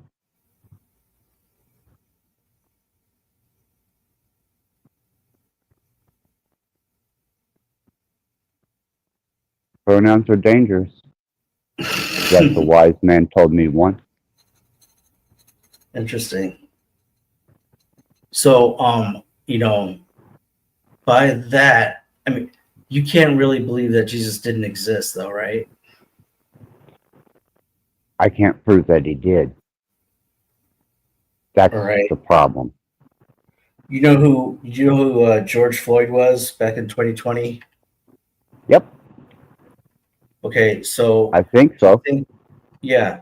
Do you think that all the cities in America and everywhere else that burned down and were riots, throughout that summer, do you think that those cities burned because that guy was a fake guy, or was he real?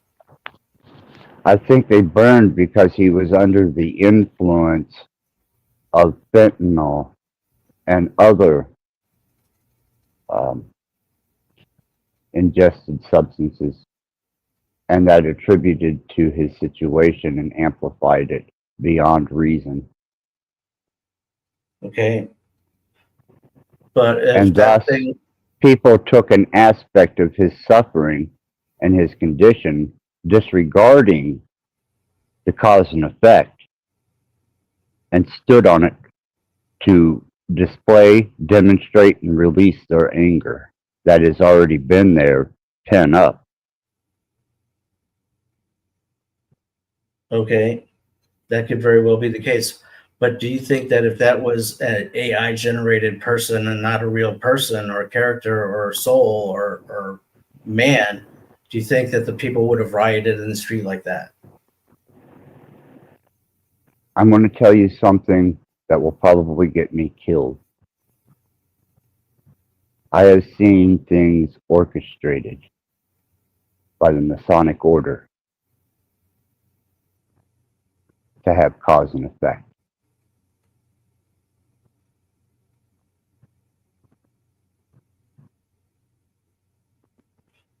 But you do believe that George Floyd was a real breathing human being that was on the earth? Or was that just was that just a dummy No, there? he was, by the best of my understanding, a real breathing human being, yes. Okay. So kind of cross-referencing that story with Jesus' story, do you think that Rome would have burned down and had riots if Jesus wasn't real? According to Caesar's Christ, yes. According to other written documentation, absolutely. It was actually the Goth that eventually cleaned up the last of Rome, the Visigoth. Bands, savage bands. But the heart and the core of Rome, what actually brought that down? Do you think it was Jesus that brought that down? No. I think it was Christians either getting the blame or actually doing the things that were causing the riots, that caused the fires, to cause the burning. I think Rome stood in the way of the church. The Catholic Roman Church. Yeah, this is the first time when Rome burned down with Nero, and these were Christians that some of them could have very well been at Calvary and then taken to Rome. It's not far-fetched. So they were not removed from the story. They could have been there and witnessed it. And so if they were out there riding, on the street, and we have to assume that they weren't doing that because of some story, fairy tale, legend, myth. It was probably because the Jesus guy was a real person. Well, by dating, the problem, once again, by dating is most of these writings weren't done till decades later, sometimes centuries. Well, That we would have to disagree on, actually. Okay. know, You have a yeah. reference source? Well, I can give you my line of reasoning, and that would be that since there is no reference to the actual destruction post hoc of the Second Temple, that all of it had to be written before 70 A.D. Well, I can see where you can build that argument. And that's what I believe, I because can, but yeah. I don't think, by those lines, and as I endeavor into understanding as a reasonable, conscious human, I have some things that I would like to address Yeah. with you. Are you waiting for the third coming of Christ? Yeah. Yes. I Are expect you that waiting for when. the third temple? Yes, I am. I'm a Jesus Christ accelerationist. Okay. Then I Yeah. understand where the grounds of your conviction come from. Yeah, I mean, I'm not a preterist by any means, but one thing preterism that I gain, like you said, you kind of pick and choose what good you can use out of certain different things. And one thing that it showed me was that since there is no post hoc temple destruction scripture in the Bible or anywhere else that I know of, it all had to have been written before that point, because otherwise it would have been mentioned in that scripture. They would have said something about it. Don't you agree? Yeah, it was only prophesied. That's correct.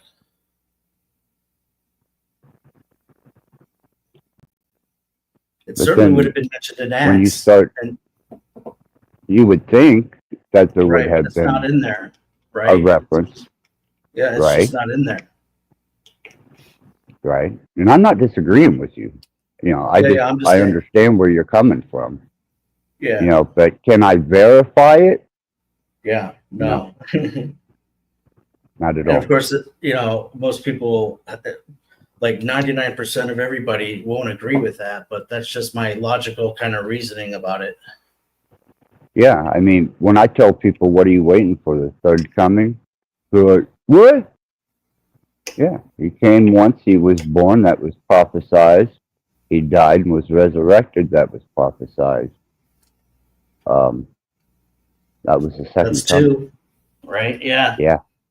Yeah. And as far as the temples go, there was never the mention of a third restoration.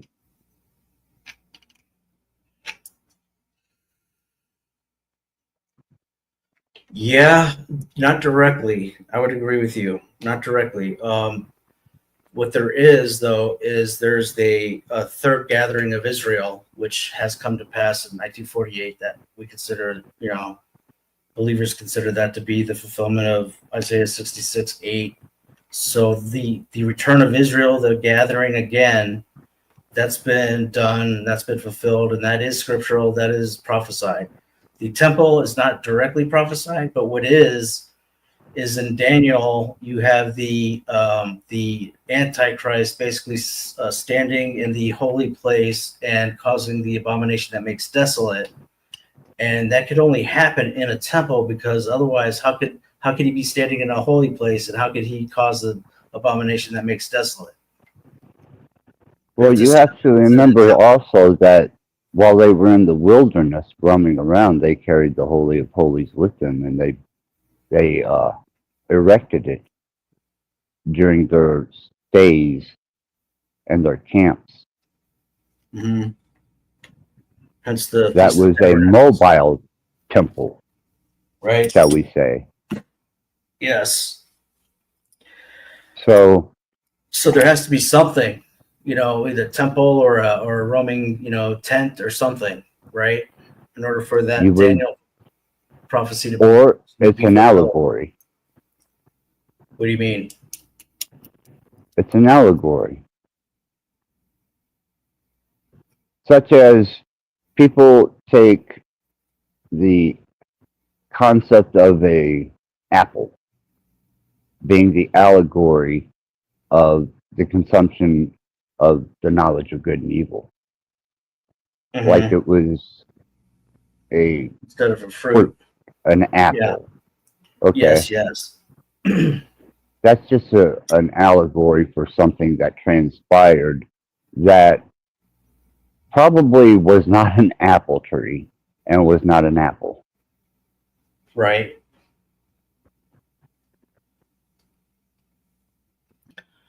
But we also But have people will live and die by that allegory. Yes.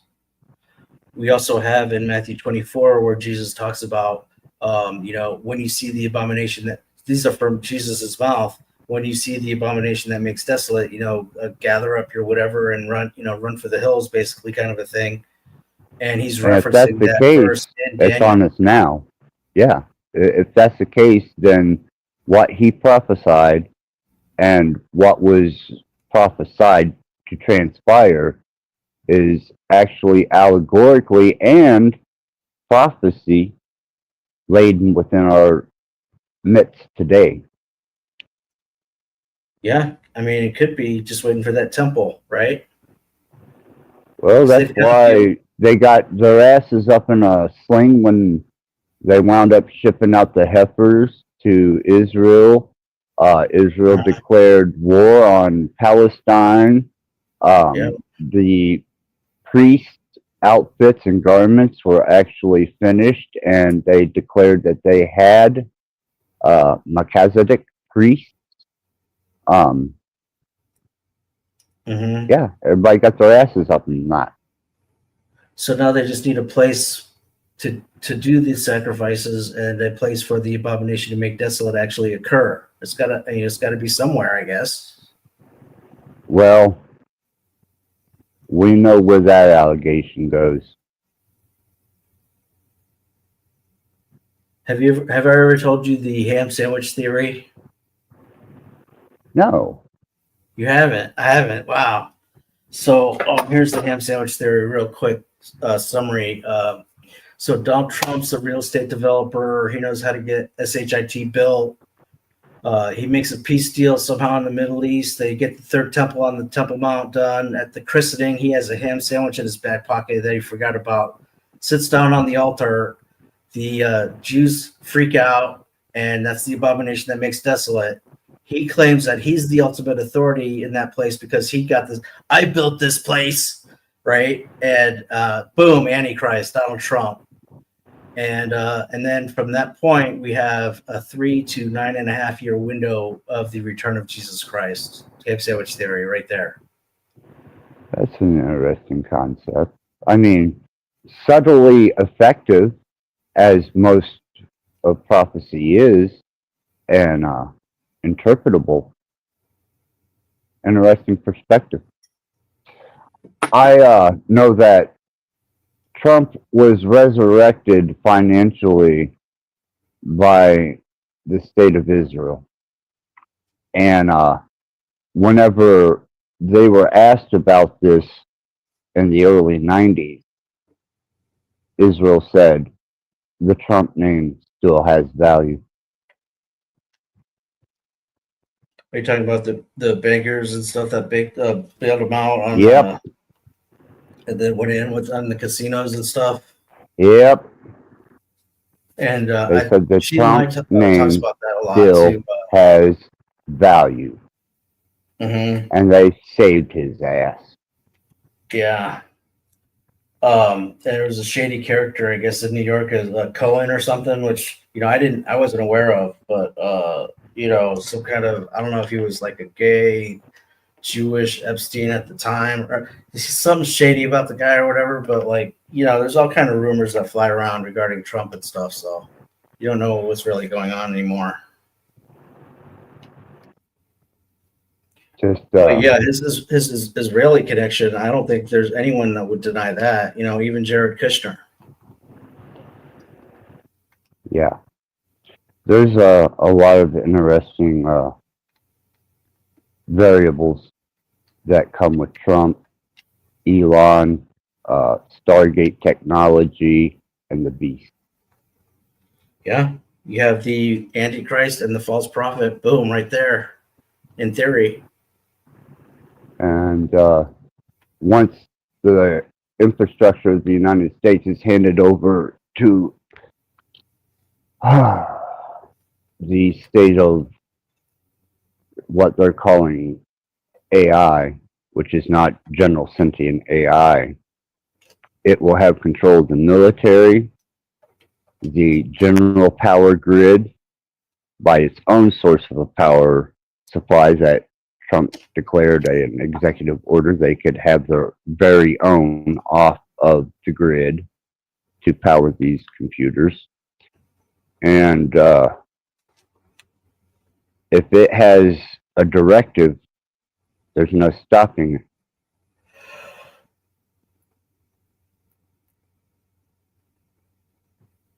Thus, you have automated DARPA dogs,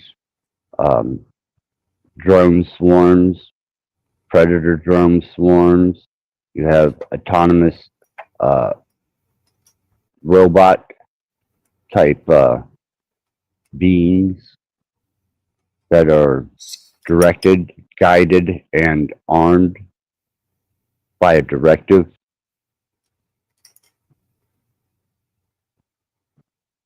Yeah, Skynet. Well, Basically, they're calling it Stargate.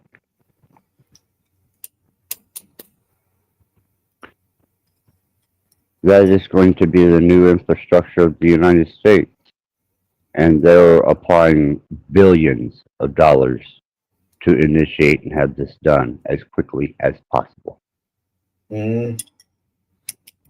we also see, and another reason for the ham sandwich theory is literally Daniel 10 through 12 is probably one of the most difficult prophecies to actually try to deconstruct and wrap your mind around, because it talks about king of the north, king of the south, going at war, and this one's winning, that one's winning, the daughters are married, and they betrayed the whatever, and one of the things it talks about This is a genetic lineage that's being discussed there. Possibly. That comes. It is. If you do your genealogy, you can trace it all the way back to Seth and Cain. Well, yeah, actually, you could, but yes, you can. Just speaking solely on title and political, position. If we're talking about the king of the north and king of the south or whatever, you could literally say that Donald Trump has everything it takes to fulfill that prophecy. He has that. Yeah, he does have that potential. Now, Correct. Whether that potential is fulfilled or not is yet to be seen, because I'm not a prophet, so therefore I don't prophesy. But I can tell you in the direction that we're headed, doesn't look good. Unless you're a Jesus Christ accelerationist like me. Right. Right. But yeah, I love Donald Trump, but as soon as he declares himself as the ultimate authority in the temple, then all of a sudden, I'm not going to be on board with the Trump train anymore. You know what I mean? Yeah, I try to stay pliable when it comes to politics, religion, and organizations that aren't well spoken about their deeds and doings. I've seen too much. I've been involved and experienced too much.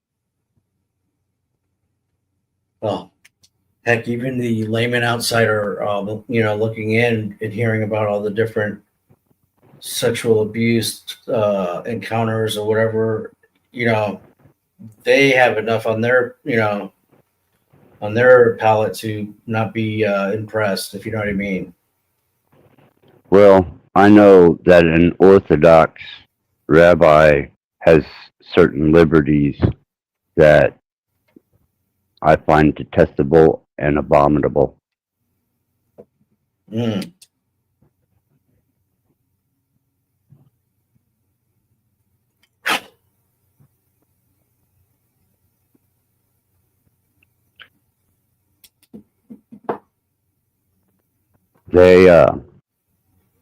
They do well to keep many things away from being common knowledge, such as the stillborn in the backyards of the Amish.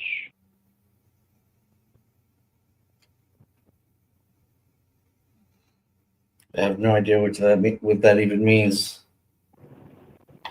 Amish don't have social security numbers, No.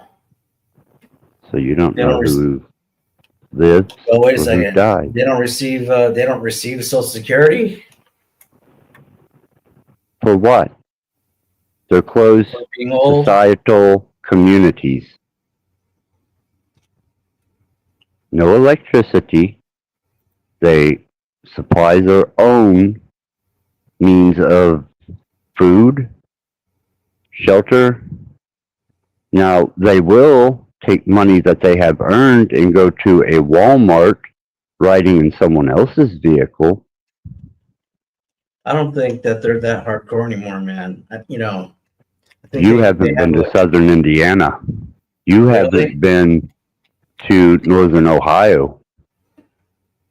No, but there's some in Florida where I was raised, and they They're they're probably kind of Mennonites. Yeah, those are Mennonites. Yeah, that's not the same as the Amish. It's pretty close, though. I mean, it's pretty damn close. I just don't know if there's Well, any hardcore Amish like that anymore. Like, they probably yeah, have they like, only speak German in the community. wow. They will not speak English dialect when they're in their communities. And There can't be that many of them, though. I mean, like, a couple thousand there's maybe. not, but there's enough that they rule the banking of Indiana. They have enough invested in the banking system of Indiana that they're getting away with what they do. What do they do? Like, They are sovereign communities outside of certain government control based on religion and tax status? source. Yeah. Yeah, they're Or something? their own entity. You almost make it sound like they have like an Indian reservation or something. No, Indians aren't considered American citizens. If you're on a reservation, you're getting severance, you're not an American. At least not an American citizen. Interesting. I thought they were. You didn't know that? Well, Nope. I thought they were both. Nope. You can either get Social Security or you can go live on a fucking reservation as a non-citizen and get severance. I had the choice. My dad was full-blood Native American.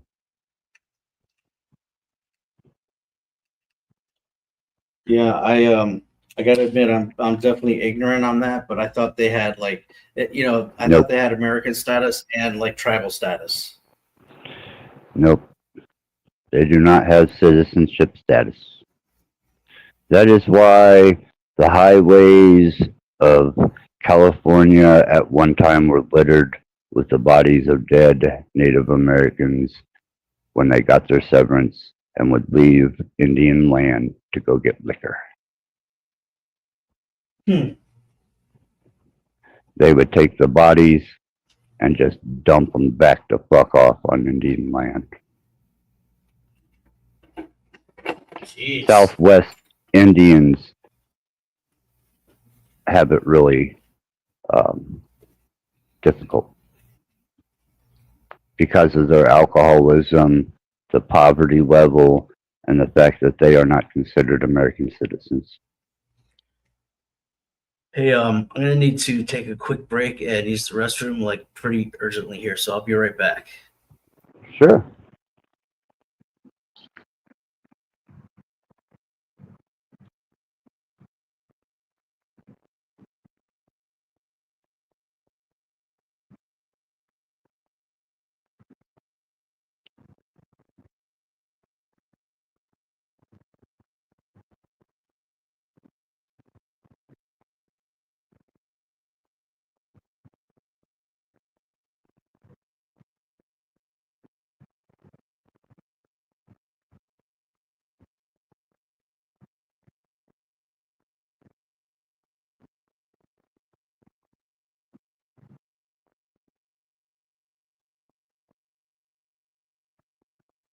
Well, then, no, you being half Amish would understand and know exactly what I'm talking about if you were ever in an Amish community.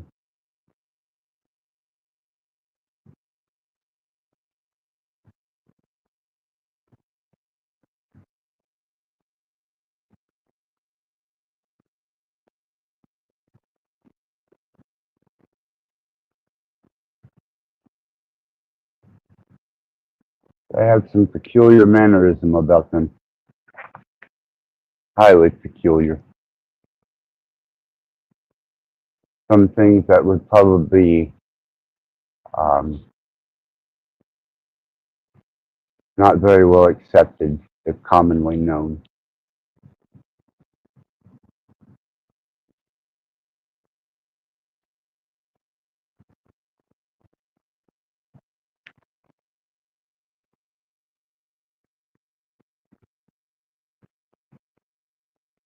They're stringently tight unless you're allowed your sabbatical. Now, the Amish do allow um, the sabbatical for, I know the male, I'm not sure about the female, to go out on a small journey into society as we understand it, to see if they're going to be devout to the Amish community or whether they're going to falter and fall prey and victim to what we heathens out here call the hood, the city, the freedoms of our ability to please ourselves with electricity and motorized vehicles and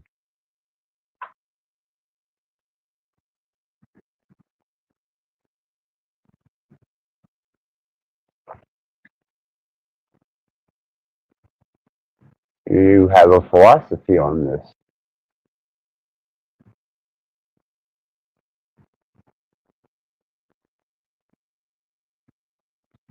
Yes, it is. That is the exact terminology.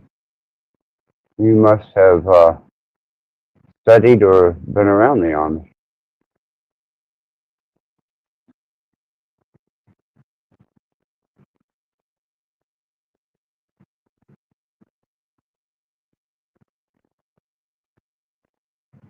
Yep, they get a sabbatical, and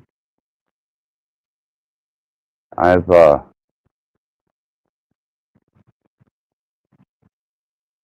had some interesting encounters. Sorry about that. Well, Maggot, you're Amish. Apparently, we have several associated and one admitted Amish. Am I wrong about? Was I wrong about what I said? About what? Like, you know, that they're a little bit more modernized, or The Mennonite are. The true Amish are not.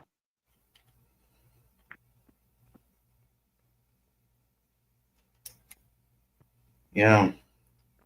But you're saying that they're not modernized, so they have to be. No, kind they of still use isolated. horse and buggy here in the city, outside the city. We annexed a bunch of land towards Ohio in Fort Wayne. and that enveloped a couple Amish communities. So they built a Myers and a shopping center less than a couple miles from an Amish community.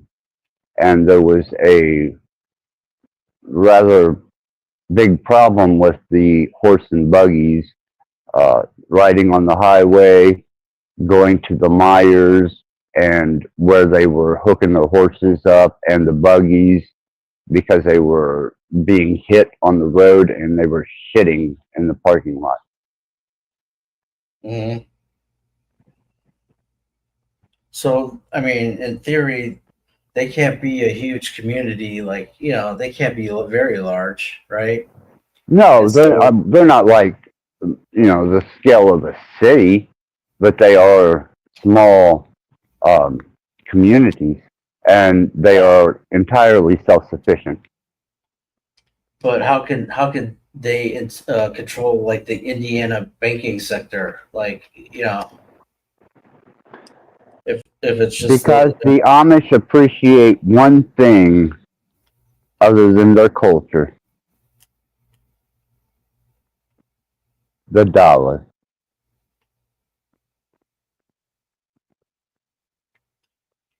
isn't that the opposite of being Amish though?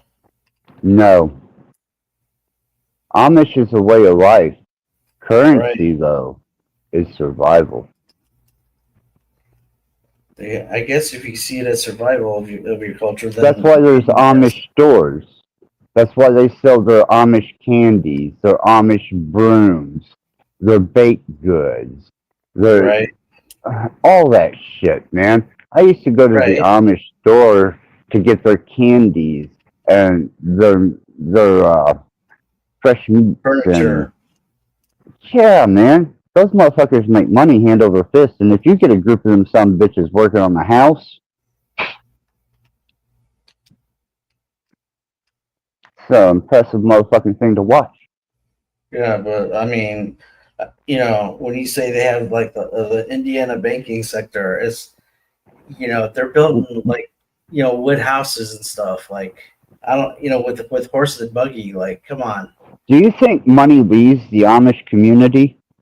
What do they spend it Um, on? I They're mean, you know, self-sufficient. They buy bare minimal when they go to yeah, Myers, and they go in a group. okay. So what? Unless Okay, it's if horse and that's buggy. all right, but if that's the case, what point would they have in? What interest would they have in banking? Because you're lending out to other people that are outside your group anyway. Yep.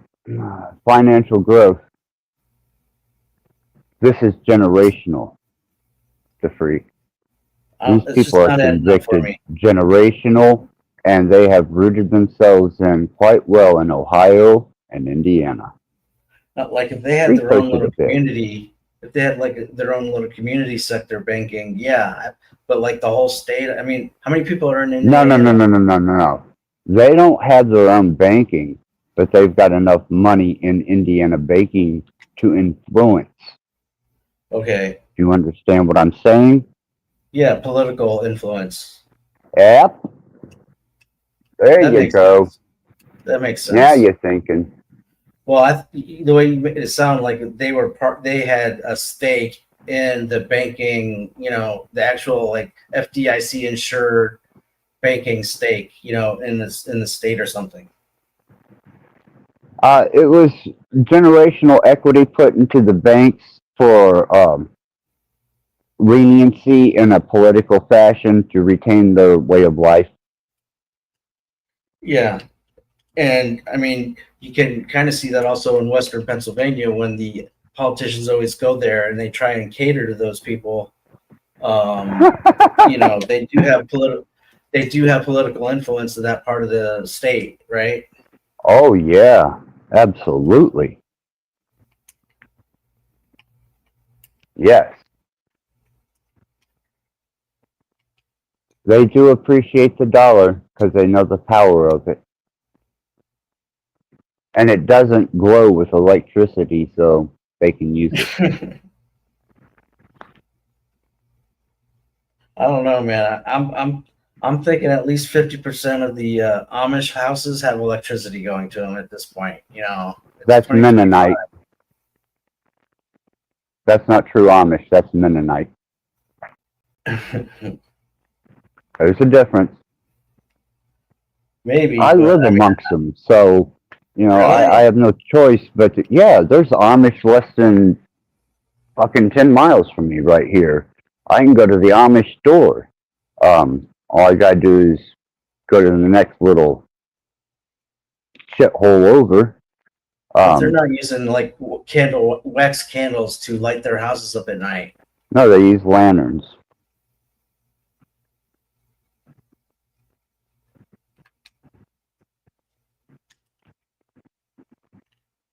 I'm sorry that this seems so unbelievable to you, but you might want to research it before you try and endeavor on it. Yeah. I mean, it's definitely my fault for equating the Mennonite with the Amish because their lifestyle is similar, but you know, Two I different gotta groups. assume that. Yeah. Don't I assume gotta, you know, anything. Mennonite are not Amish, and Amish are not Mennonite. right, but still, just the sheer production you get from using electricity, it's got to be. You have to. I don't care what the leadership says of your group. Like you've got to like factor that in, and like it's got to be overwhelming. No, they never had to adjust to electricity, so they don't miss it.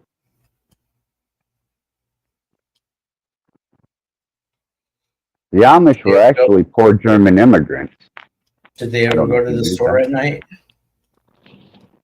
At night, if they have lanterns on their buggy, and they have to have a glowing that orange triangle on the back of their buggy.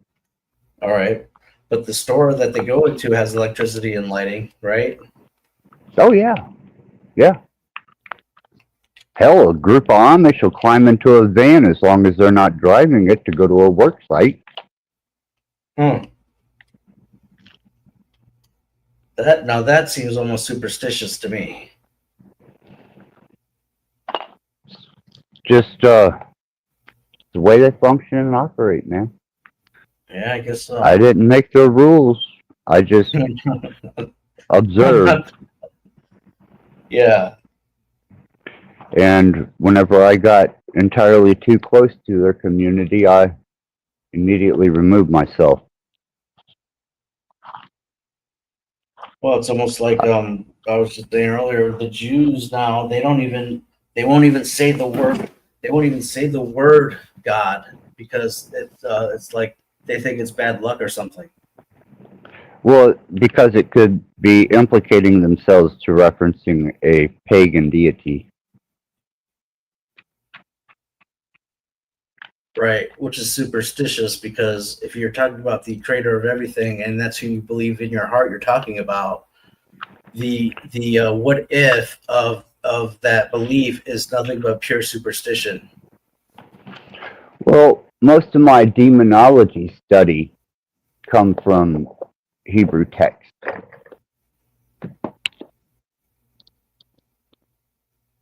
Most of the names of the demons that I know come from Hebrew text. As a matter of fact, I have the Jewish tradition of keeping Pazuzu at both ends of my house over my windows. And Pazuzu represents evil against evil. And I know it was ripped off by The Exorcist and bastardized, but the actual truth of Pazuzu is brought out of Babylon and was carried over into Jewish tradition and mysticism. And they'll keep a little statue of Pazuzu in their windows, which is evil against evil to ward off demons. Okay, let's go through and reason again once again. If the old Assyrian text had a Book of Enoch, and also it also references Israel and the nation of Israel, and the nation of Israel's text, the Bible, references the Assyrians, we can assume that both of those civilizations were real and that they had actual interactions with each other. Would you agree with that? I would like to think that, I didn't hallucinate that, or it was inserted in the program somewhere before my birth as something I was going to have to endure. I'd Right, like to but so think if that they're in the third dimensional plane that these people actually existed and the scribes actually wrote this shit down. yeah, and if they're cross-referencing each other, then that's pretty good evidence that they both actually existed and they interacted and they were there, Yes. right? Yes. Okay, so Absolutely. if we have that, and then we can cross-reference like scripture with the Rome burning and like say Josephus and some other things referencing Jesus Christ. Do you think it's safe to assume that he was a real person that walked the earth? Like I said, I can't prove that he wasn't. I can't prove that he was. That's that's on But the an probability is individual. higher. That's on the individual to decide and discern for themselves. I can't make that decision for someone else, and I can't prove it or disprove it. So therefore, it's a matter of personal faith. Okay. So would you say you're at like 50-50 or like 60-40 or, percent I say that he I'm was real? open to possibility, but I'm not going to ascribe myself to anything other than the fact that the way that he conducted himself as the story is told is pretty fucking cool. Yeah. Okay. And like the Hebrews believe that the Messiah is still to come and that he's going to usher in the kingdom for the Jews on the earth and he never dies and that kind of. Do you ascribe to any of that?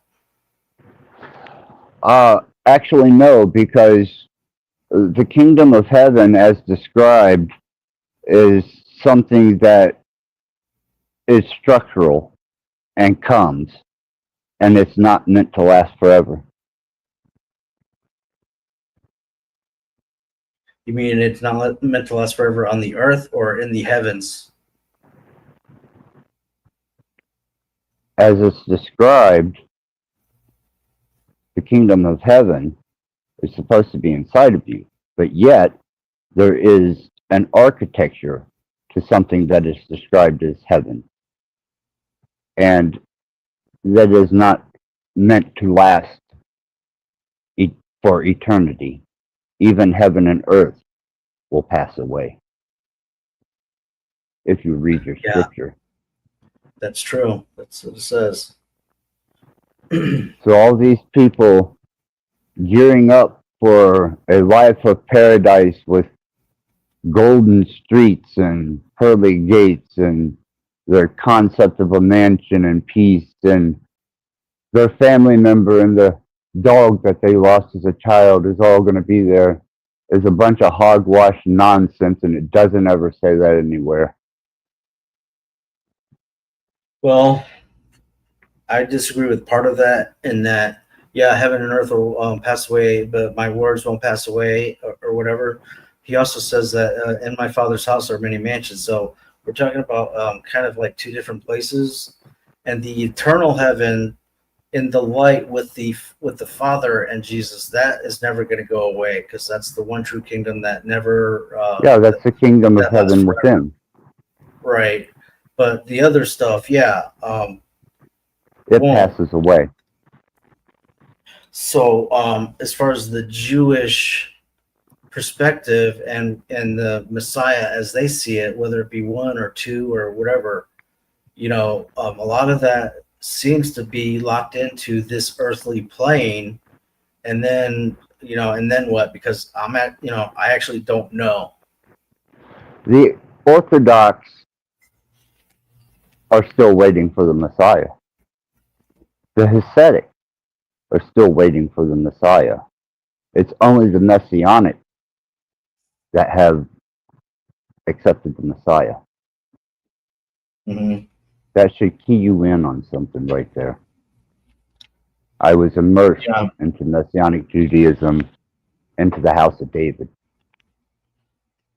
But most Jews, they flat out reject any notion of Jesus Christ whatsoever at all. Well, some of them consider him to be a kind of a prophetary type person, and then others just disregard the nonsense altogether.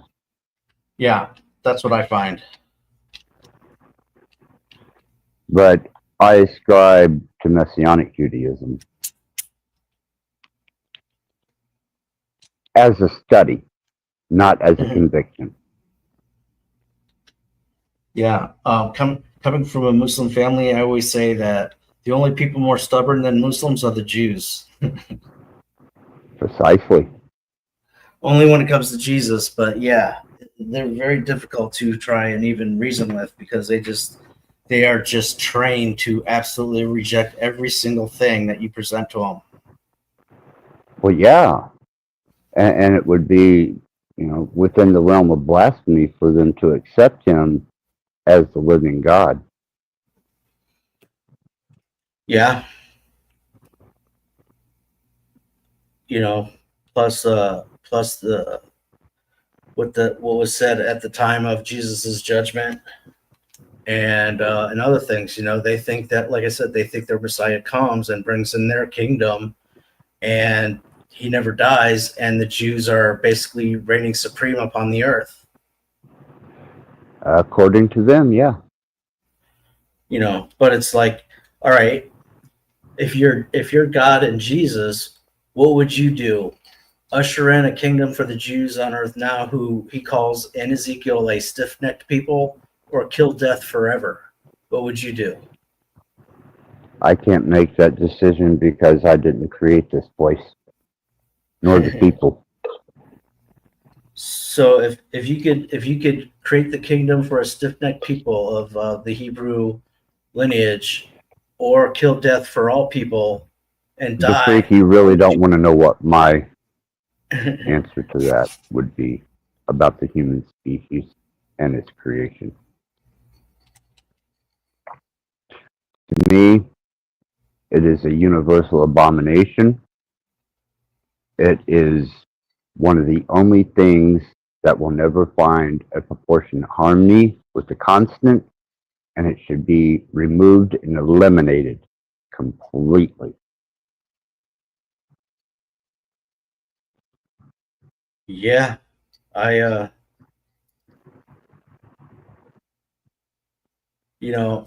not gonna sit here and say, oh, man is whatever this is. I don't have a very high opinion of mankind either, but one of the things I say when I try to evangelize or whatever is I say, hey, Jesus loves you, I don't, because there you go. That's honest. I can accept that. That is honest. According to what you understand as being, the written word of Scripture, you have the right to say that because that's what you're convicted by. But you also have the right not to like somebody. So I can understand that 100%, man. Yeah. But, the cultural church Christians, they, love them, love them, love them. And it's like, well, I don't love them into the kingdom. That's not how I operate. I fucking despise Christians. I truly do. They're not that bad. Bullshit. They're not that bad, but whenever you're dealing with whether it be the Catholic, the Protestant, or any of your westernized King James type ministries, you're either subservient or you're ostracized. Yeah, that's true. And I'm not subservient to them. Yeah. So I'm ostracized. And I'm considered the adversary. Yeah. Yep. That's what I'm saying about the cultural Christians. You know, it's not a spiritual experience. It's a social and emotional experience, and that's where the church went. You know, church went wrong because now it's just a dog and pony show with a little bit of like motivational speaking, and really nothing about Jesus Christ. You know, so much. Well, my personal experiences into spiritual arenas dealing with such things, I speak very rarely, if at all, about, for the fact that they could be bastardized by other people's interpretation.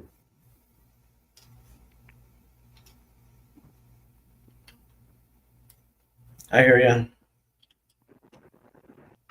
So therefore, I don't allow people to have that measure of me, and I do not cast pearl before swine.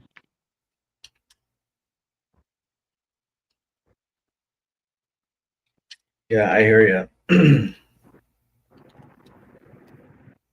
I know exactly what you're talking about. Yep. I had my eye on you for a while, DeFreak.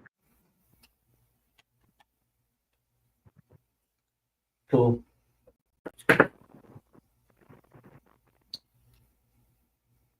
Yeah. Very rarely that you actually meet a learned person.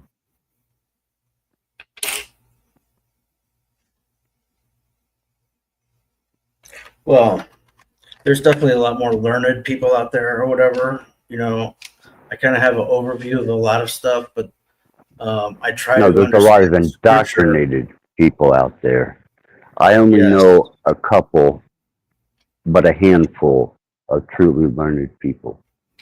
You being one of them, my surrogate dad being another one. You know, I think just having an open mind and being able to consider other perspectives goes a long way.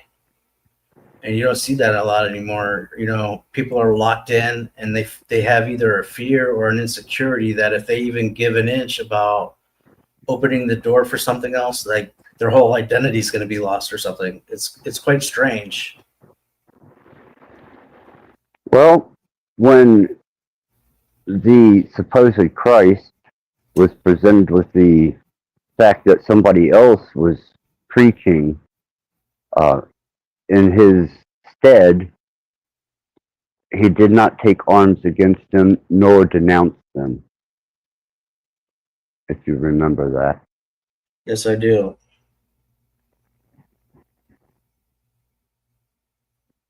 Yep. I can find that scripture if you want. But I Not know the necessary. situation you're talking about. Yeah. Yeah. Well, I want people to hear the parable, and if they want to know, they'll go look. But I'm not spoon feeding anybody. I can appreciate that. That's not my job.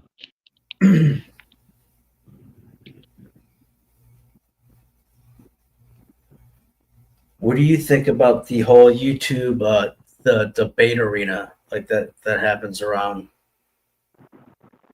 I think it is an absolute massive display of sociology at its best in present day.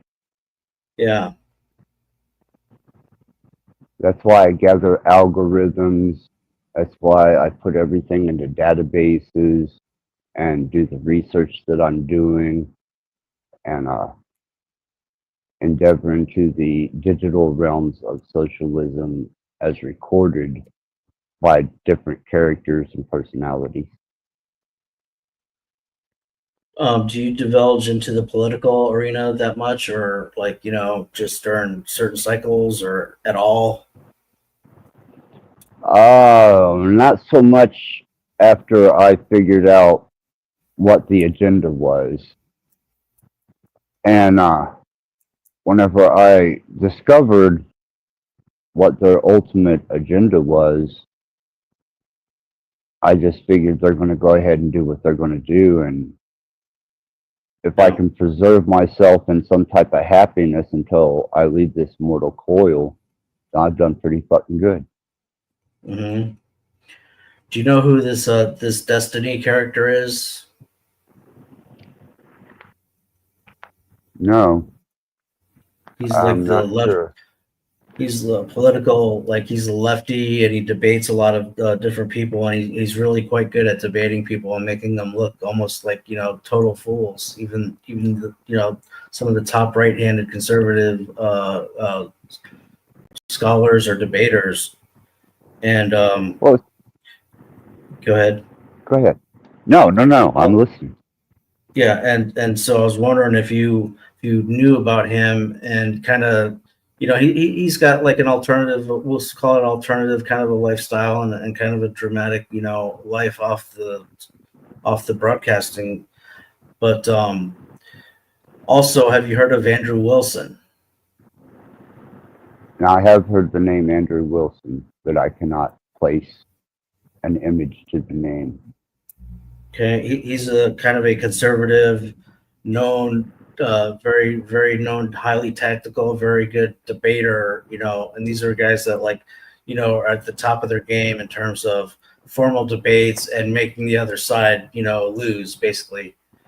And so, these guys have battled before, but recently they still may have different ideology, but they're not battling so much anymore. They're almost like embracing each other. I'll tell you, Mr. Freak, where I stand on that. I am so convicted by my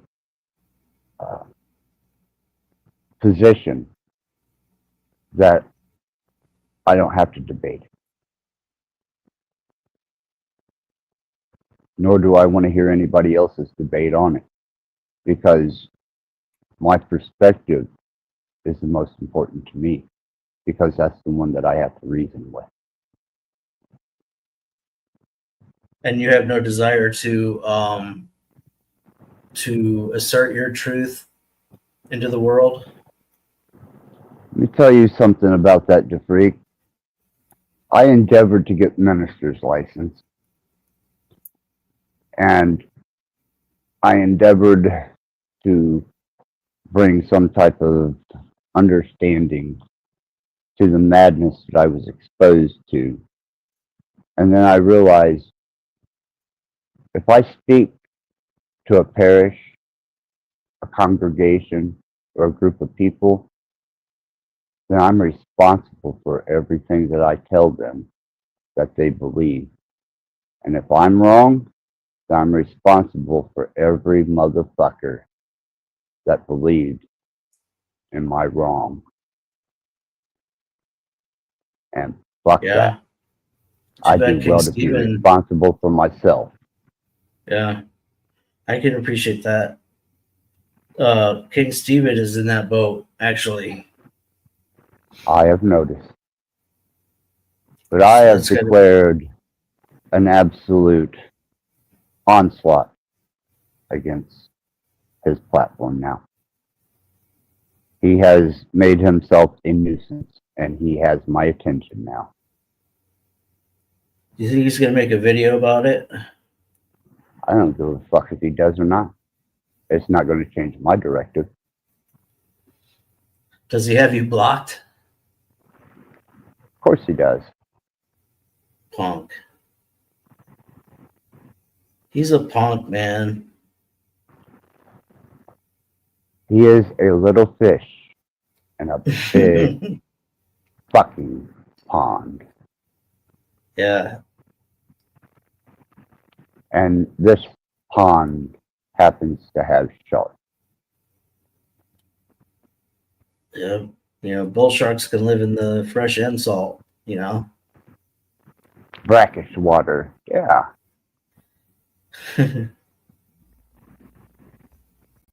Yeah. He likes to cry bully a lot.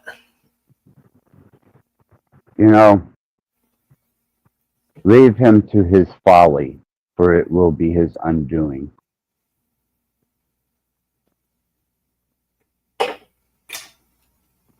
Oh, yeah, he won't talk to me, that's for sure. Yeah, decided Tommy that will I entertain me once in a while, but Steven won't at all. Tommy learned his lesson with me, as well as Pathetic Warrior and several others. Steven will be amongst that rank before it's over with. By his own doing. What did you and Z Zetetic Warrior have? Like, I find the guy quite fascinating and very intelligent, like very intelligent. I think he just got into the wrong sector. But what was your issue with him? We are await news and his horrible display and position on self-demise at one time. Though he has changed his bearings and his perspective and outlook, even his demeanor, and he doesn't wish to relive those moments, I still have them recorded for posterity.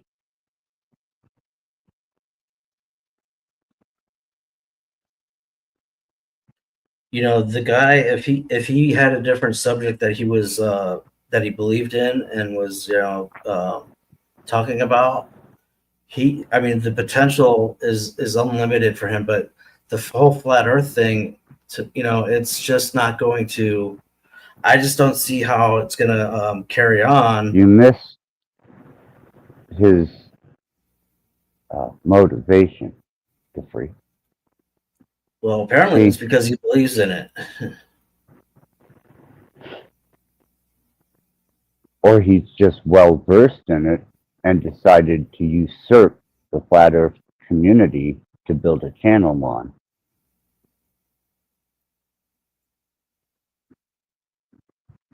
I don't think he'd be in it this long. I don't think he'd be this dedicated into it and talking about it. And you don't know Z's history, do you? What's that? No, I don't. But like I said, I've only talked to him on panel like twice, and he could have embarrassed me. He could have awfully embarrassed me and humiliated me, and he chose not to. So I appreciate him for that. He showed discretion with you. That's cool. I'll let you have your own interactions and opinions of him. Me and Z have been through our dispositions, and our relevancy to each other is non-existent.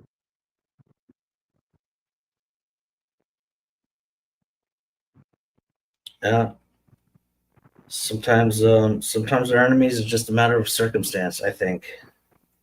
Not an enemy. He's just incircumstantial to me. The same as Ian, the same as London, the same as many characters and faces that have come through this particular neck of the woods in the past 4.5 years.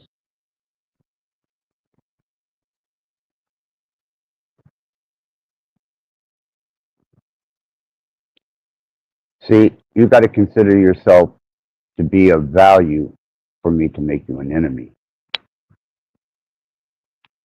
See, I will make a friend because they have value. But an enemy?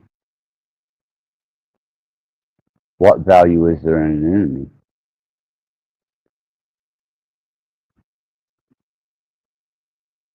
You're incircumstantial at that point.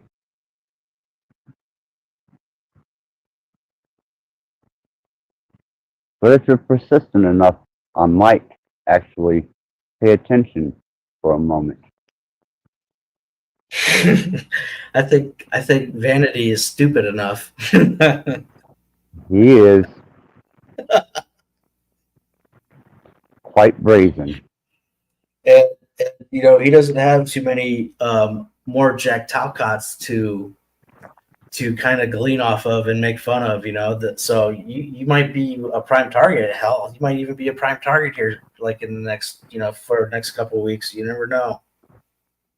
I've been a target on his radar for quite some time now because of my antics. They give him content and he feeds on it like a blood leech. eating rats, claiming to be a demon, Satanism, you know, even the extreme conversations that he couldn't interpret, but seems to analyze silently with his audience on his channel. Did he happen to mention that girl that was here the other day? I'm not sure. I don't tune into his channel anymore. I mean, when he was here this earlier today. No. So he probably, there's a chance he wasn't aware of that person, you know, saying those things. Oh, I'm sure he was aware. He watches me like a hawk. Or a crow. Mm. Yep. Vulture, or buzzard. In a manner of speaking. Yeah, the minute I go live, he's generally the first one here. That tells me everything. And the fact that he can recite posted videos and recent information means that he's paying strict attention. Mm-hmm. You know what's funny though is like Tommy and him kind of have a thing, you know, where they feed off of each other a little bit, and Tommy will backstage that punk like nothing, and Steven still kisses his ass. Because they're both desperate. Desperate people do desperate things and will endure desperate situations and hardships that only the desperate will endure. Yeah. Anyhow, I don't want to make this a big gossip session, so I think I'll just I'm gonna get a refill of my drink real quick, and I'm gonna be right back. Sure, we got a guest coming up. Okay, cool.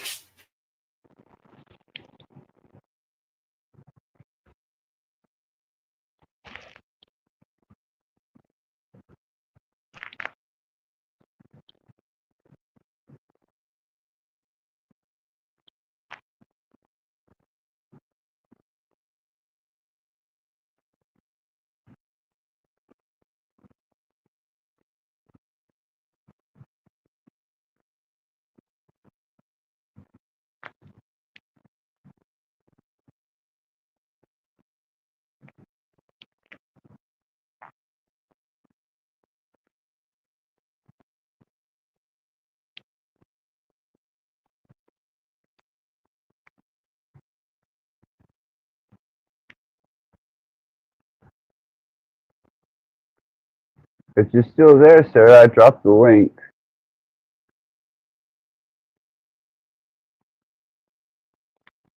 There you are. Now I see you. Okay. Welcome back. Thank you for having me back. Of Leon course. stopped by so I had to hop off for a minute and catch up. I understand. Priorities. Your audio is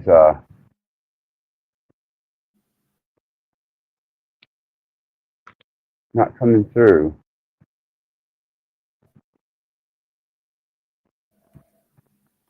Are you muted or? There you go. I hope not. Okay. I It hope might have not. been me. Might have been on my end. It's No, I was just gonna say that your conversation went somewhere that I completely respect how you turned it back around on track. How, everybody's got their certain belief on things, and you shouldn't have to go to the debate era. Like, if you know something that there ain't nobody else gonna change how you feel about that knowing. It's just all there is to it. Yeah, I didn't live this long to be unsure about myself. And damn it, you done built 2 effing empires, and you're not gonna have that destroyed again, damn it. Thus, I exercise wisdom and restraint. And discernment. Yeah, I suppose there's a little discernment there. Sure. You'll have to forgive the little, I promise I'm not trying to be. You'll have to, little entertain. This is little Miss Piggy, and you'll see why here shortly. You're absolutely fine. You're being as real and as genuine as more than most guests are. Believe me. Nachi, shh, you're gonna wake up Mom. Quit.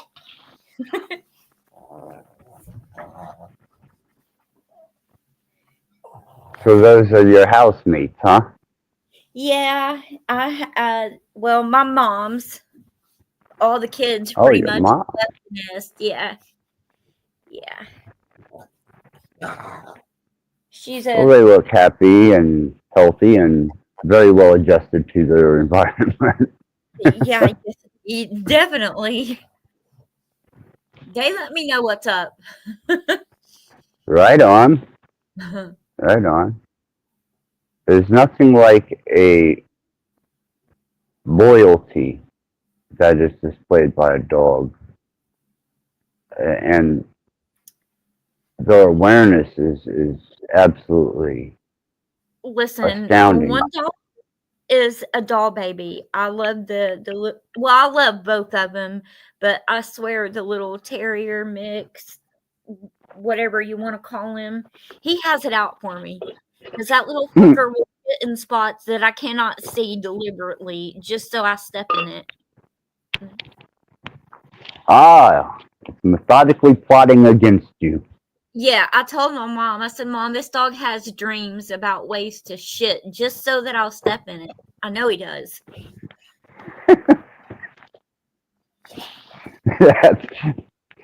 That's pretty bad. That is a very spiteful animal, man.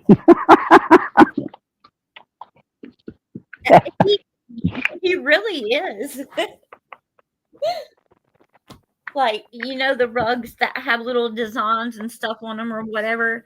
I swear he shits in the dark spot just so I don't see it and will step in it. That's why I stick to rats and snakes. They're much easier to maintain.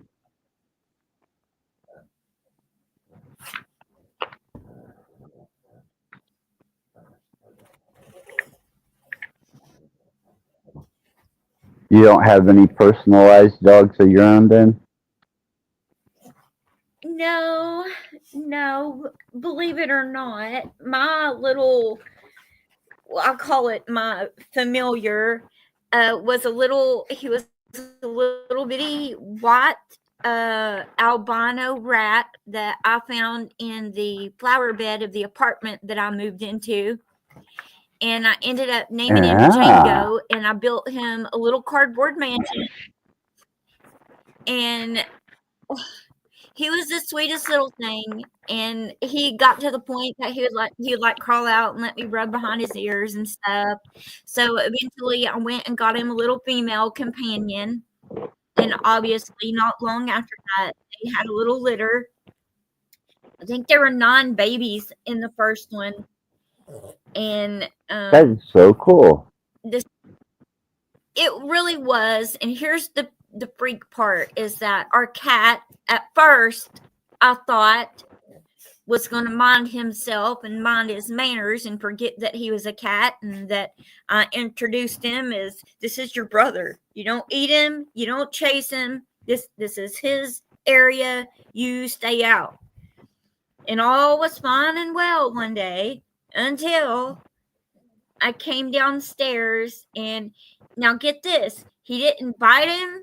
There was no blood anywhere. He literally played with him, but it scared him to death, obviously.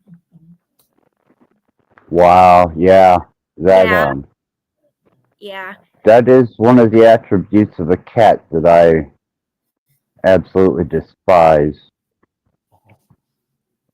You know, a dog will play it was like ball fetch or yeah, it's like that he knew that he was eventually going to kill him, but he didn't want to eat him. He just wanted to play with him and toy around with him. yeah, a lot of cats that are kept outside around the farms where I was growing up would drag dead shit to the fucking door. Oh yeah, they want you to see it. Like, oh, look what I did. And it's like, oh my god, he bit his head off this time. Ooh, ooh, gross. Yeah, birds, mice, all kinds of vermin. It just, I don't know, man. Cats' personalities are really, really weird. I've always thought, like, they really have a reincarnate attribute. Most of them, I think, because they really do have their own personality. All animals do, I guess, in a way, but cats are dicks. Yeah, I haven't had very good experiences with cats in my life. Just don't trust them. Do not trust a fucking cat, man. Yeah. Will not sleep in the same room with one.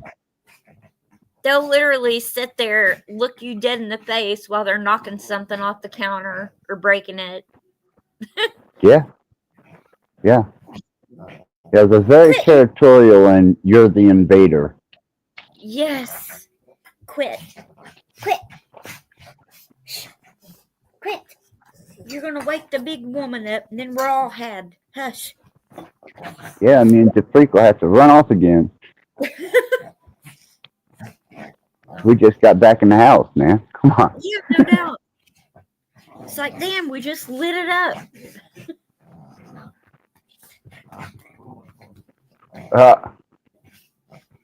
No says he's a cat, but he howls at the moon. Fools and tools.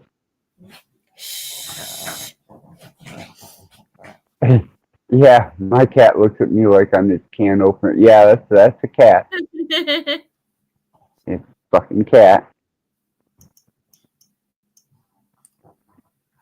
I got this rat here finally trained, about as good as I did my hairless, and I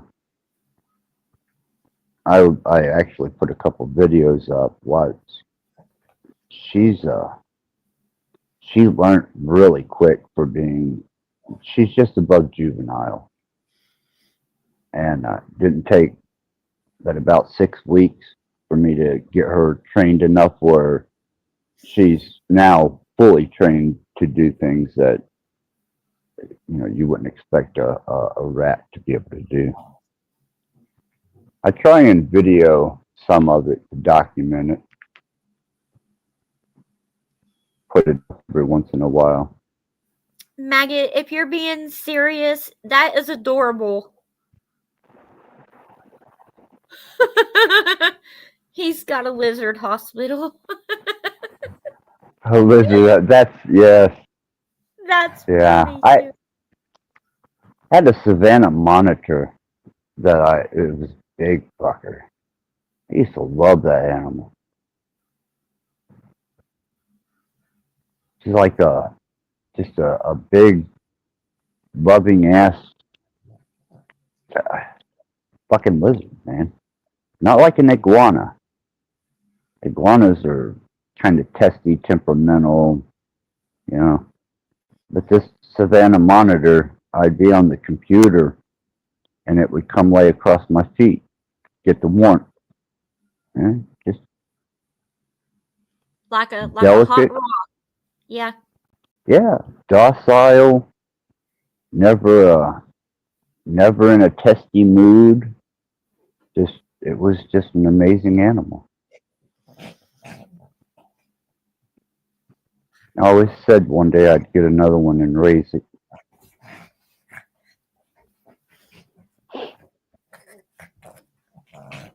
Archie, hush. You're getting too loud now. Quit. Wolf and Tools apparently has an indigenous one from her brother's house living amongst them. Wow. Wow.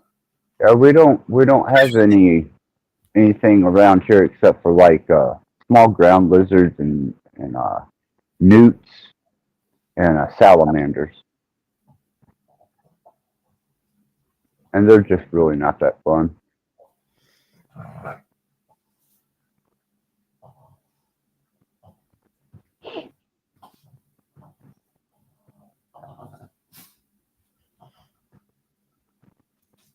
Do you ever, or have you ever done much with reptiles?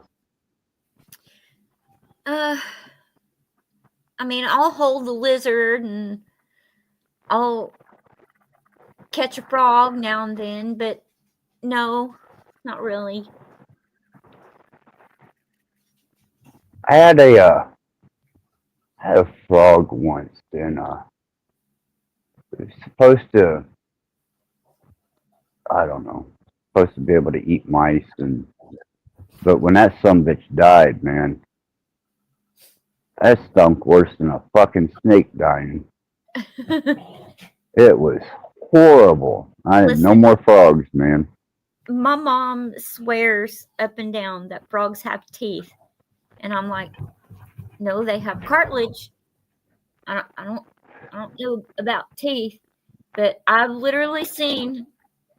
This is no joke. She damn near wrecked a riding lawnmower because Oh, she ran shit. over a frog. That's how afraid of him she is.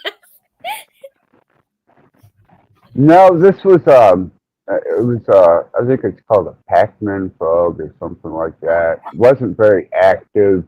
It's supposed to get fairly good size. Supposed to be entertaining. It was not. It didn't live a very voluptuous life, and it stunk to high hell when it died. No more frogs. And turtles are just kind of, I don't know. If you had to have an animal that really just had no personality much to it at all, a fucking turtle. I had an alligator snapper, and its personality was just pure aggressive. I've had many turtles creep up into the yard or whatever, and I will keep them long enough to paint their shell and put a good couple clear coats on them and turn them loose. Sarah's been here. Clear coat that. Yeah.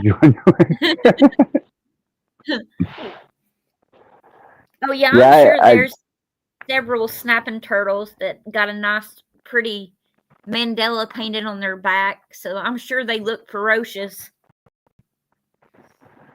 Oh fuck! Some kids see that. That'd be horrible.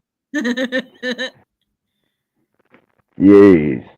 Or glow in the dark paint. That was my favorite. I always did glow in the dark paint on their back.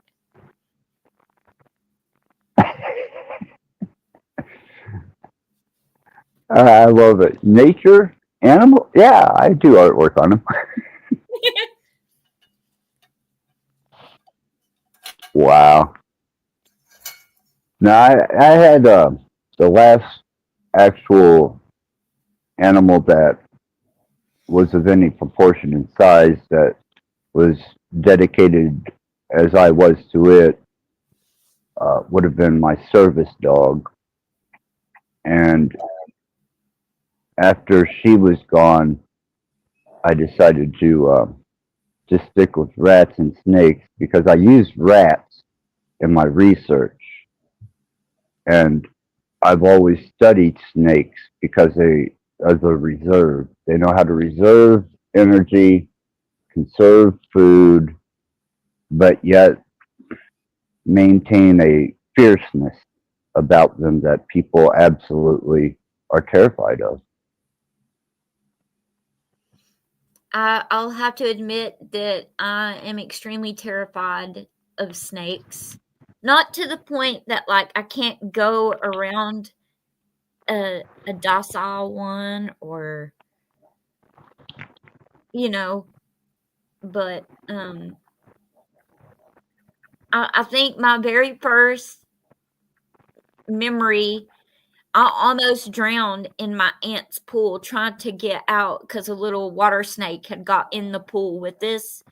And I literally almost drowned myself and my sister trying to get away from this little baby water snake. And I don't know where it came from. I don't know where the fear came from. I've held on to it my entire life. I still have a fear of snakes. Like I've never held one, not ever. Don't intend to.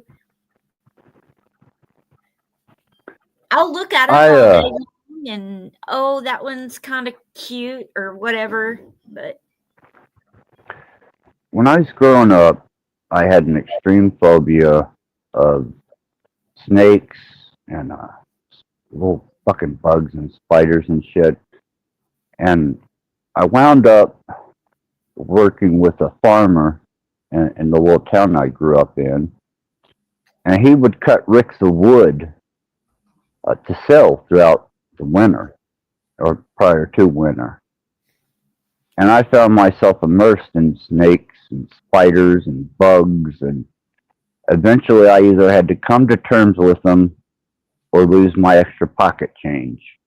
And I had a cigarette habit and I enjoyed some rare earth buttage, and that financed it. And I was too young to have a real job, so I knew either it was get over this shit or quit smoking altogether. And he worked at Brown Forman Distillery, so my alcohol was always free. He had just fucking bottles after bottles of fucking booze, beer. I don't know if they gave it to him or just that it was a perk for working for Brown Forman Brewery or what that was, but Christ almighty, it made my childhood much easier. Yeah, I'm literally 10 days in cold turkey, quit smoking cigarettes, and it's been interesting. You have great willpower to do such. I have no intention to quit smoking. I don't know what you call it. I don't know where it came from. Something bit me in the ass one night, and I was like, you know what? Fuck, I'm gonna quit smoking. And I, as a matter of fact, I walk past the pack every day. There's still there's only 3 cigarettes taken out of the pack, and I just go about my business. Nope. I have given up entirely too many vices and indulgences to relinquish my cigarettes. Granted, I have been on Suboxone for like 9 years, but really, yep. that's a long time to be on Suboxone. It really is. It really is. Yeah. And I'm getting ready. I go April the 17th to get the rest of my teeth removed, and gonna try to get dentures. Well, I don't have any great advice for you there other than it sucks. It really fucking sucks. Yeah. Yeah. Just man, that's something that you just have to muscle through. Right now. Yeah, if it wasn't for the fact that I had plenty of pharmaceutical opioids, I would have probably gnawed my own head off just to get away from the pain. It was horrible. Nachi, will you be quiet? Hush. That's I had very angular roots. Apparently, the roots of my teeth had grown around the jawbone, and they had to crack the teeth into portions. I had 27 of them removed at one time, and I couldn't stand toothaches. They were a good means to getting narcotics, but the pain of the toothache is just something that's damn near unbearable. That and a yeah, migraine. yeah. I always said that like I can tolerate a lot of things, but if I'm to the point that I'm holding my head in the spot to let something come out of my mouth, where usually something comes out of my ass, I'm deathly ill when I'm puking sick. Yeah, I've had migraines that have caused a horrible stomach reaction. I've had infected And teeth. no, oh yeah, that's like right now. When I go in April, I have I think there's 9 on the bottom, 4 of those above the gum line. The rest are all broke off at the gum line. I only have Damn. 1 on top that is still above the gum line. The rest are like this other 6 on top or under the gum line broke off. And the Yeah, majority they'll have of my to. issues are a byproduct of taking the medicine, but like I'll I've tell you. on a lot with the medicine already. Like I've been on one a day, and I think after this surgery, after I get done through the surgery, I'm gonna try to start getting off of that one. I was chewing Avenza, which is a time release morphine, and I would crunch the little tablets up, and it would hit you all at once. And I wound up chewing on them fucking Avenzas until it actually pitted my back teeth. And fuck, man, I still, Avenza's cool with me, but I had no idea it was just going to demolish my fucking teeth. Right. And the big pharma doesn't tell people either till it's like way, way too late. Right? Because I had good set of teeth until I started chewing that Avenza, and I had enough of it throughout a span of time that I was able to pit my own fucking teeth chewing on that shit. But it was better than, mainlining. Yeah. I think No had asked earlier if I called, I think he asked if I called my dog Nachikita. No, her name's Nacho, but I call her Nachi. She's a little Chihuahua. We call her Queen Nachi. Yeah, I imagine by now Nachikita is pretty much fed up with the fact that he had to come back to the States. That poor guy's been through hell and back since he's been here.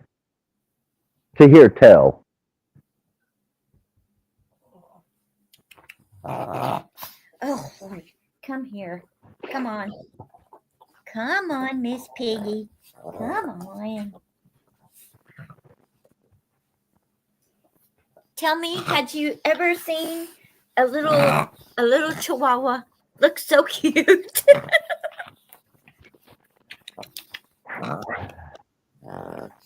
I haven't had a Chihuahua since I was a little young boy.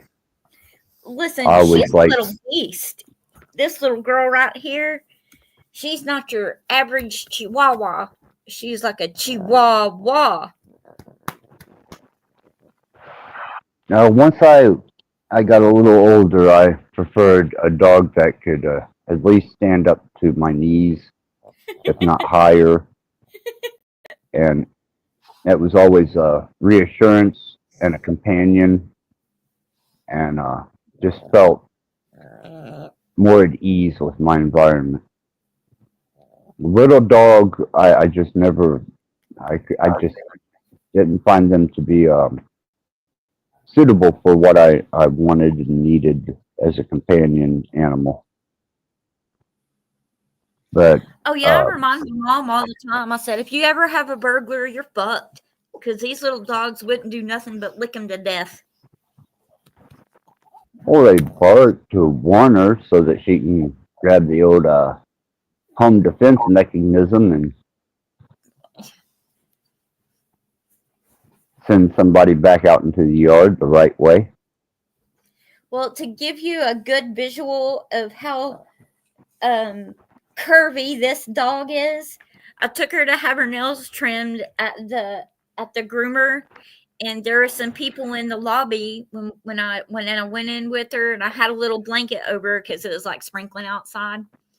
And when she gets anxious or worked up, she starts snorting, and one of the ladies in the lobby is like, "Oh my God, she's got a baby pig. Can I see her?"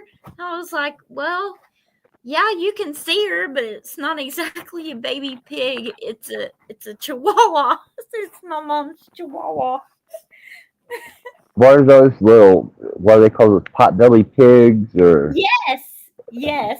There you go. ah, That's what she is. That's what she is.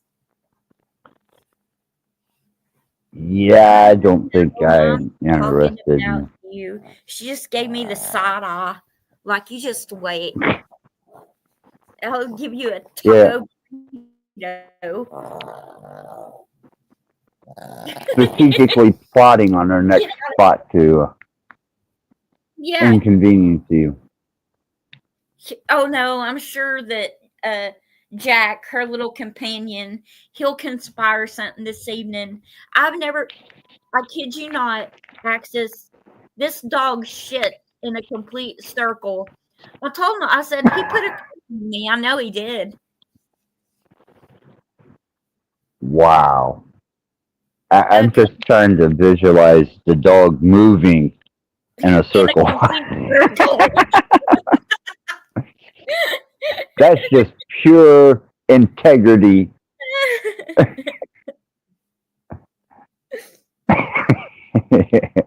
Not only have you pissed me off, but you got me thinking in circles about it now. So you're fucked. Oh man.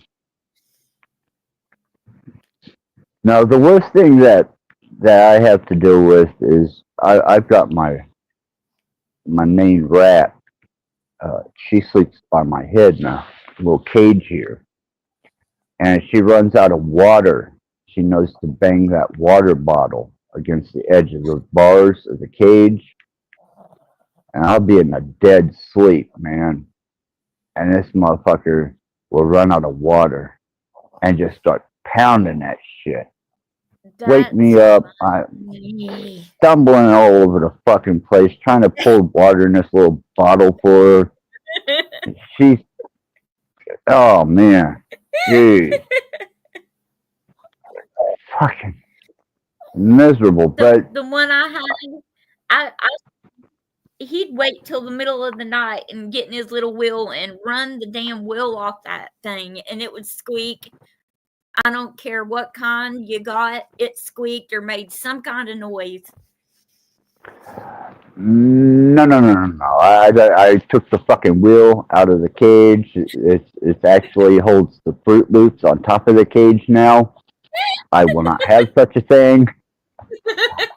I'll play popsicle stick with the rat to allow it to get some exercise, or I leave the cage door open most of the time. Oh Lord. And but no fucking wheels, man. It's bad enough when I hear her nibbling and chawing away, and then when she oh man, yeah. And I give her a Fruit Loop, and No, she gets a sugar rush, bouncing no off the said that. fucking cage. No said it's kind of a spinning back wheelie maneuver, like a re-poo circle.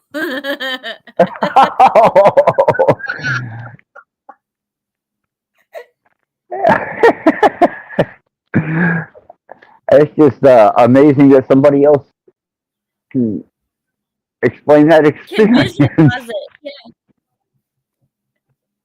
Wow. I don't know, man.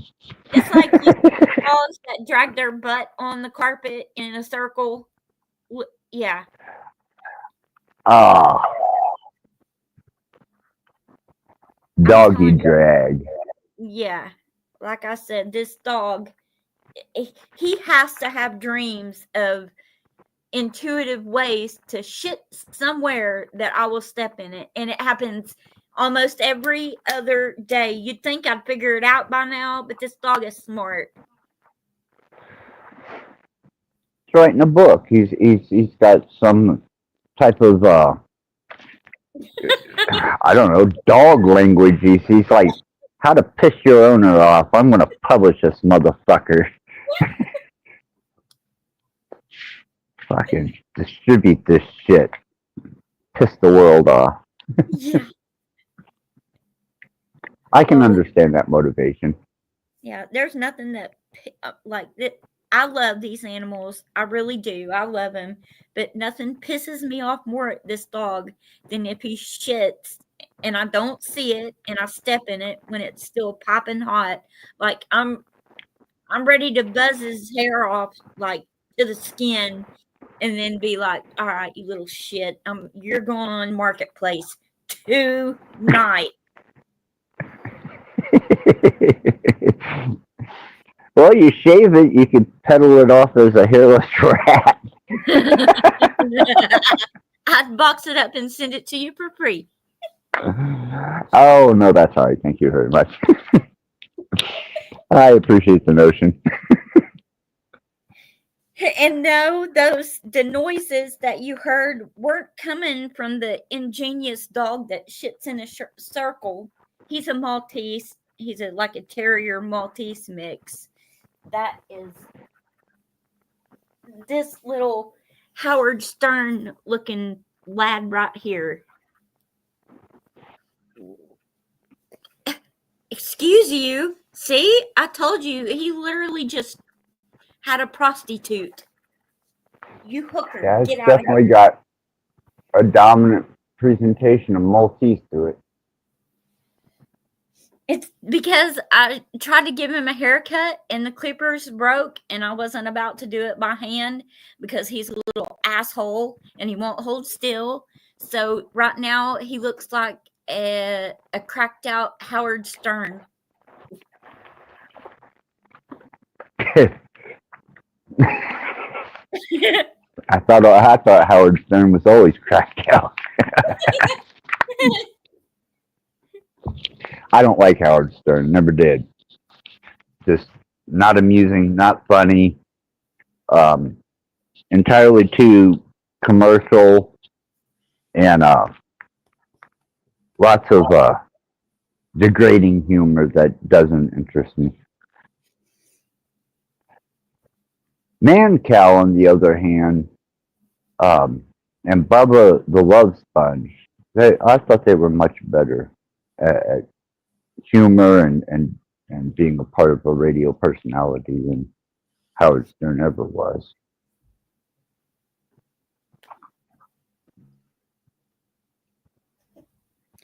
I was trying to read in the chat because Fools and Tools. Which dog are you referring to? The white one or the Chihuahua?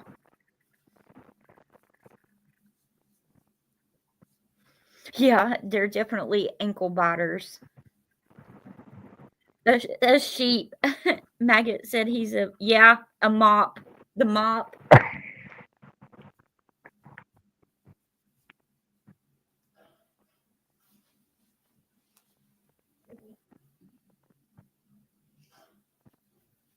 Yeah, since that Maggot and Fools and Tools are absolutely on this.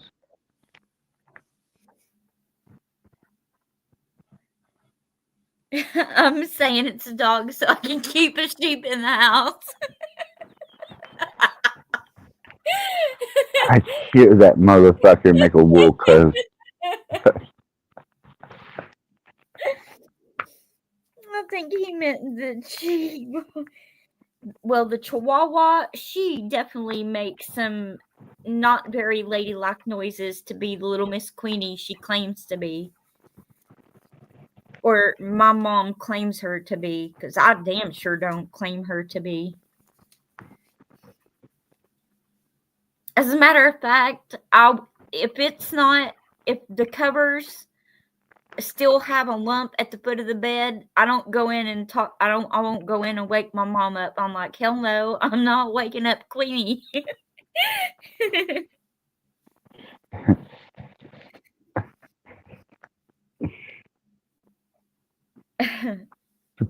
That's pretty bad. Don't wake that fucking dog up. Some bitches just got to sleep, man. I give them a break. Hopeless alarm dogs. Yeah, it's bad when the humans don't want to wake the dog up. Right? Yeah, that's owners of certain dogs, like my mom always kept a little fucking ankle biting bastard around, and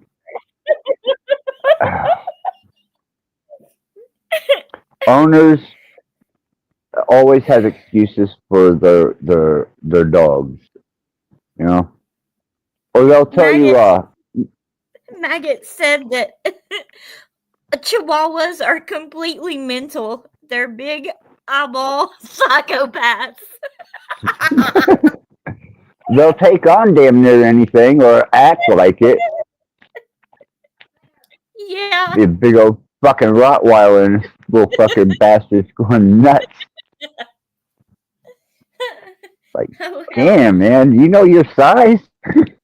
I woke Mama Bear up. She caught me in here defaming her dog. Uh-oh.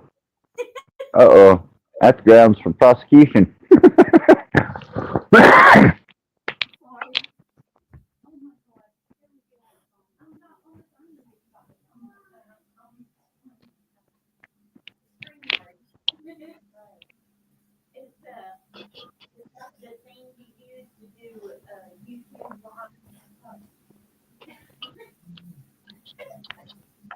I'm defaming your damn dog.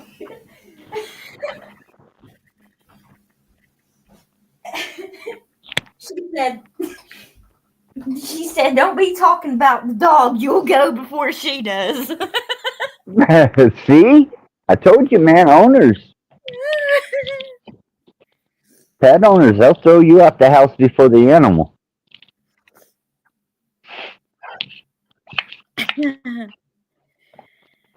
Oh, Lord.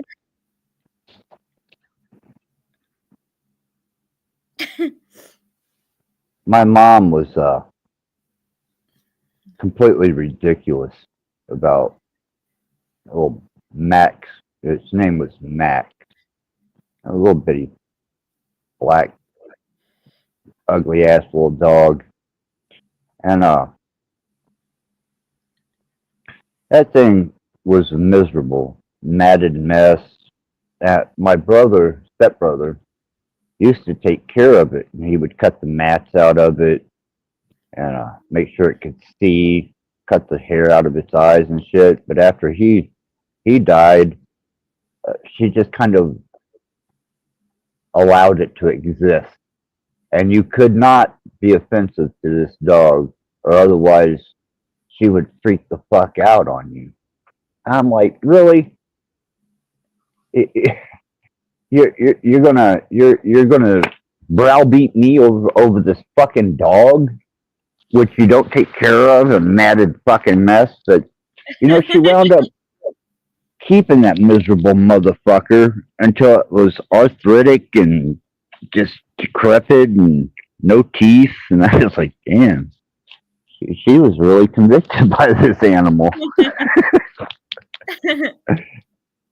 I believe that's the only thing she truly ever loved. My daughter and her husband have this red bone hunting dog. He's the sweetest dog, but I swear he's touched. He's definitely touched by something, because this dog ate, when he was a puppy, now he ate a whole bottle of melatonin.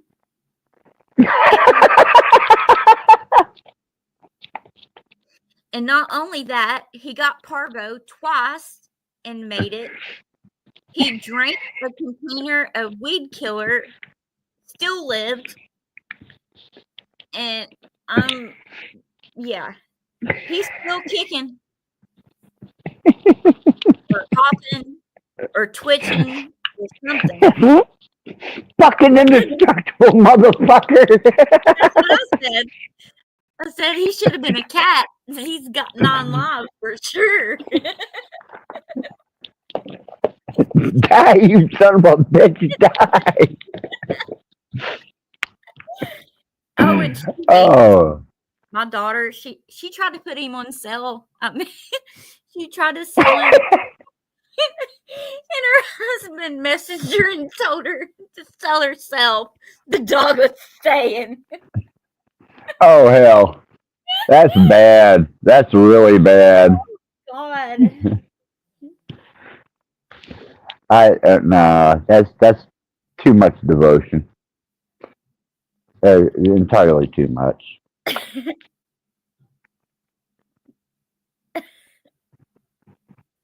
Rasputin the second, right? Gregory Rasputin. Poison it, stab it, drown it, cut its head off, bury it, the son bitch still comes back. I'm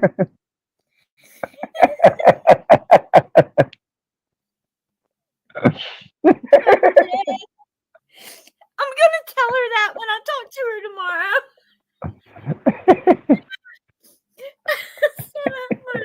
A new name for that dumbass dog of yours. Start playing Rasputin.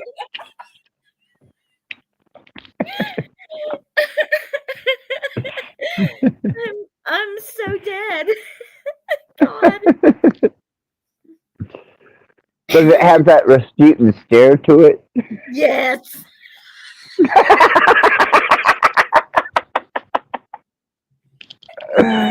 Oh, shit.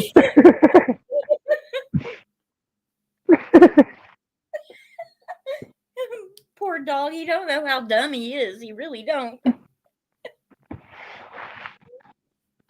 And what's funny is she's got this huge baby gate that's, I mean, it's a good, well, I'm not very tall. I'm like 5'3", and I have to stand on a box and then step over and onto something and then get down. And this dog can clear the gate in a hop, like a Mexican jumping bean. Boing!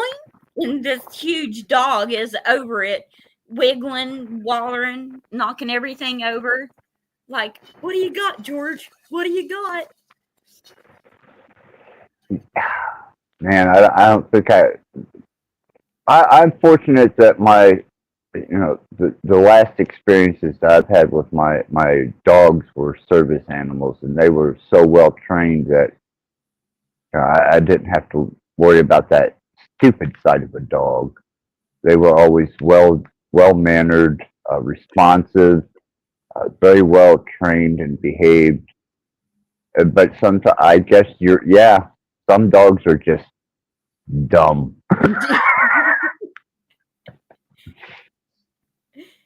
It's like, you know, I forget the name of it might even be the actual name of it, the Dumb Ways to Die theme. Dumb Ways to Die. And that's what I start singing when I see this dog. Only it will not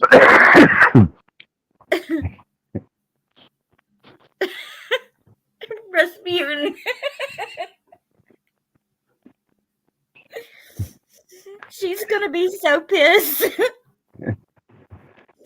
And I can't wait to tell my son-in-law because he's gonna be more pissed.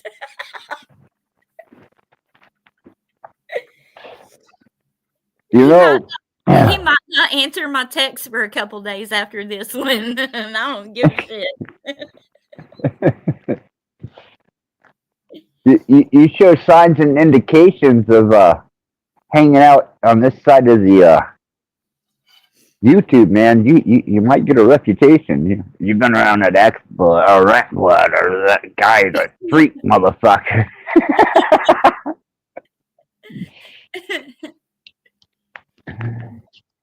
Join the soup. Come on in. The water's fine.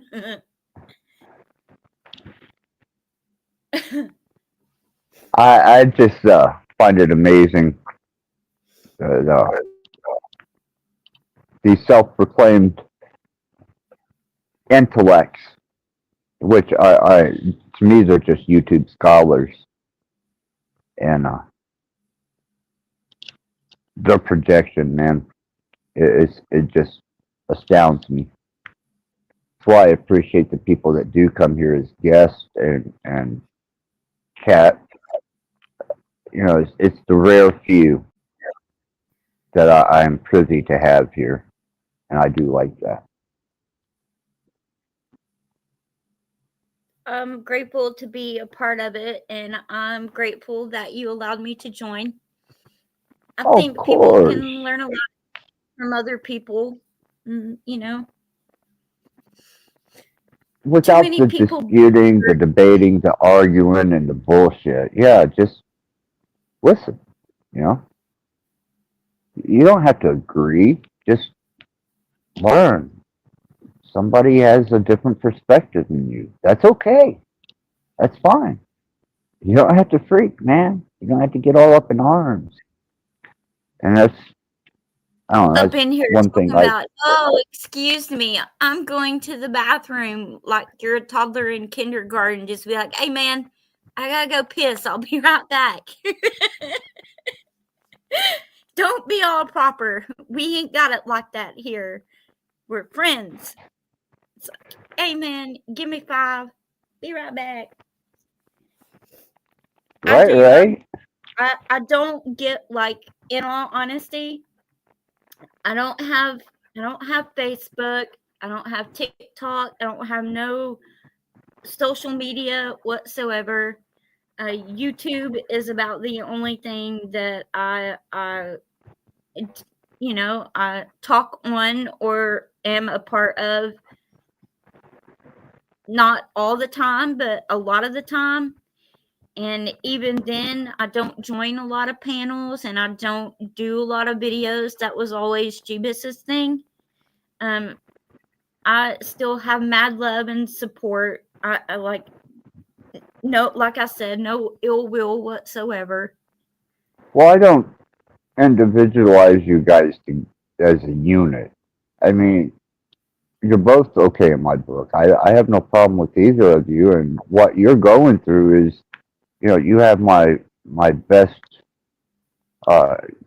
wishes for your outcome, but don't think that because of Jeebus that I would not have the same interaction with him that I would with you, or you that I would with him. You guys are completely not at all. Yeah, you're individuals.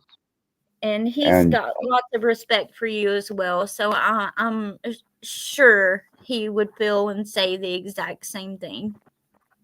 Yeah, I'm not going to, you know, just because of your guys' indifference isn't my indifference. You know, I still look at you both equally.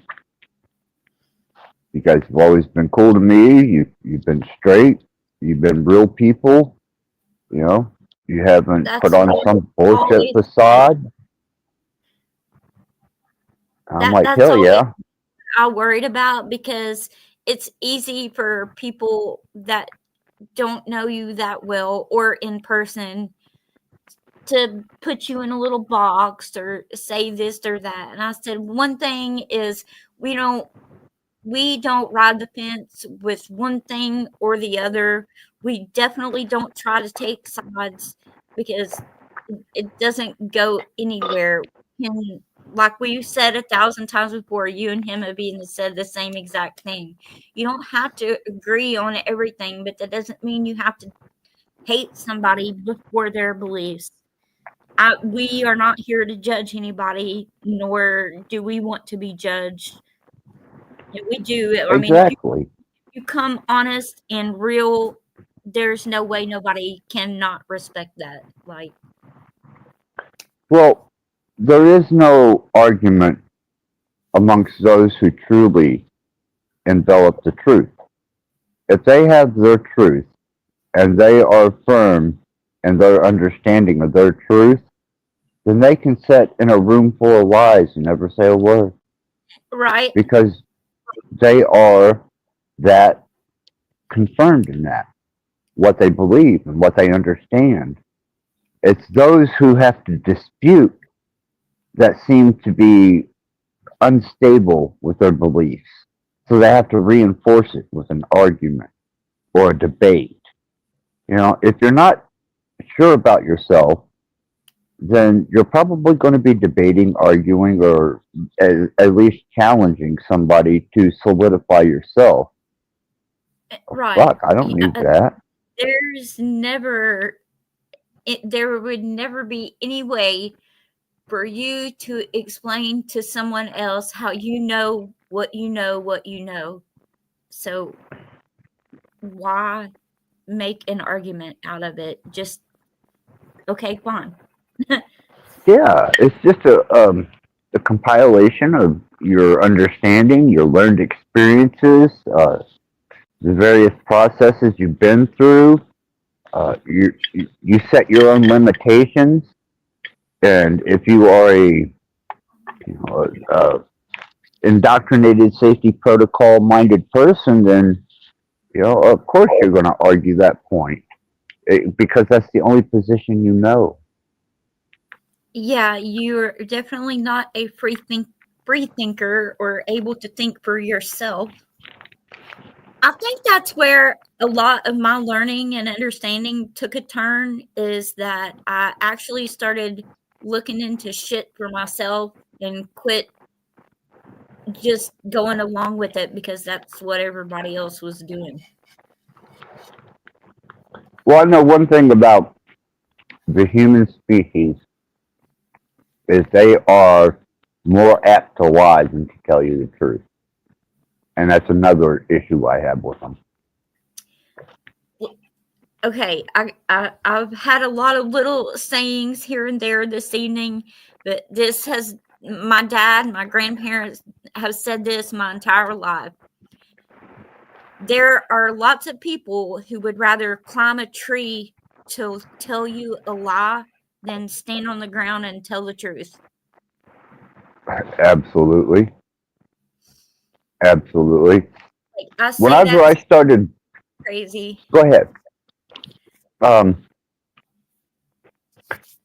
When I started observing the nature of a lie and people's insatiable and inherent need to do such, I had to study the substance of words and what they meant and what you were saying. And I found that a lie has no substance. It may have a reflection of something, but it has nothing of substance. So I thought, man, It's why would distorted every time.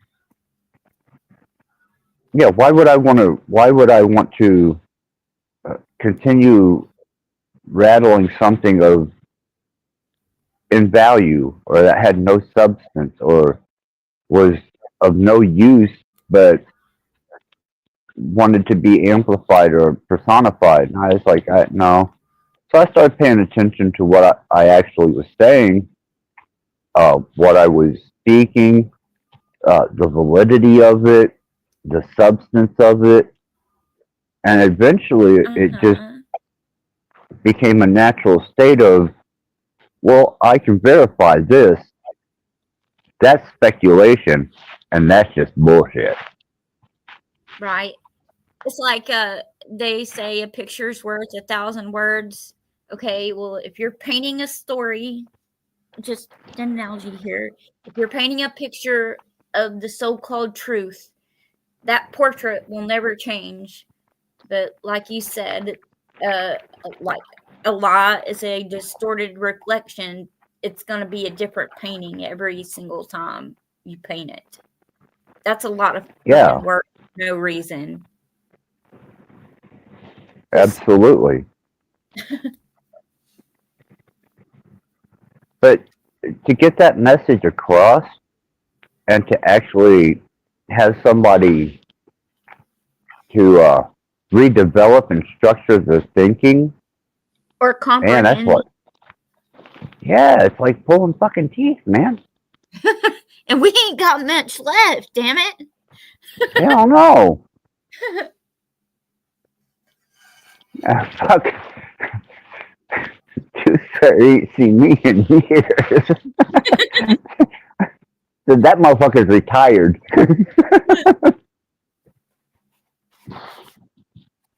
No more quarters. I think I've laughed more this evening than I have in a long time. Like, I actually had a side stitch earlier.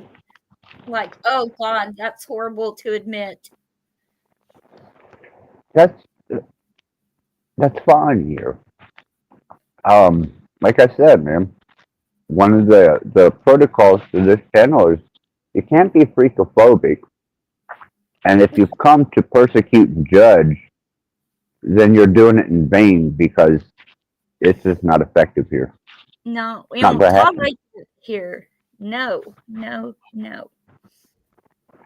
You know, there's been people that have come and gone on this channel, but the ones that have come and gone are generally the ones that have tried to implement their idealism as a definite, or haven't been willing to listen to others and evolve in the conversation.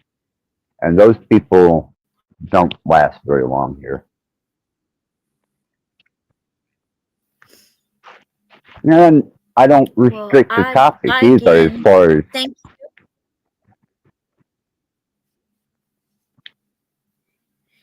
Yep, it's been a long minute since I've been on here. Like I just got through telling Jeebus the other day, like I want to do a not really a farewell video per se, but we're definitely going to do an update on. I know you were around in the beginning of what eventually started our YouTube in the first, like all the shit that we were going through.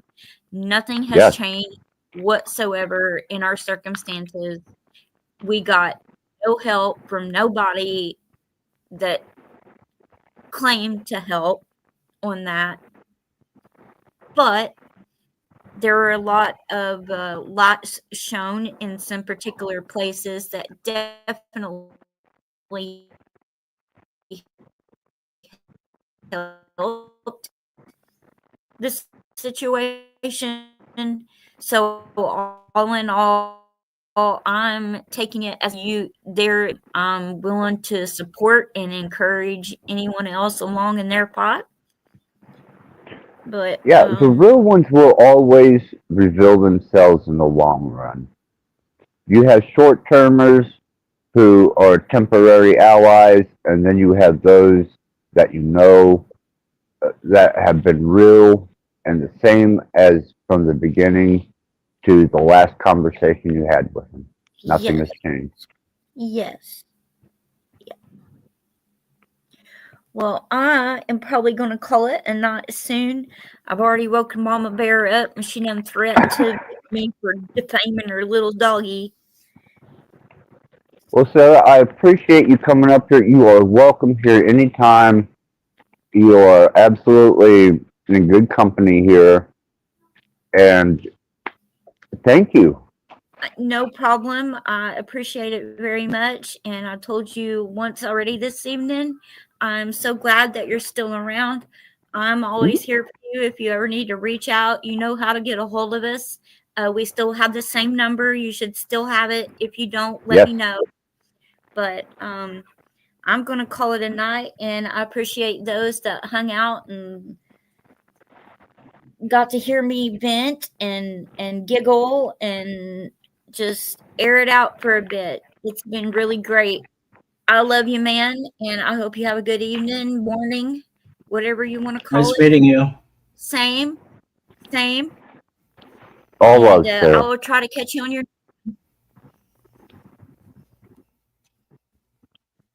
Have a good one. Good night. She's starting to robot on me. I don't know if that's just Yeah, me or- she's roboting a little bit. Thank you, Sarah, and you're always welcome. Yeah, they're good, genuine, down to earth people, man. That just they don't mean any harm, man. They're just good, genuine people, and they try and stand up for what they believe in, and I can respect that totally. Definitely. Always sucks going through a breakup, but she seems to be all right. Yeah,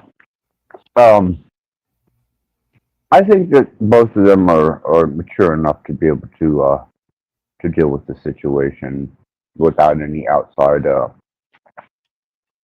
guidance or necessary unnecessary intervention. Either way, they just want to be accepted for who they are, and that's cool. I promote that, and I promote the hell out of that. Be who you are, because if you're not genuine with me, and you're not genuine with yourself or anybody else in this panel or chat or that's lurking. We got to kind of set an example. I would say that probably, from my experience dealing with different YouTubers behind the scenes, I'm going to say 90% of them are disingenuous. They are putting on a type of facade. They have a personal agenda, or they have some type of need, or something causes them to almost use it as a release for their own shortcomings, and they disguise the actual root of who they are. And I'm serious when I say about 90%, because I've talked to several platform operators behind the scenes, and what they truly think and what they say, man, you'd be really disappointed. Yeah, I can see that. You got a lot of these police auditor, sovereign citizen, whatever people who kind of cropped up a little bit. I would say like late in that game and saturated that genre to the point where they had to kind of out crazy themselves, and they started getting in trouble.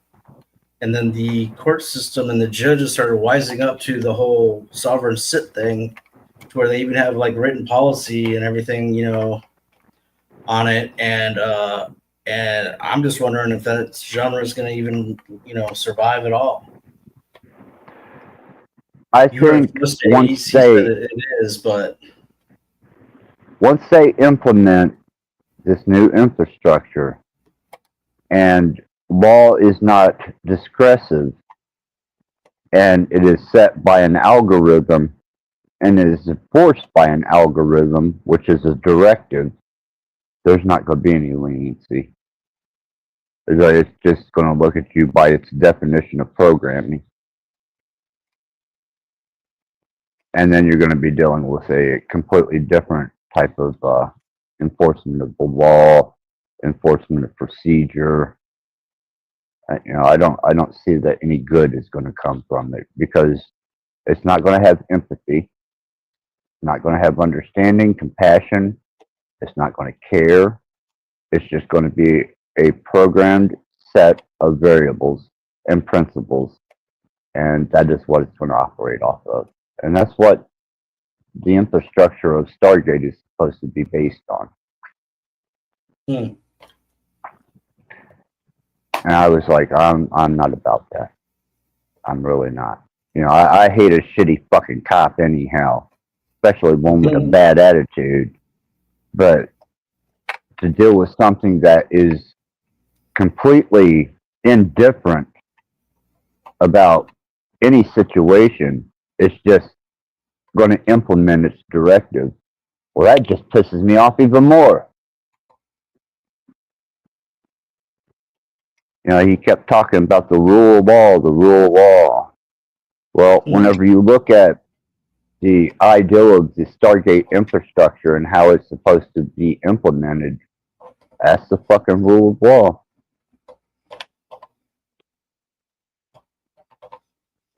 yeah, I mean, you're talking about something like RoboCop, except on the internet. No, I'm talking in real time, real life. That's what he's wanting to develop. You need to look into the Stargate infrastructure program.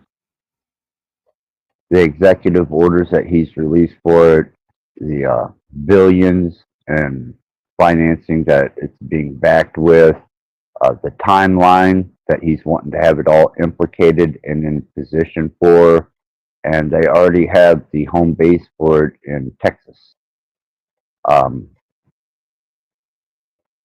I can't remember, Amarillo or something like that. Somewhere there in Texas, but all the information's there on the Stargate infrastructure. And it's just unappealing to anybody that has any type of human conditioning to them outside of stringent, defined guidelines and nothing left to variable or even empathy. Just stringent as hell. And I also know the inner side of the fundamentals that were on the Georgia Guidestones. And there's a reason those got blown up and removed. So nobody will remember.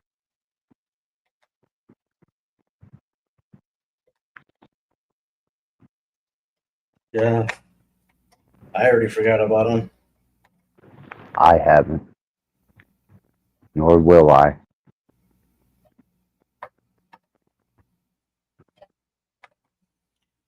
Set the directive and the narrative.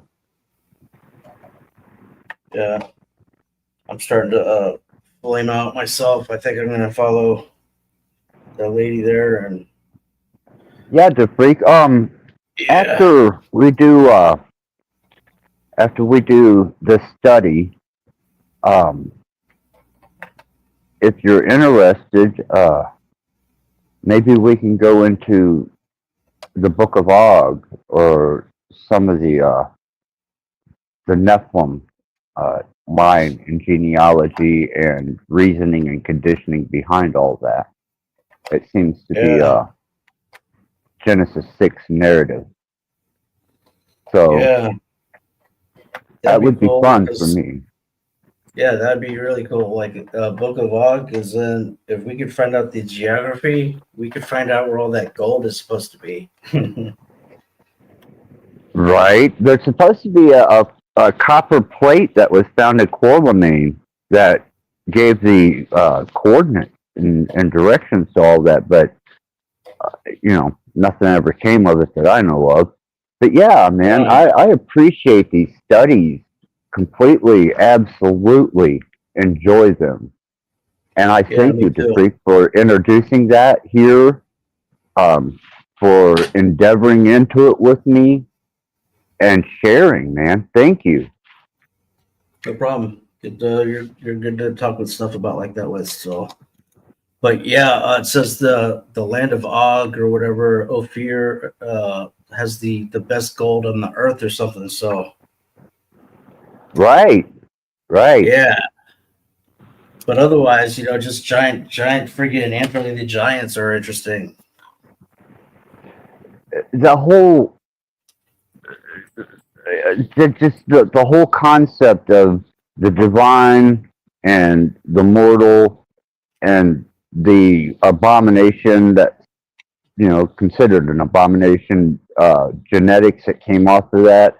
I mean, it's a fascinating and massive dive into genetics, genealogy, just complete disregard for universal law, uh, a plan that was laid out that led into all the children of the Nephilim being destroyed by great war within themselves, and then the finalization by the cataclysm. So, yeah, it would be a great study. But I want to get through this book here first and solidify it and make sure that these streams stay up for anybody who wants to endeavor on it. And then we can continue forward, man. I have no problem with that. Yeah. So basically, chapter 5, you got Adam and Eve, getting redeemed and loved by God, and forgiven and everything else. And then we start getting into Cain and Abel and the backstory there, which there actually is a lot. It talks about, why Cain didn't receive the blessing, and he goes and travels the earth kind of on his own and tries to find, secrets of the darkness, which is basically nighttime, and has a hard time about it, and the family tries to reel him back in, and it goes really in depth, and so I really like it, that kind of stuff. So anyhow, very, very cool, very cool. The freak, thank you, man. It's always a pleasure talking to you, brother. Thank you. All right, everyone. I think I'm going to call it a show. Everyone in the chat, thank you for your participation, your patience, your understanding. Thank you for being you. I mean, you make this a worthwhile endeavor. It's always off the cuff experience. And I couldn't ask for a better group of people to be here. I appreciate every one of you. And to my panelists, always appreciate it. And endeavor. Move forward in your thinking and develop. And on that, all love. Thank you, everyone. It's been a wonderful show. Axis out.